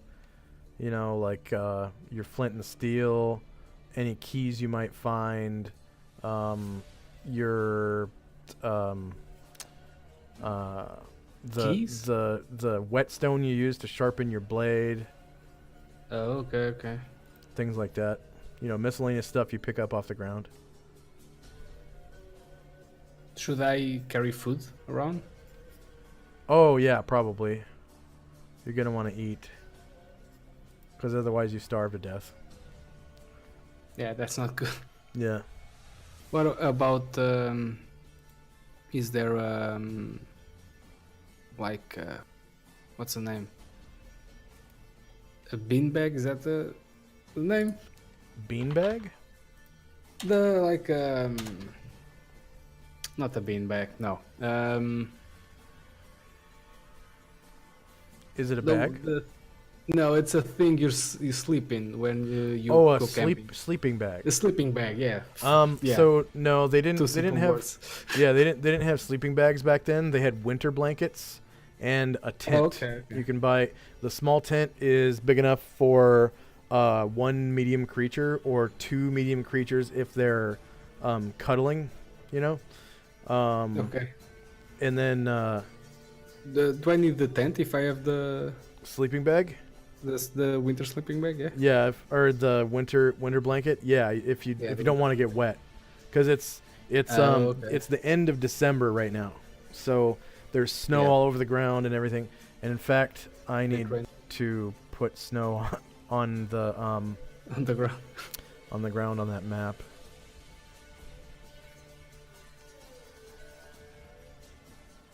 So I need a bunch of stuff.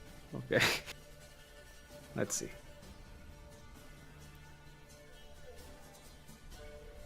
Let's see.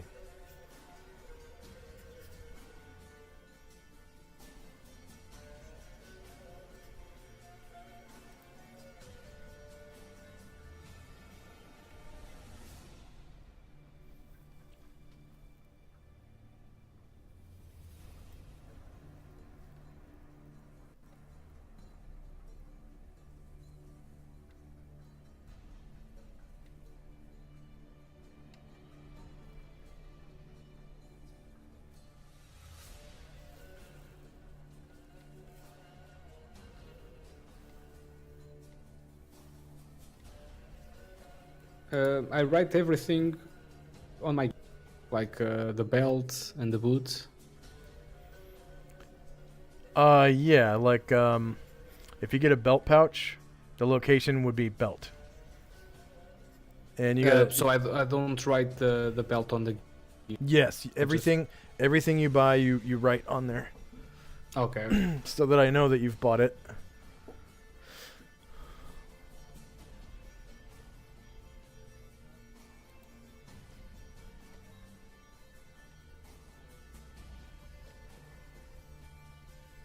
Doesn't have weight, so I leave it blank, right? Say again? The belt doesn't have weight, or the clothes. Yeah, clothing that you wear doesn't have weight, but clothing that's in your backpack does. Each outfit, each outfit weighs 5 pounds. So if you carry extra clothes, even one piece of extra clothing, it's 5 pounds. Okay. So you might as well, if you have even one extra piece of clothing, you might as well buy a whole outfit, because it's going to cost you 5 pounds. Finger mage. Ew.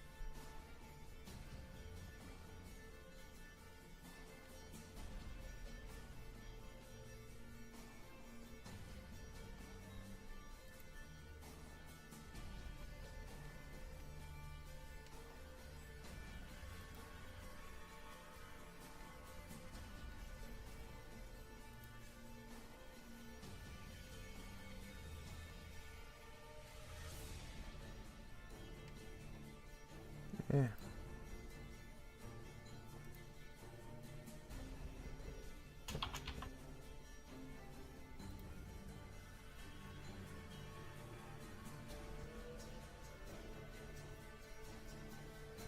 Man, I wish I could use these ones.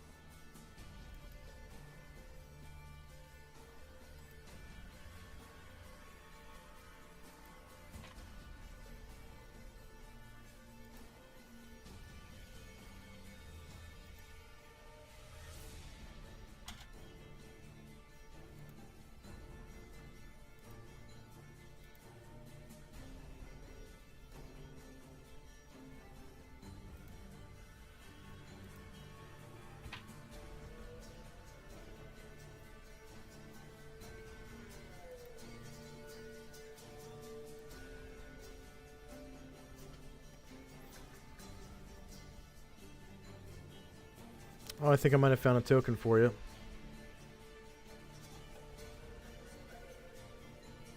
I kind of want to see it. I'm kind of excited.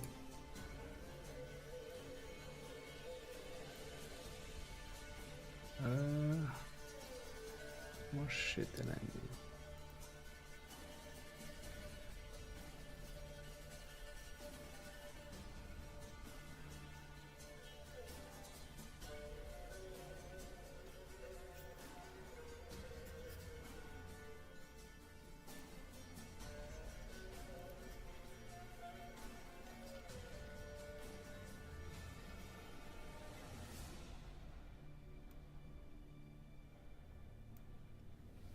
It's going to pop up right next to the token you already have.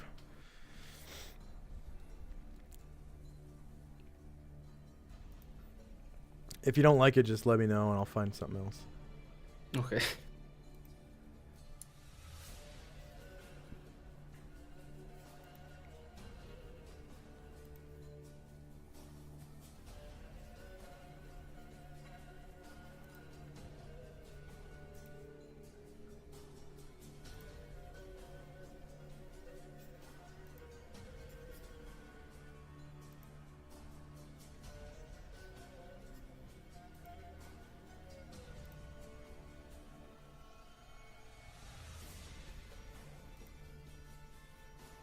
Oh, nice. Yeah, I like it.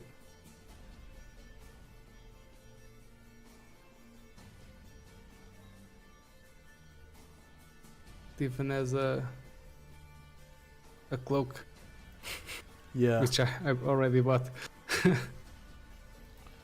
It does look kind of human. A bit, but yeah, it looks awesome though. I mean, he's not. I mean, it looks like he has a breastplate, but it looks like kind of looks like he's not wearing any armor, and he's casting a spell, and he's got a two-handed sword. So Yeah. It doesn't look. Does it look like a plate? It looks like a tunic or a. Not a tunic. maybe a silver like shirt almost. Yeah, a shirt and a vest kind of thingy. Yeah. Yeah, it looks awesome. I'm gonna make it bigger. Definitely the style.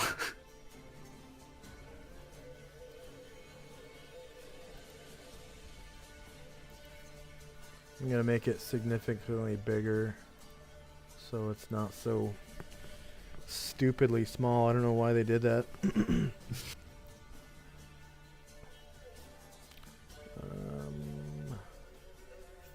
Oh no. There we go. Gift rotator.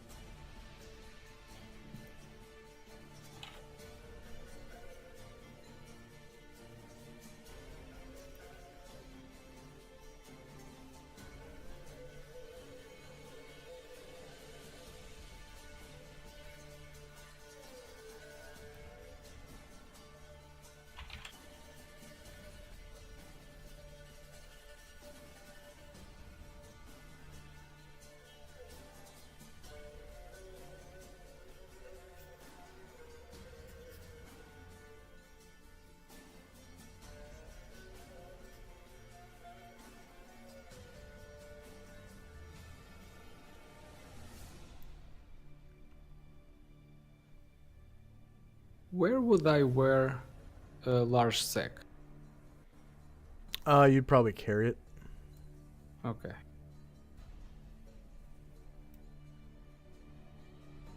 So if I have to fight, probably leave it on the ground. Yeah, drop it.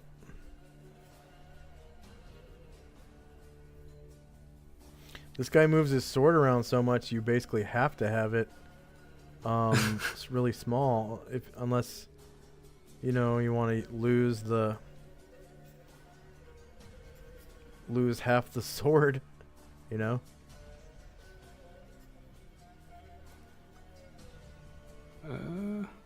Trying to compare it with the other. Yeah, it's kind of can't- smaller. Yeah, I can't crop comparing it. to- I can't crop it to make it appear larger because you'd lose like the end of the sword would clip out of the image, and it would look like part of his sword was disappearing every time he swung it around. Yeah, also the effects of the spell Yeah, are kind of large. yeah. I mean, I don't mind it like that, to be honest. With it really small, yeah. Elves Yeah. aren't really that tall, anyways. Okay. Also, if you really want to see it, you could just zoom all the way in, and yeah. Yeah.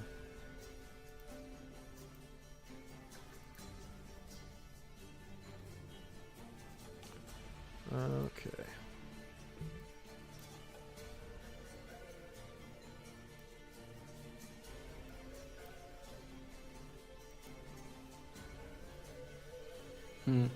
So a small belt pouch, it's half a pound. So I should just If write it's one. no, if it's half a pound, if it's anything less than 1 pound, don't worry about writing it in, Okay.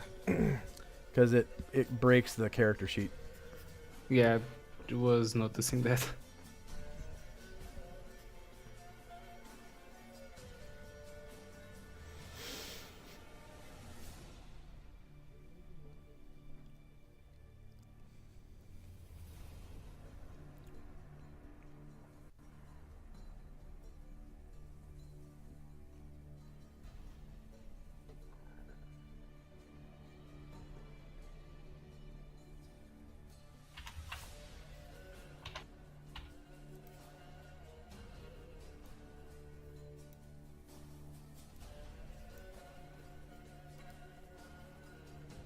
Oh, this is also half a pound.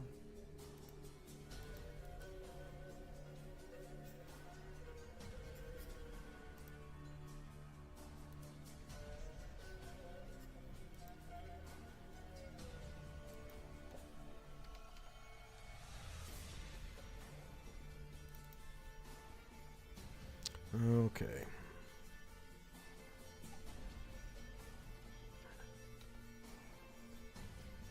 Karangmore. HP.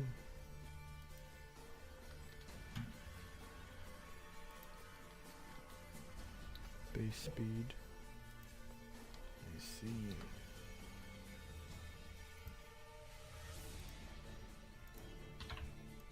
"60 feet of infravision, has sight." Save changes.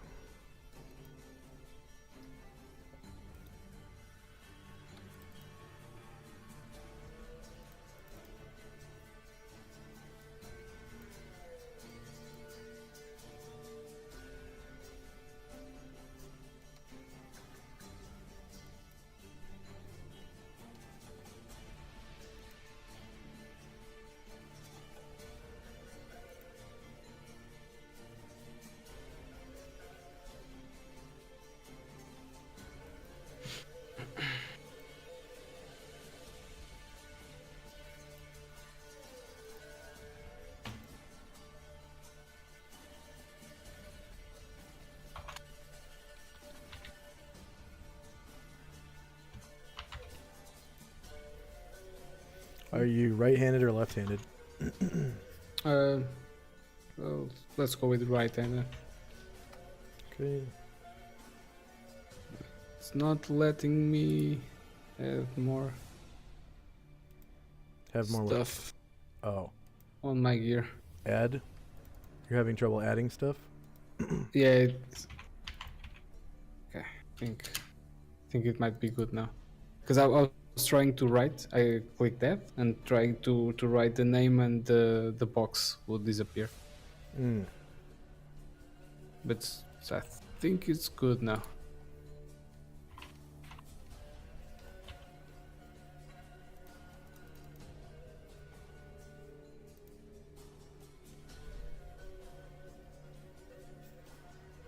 There's no way in hell you're 71 inches tall. What?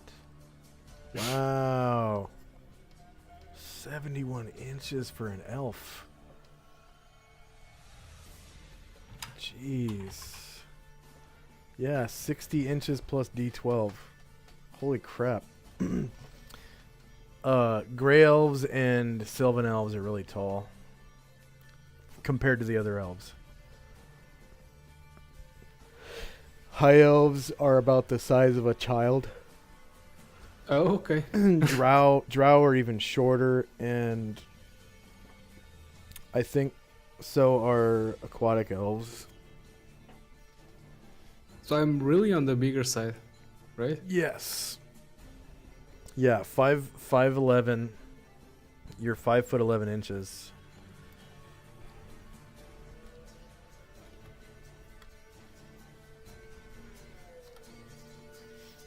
5'11", and you're 120 pounds. So that means you're rail thin.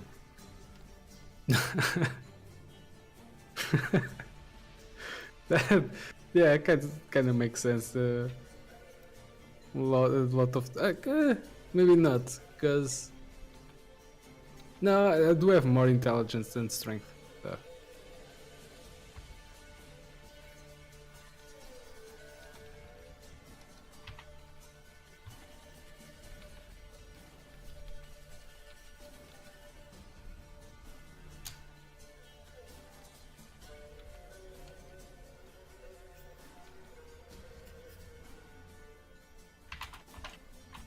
A rail thin elf with strawberry blonde hair and swarthy brown skin. Hell yeah.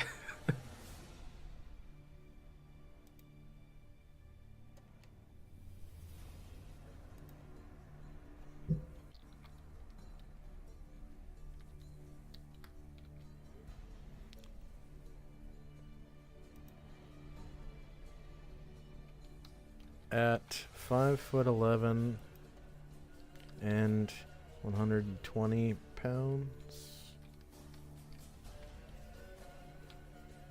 his exquisite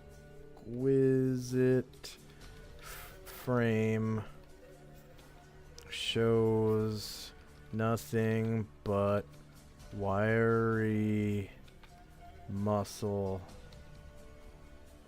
Period.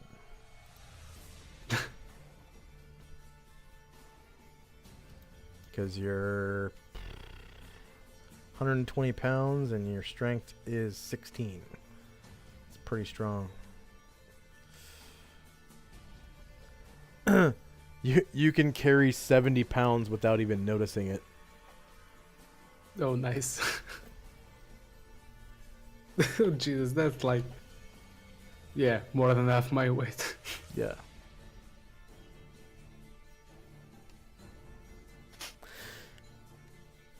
And the most most weight you can lift over your head is 195 pounds. You can pick it up from the ground, hoist it over your head, and press it up to the ceiling. How much? 95? 195 pounds. Oh my god, okay.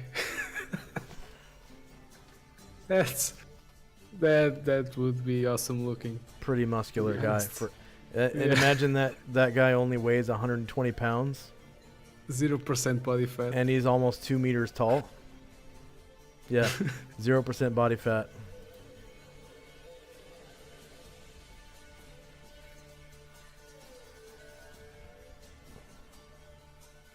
His exquisite frame shows nothing but wiry muscle.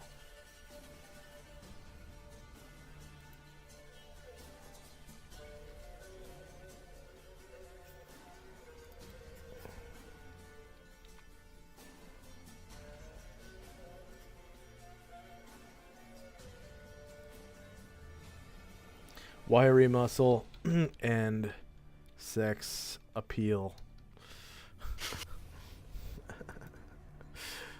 Because your charisma was what, 14?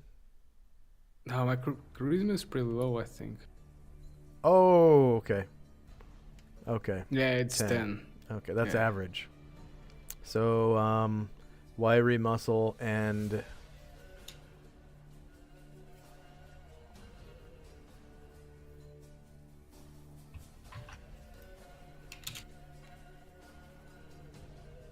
wiry muscle and bones.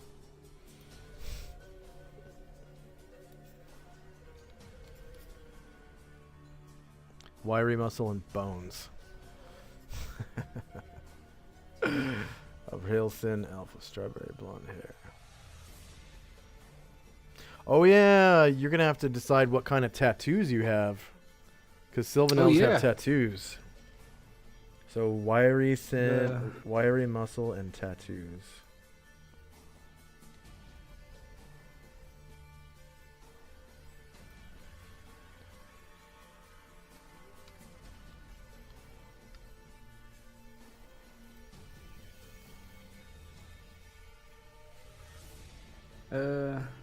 Do whetstones, like, do I need more than one? Can I use a whetstone for life? Yeah, whetstones basically, it would take years to wear out one whetstone. Okay, and about the torch. Torches, they last for 30 minutes. Oh, And okay. you don't really need torches because you see in the dark. I think. Oh, true. True. I'm gonna make sure that you see in the dark. I think it's 60 feet infrared. Right? Yeah. Let's see. Book of Elves. Character creation. Elf subraces. Fine. So then. Infravision 60 feet. Yeah.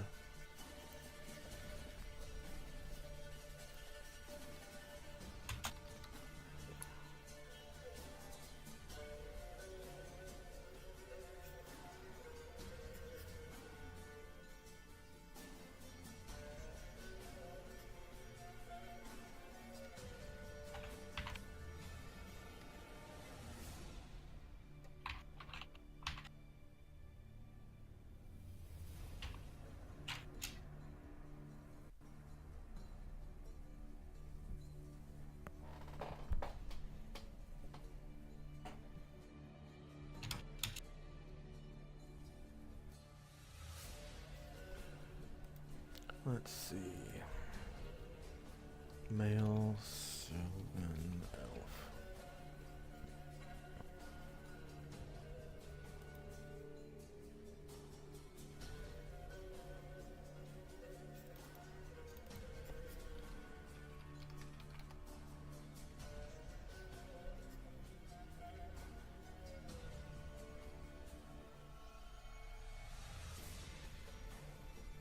You would probably look something like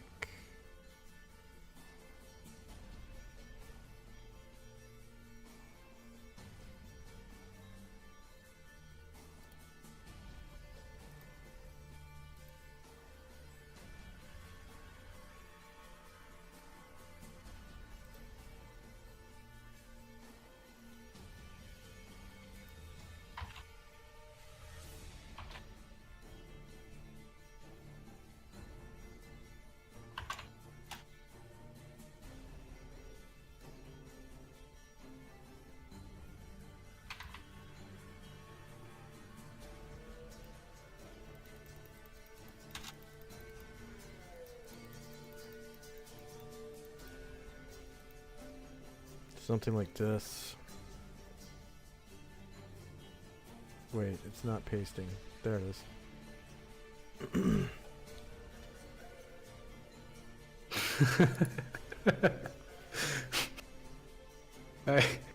I might change my avatar. That. No, but he's naked, so maybe not.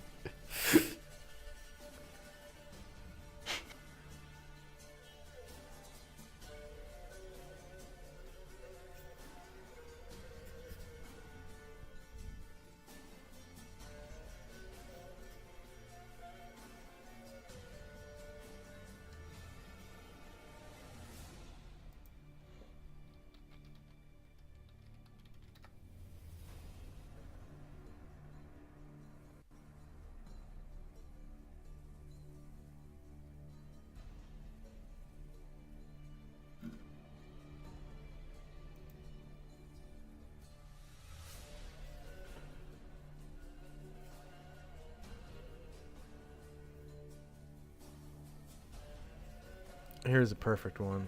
Copy image. I think. It actually shows tattoos and shit.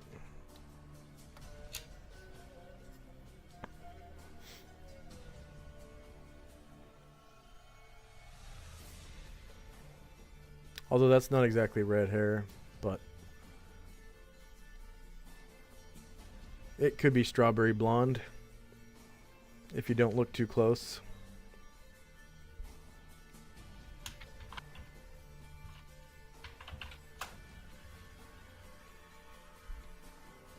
Oh, nice. Yeah, that actually looks really good. Really like this drawing. Really nice.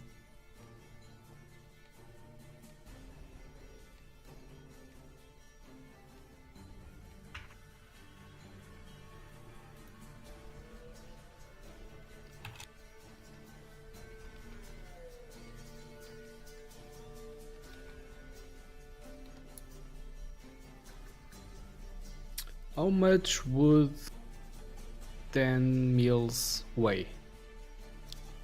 What? Like the Oh, common Yeah. 10 common meals. You're talking about rations? Yeah. Yeah. Each I think ration is so. a pound. Oh, it's a pound. Okay. Yeah. If there's no weight listed, it's just a pound, usually.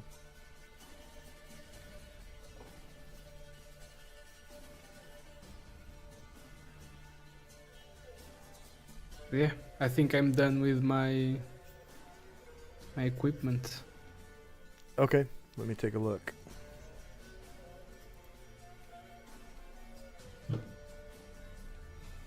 I don't think I need anything else. I don't know. What weapon did you buy? Two-handed sword. Okay.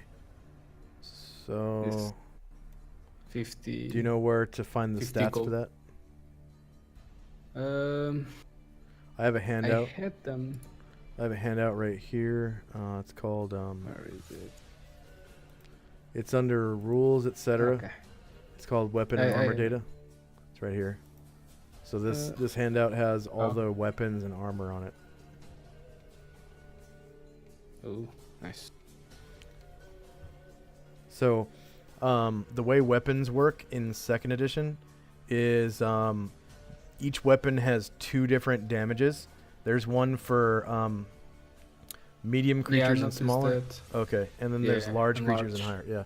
So none of the other editions do that, which that means that second edition has room for more weapons because of that. Because certain weapons are good for fighting dragons and Oh, giants and stuff, Okay, okay. and certain weapons are good for fighting like people. So these weapons might be better to find larger monsters. 'Cause it's a 3d6, I think. Yeah, but a D10 against people isn't bad either. So, Yeah, exactly. and this image keeps breaking.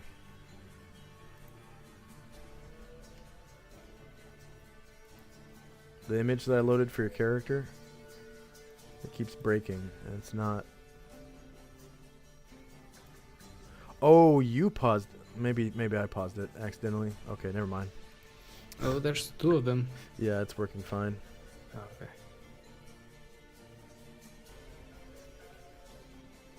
Can you pause Oh, it when there's you a- click on it? Do you see a pause button? I don't. I'm not able to click on it for some reason.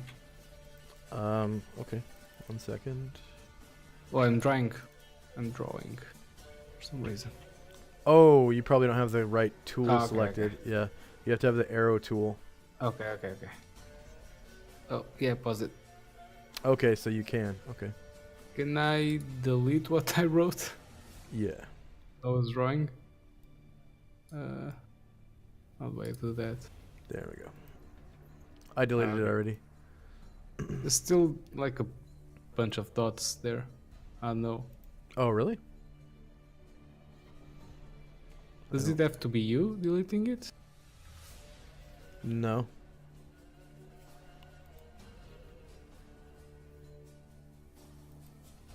Oh, I do Oh, somehow. I'm writing it again. Okay.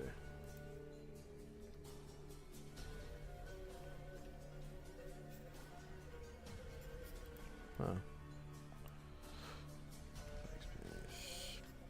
Okay, I don't see any more. Yeah, I think it's all gone. I'm looking at the weapons, and there's a.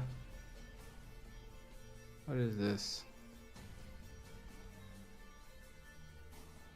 So it is the. Let me see.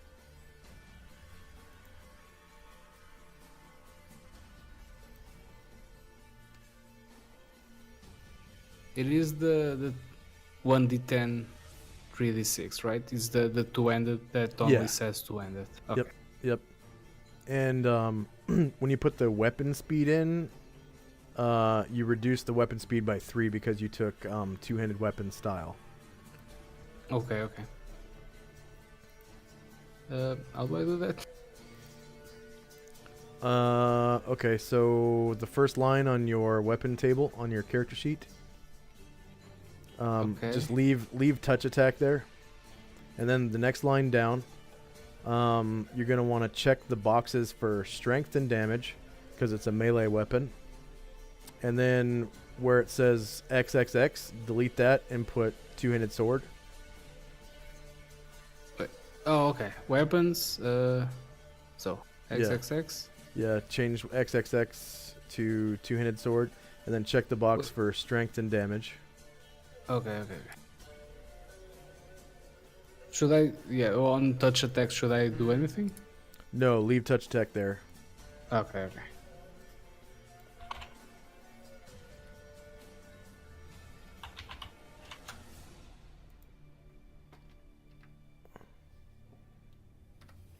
It's the weight. Make sure it says two-handed sword though, so other people know what's going on here. Because there's two-handed axe, two-handed spear, two-handed Yeah. bunch of different things. And then you can, the next field you would change would be damage small and medium, and then damage large. So it's D10 and then 3D6. And then the weight is what they weigh like 13 pounds or something like that? It's what? It's 15 pounds. 15. And then the size is large. 3D6. Type would be slashing.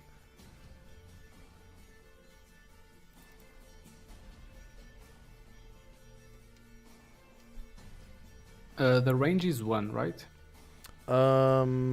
Yes, the reach is 1. And then normally the speed at the end, normally the speed is 10, but since you have two-handed weapon style, your speed on this weapon is going to be 7. Okay. And type is S. Slashing. Yeah, just type out slashing, and then type out large for size too. You'll see why in a minute. Large. Slashing. Okay, so that will add weight to your weapons, and it will bring your total weight to... Oh, common meal times 10? How did you buy 10? Didn't you buy 7? You bought one week's worth, right? What? No, I just... Rations, right? Yeah, I just... Did you pay the money no. for them? Yeah, I pay the money for each common Oh, meal. you're... Okay, so common meals are... That's when you have downtime. And okay. yeah, so what you're looking for is rations. So there's the player's handbook. This player's handbook on Purple Worm. It's not the revised edition of the player's handbook. So the revised edition of the player's handbook has 3 different rations. There's the dry ration, which is in this version, and it costs 10 gold coins for a week's worth, which is 7 rations. So it's totally not worth it unless you're going on like a long sea voyage or something, and you're gonna need, you know, dry rations for months. There's regular rations, which cost 3 GP for a week's worth, and they taste really good, but they, after a year, they go bad. But, you know, that'll never happen. And then there's iron rations, which cost 5 GP for a week's worth, and they kind of take the place of a doctor. So when you're traveling, but not fighting or working, instead of healing up 1 hit point per day, you'd heal up 2 hit points per day. So it all depends on how you wanna work it. I will tell you this though, there's several doctors in the party. So iron rations might be kind of redundant. So you might want to buy just regular rations. It's 3 GP for 7 of them, and they weigh a pound each. Okay. So what was it? Common ration? Ration, just ration. Oh, so just ration? Yeah. So there's rations, dry rations, and iron rations. So 3 GP buys 7 of them. I don't know how much you spent on those 10 meals. Yeah, 300. So 3 gold. I think. 3 gold. Oh, okay. Yeah, I rolled back on it. Cool. So ration X 7, and it'd be 7 pounds. 1 pound. Okay, yeah. 1 pound for each. Yeah. So that brings you up to 62 pounds. And that's 62 pounds in your bag, right? I think so, yeah. So we'll see if a large sack can even hold 62 pounds. I'm betting that it can't. But I bet a backpack can. Let's see. Money and equipment. Encumbrance. Stowage capacity of a large sack. Sack. Large. So a large sack can only hold 30 pounds. Yeah. A backpack holds 50 pounds. What weighs so much? The hemp rope is 20 pounds. Oh, because you put the two-handed sword in the wrong place. Okay, so we'll just delete this two-handed sword here. Okay. Because it goes in your weapon table. Your buckler weighs 3 pounds. Okay, your book weighs 3 pounds. Good clock, foot tunic, small belt pouch, large sack, small tent. Do I have my buckler? So your tent and your rope would take up the entire bag. I think remove the rope then. Okay. Don't forget to replace the cost of the rope. Oh yeah. You want me to just delete the rope off of here? Yeah, sure. Okay. That's just so that one gold.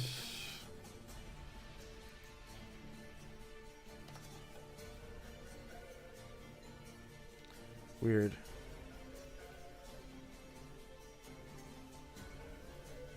I'm just gonna close the sheet and reopen it and hope that the weight isn't broken. Weird, it's stuck at 62 pounds for some reason. Yeah, for me too. Oh, it's probably because we both have the character sheet open. Oh, okay. Oh, yeah, close.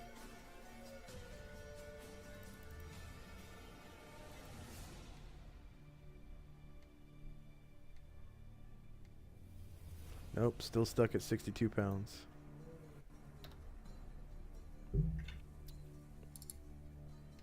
It's weird.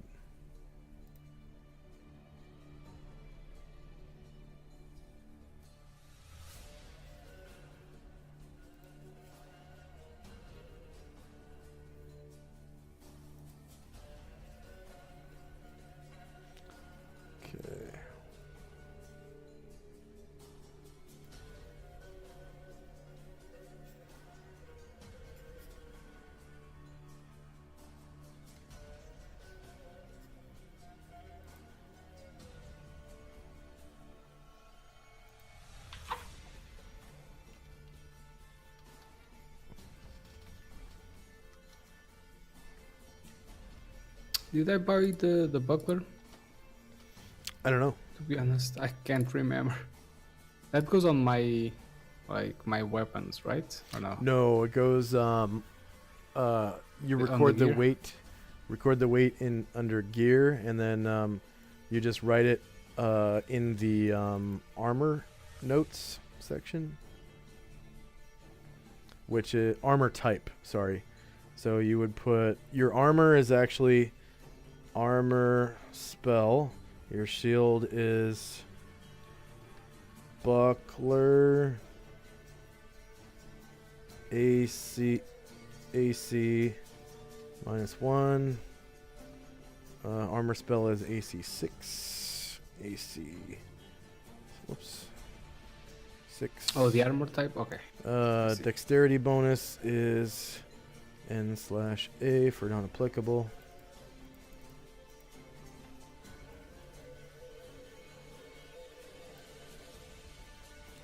Magical item bonus, not applicable. Miscellaneous bonus, not applicable. Your AC is going to be 10. Or no. Rear AC is going to be 6. Natural AC is 10. Okay, your AC is 6. AC surprised, 6.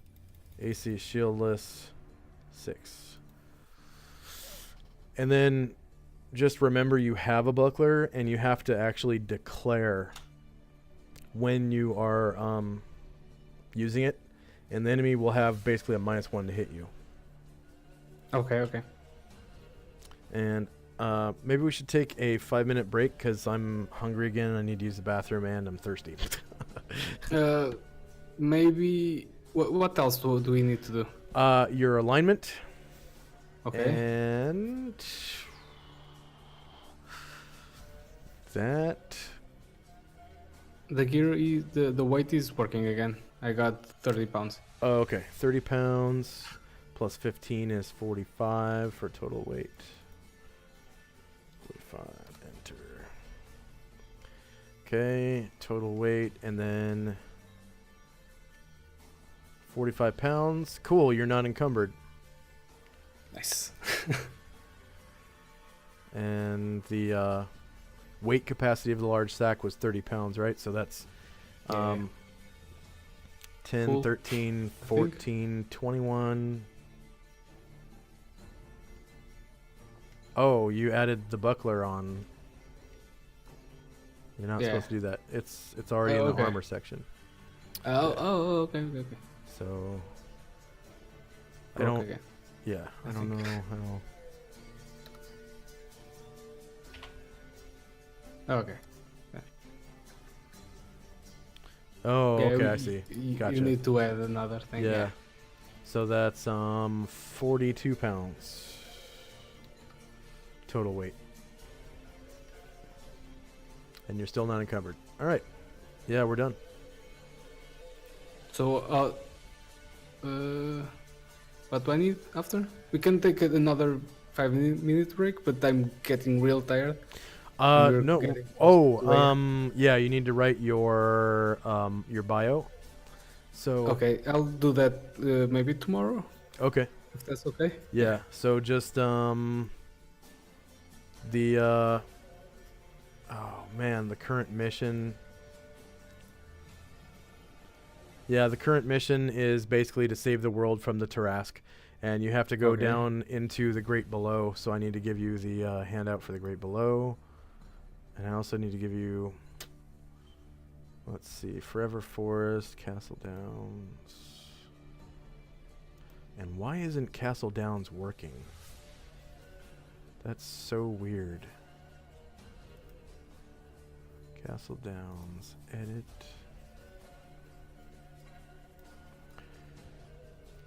Castle Downs. Save How do I changes. go to the my home thing? What home What thing? do- the my land description, where I came from. Oh, it's in your bio. Okay. It's not it.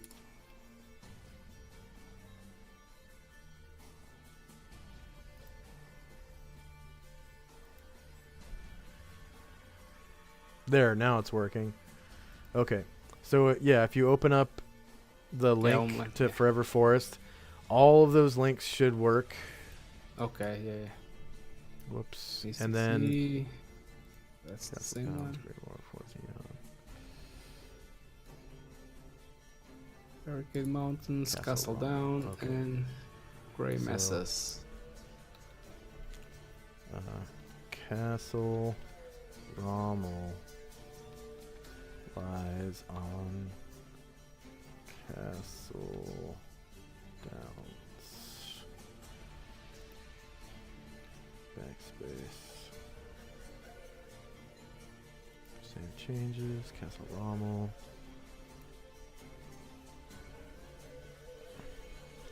Okay, so I'll also give you access to Castle Rommel.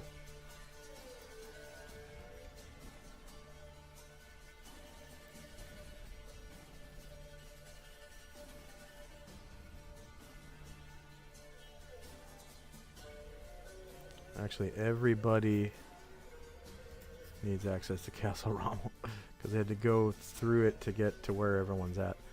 Okay, so you also have access to Castle Rommel. So the current party went through Castle Rommel to get to the Great Below. So I'm going to put in the Castle Rommel handout. So in 10 AE 5,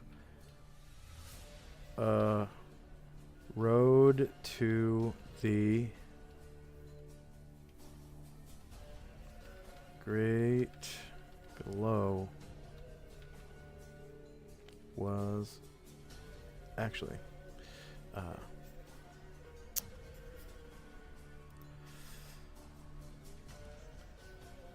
the circus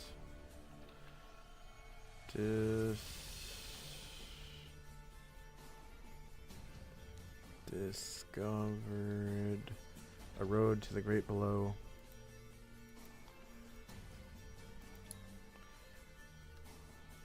In the dungeon of Castle Rommel. Save changes.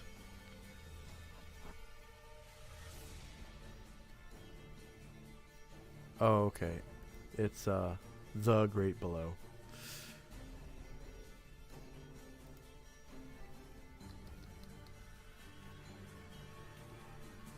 The Great Below. Save changes. Is there only one way to get here to the Great Below? Like, is there a reason why I haven't encountered the party before? This is the only way you know of to get to the Great Below. Through Castle Rommel. Yeah. Right. Okay. Okay. Save changes. Yeah. So the Great Below is common knowledge for everybody.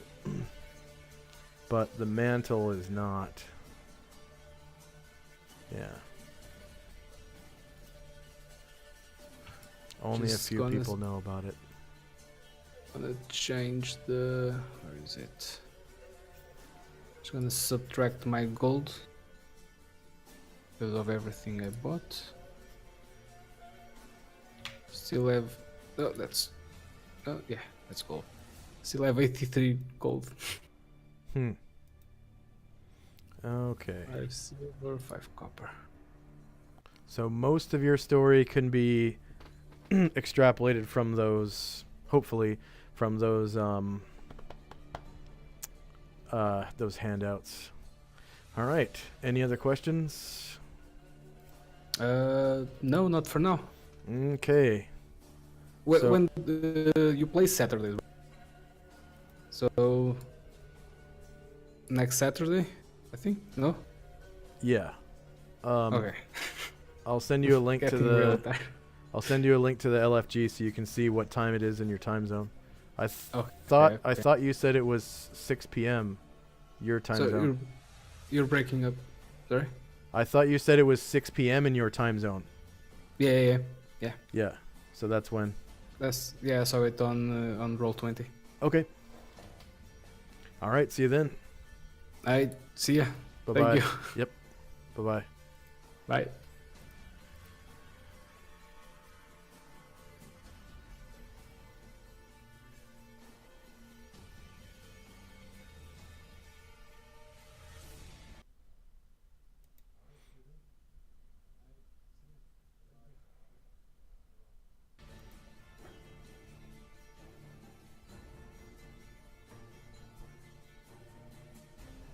And for our viewers, thanks for watching. Please like, share, and subscribe.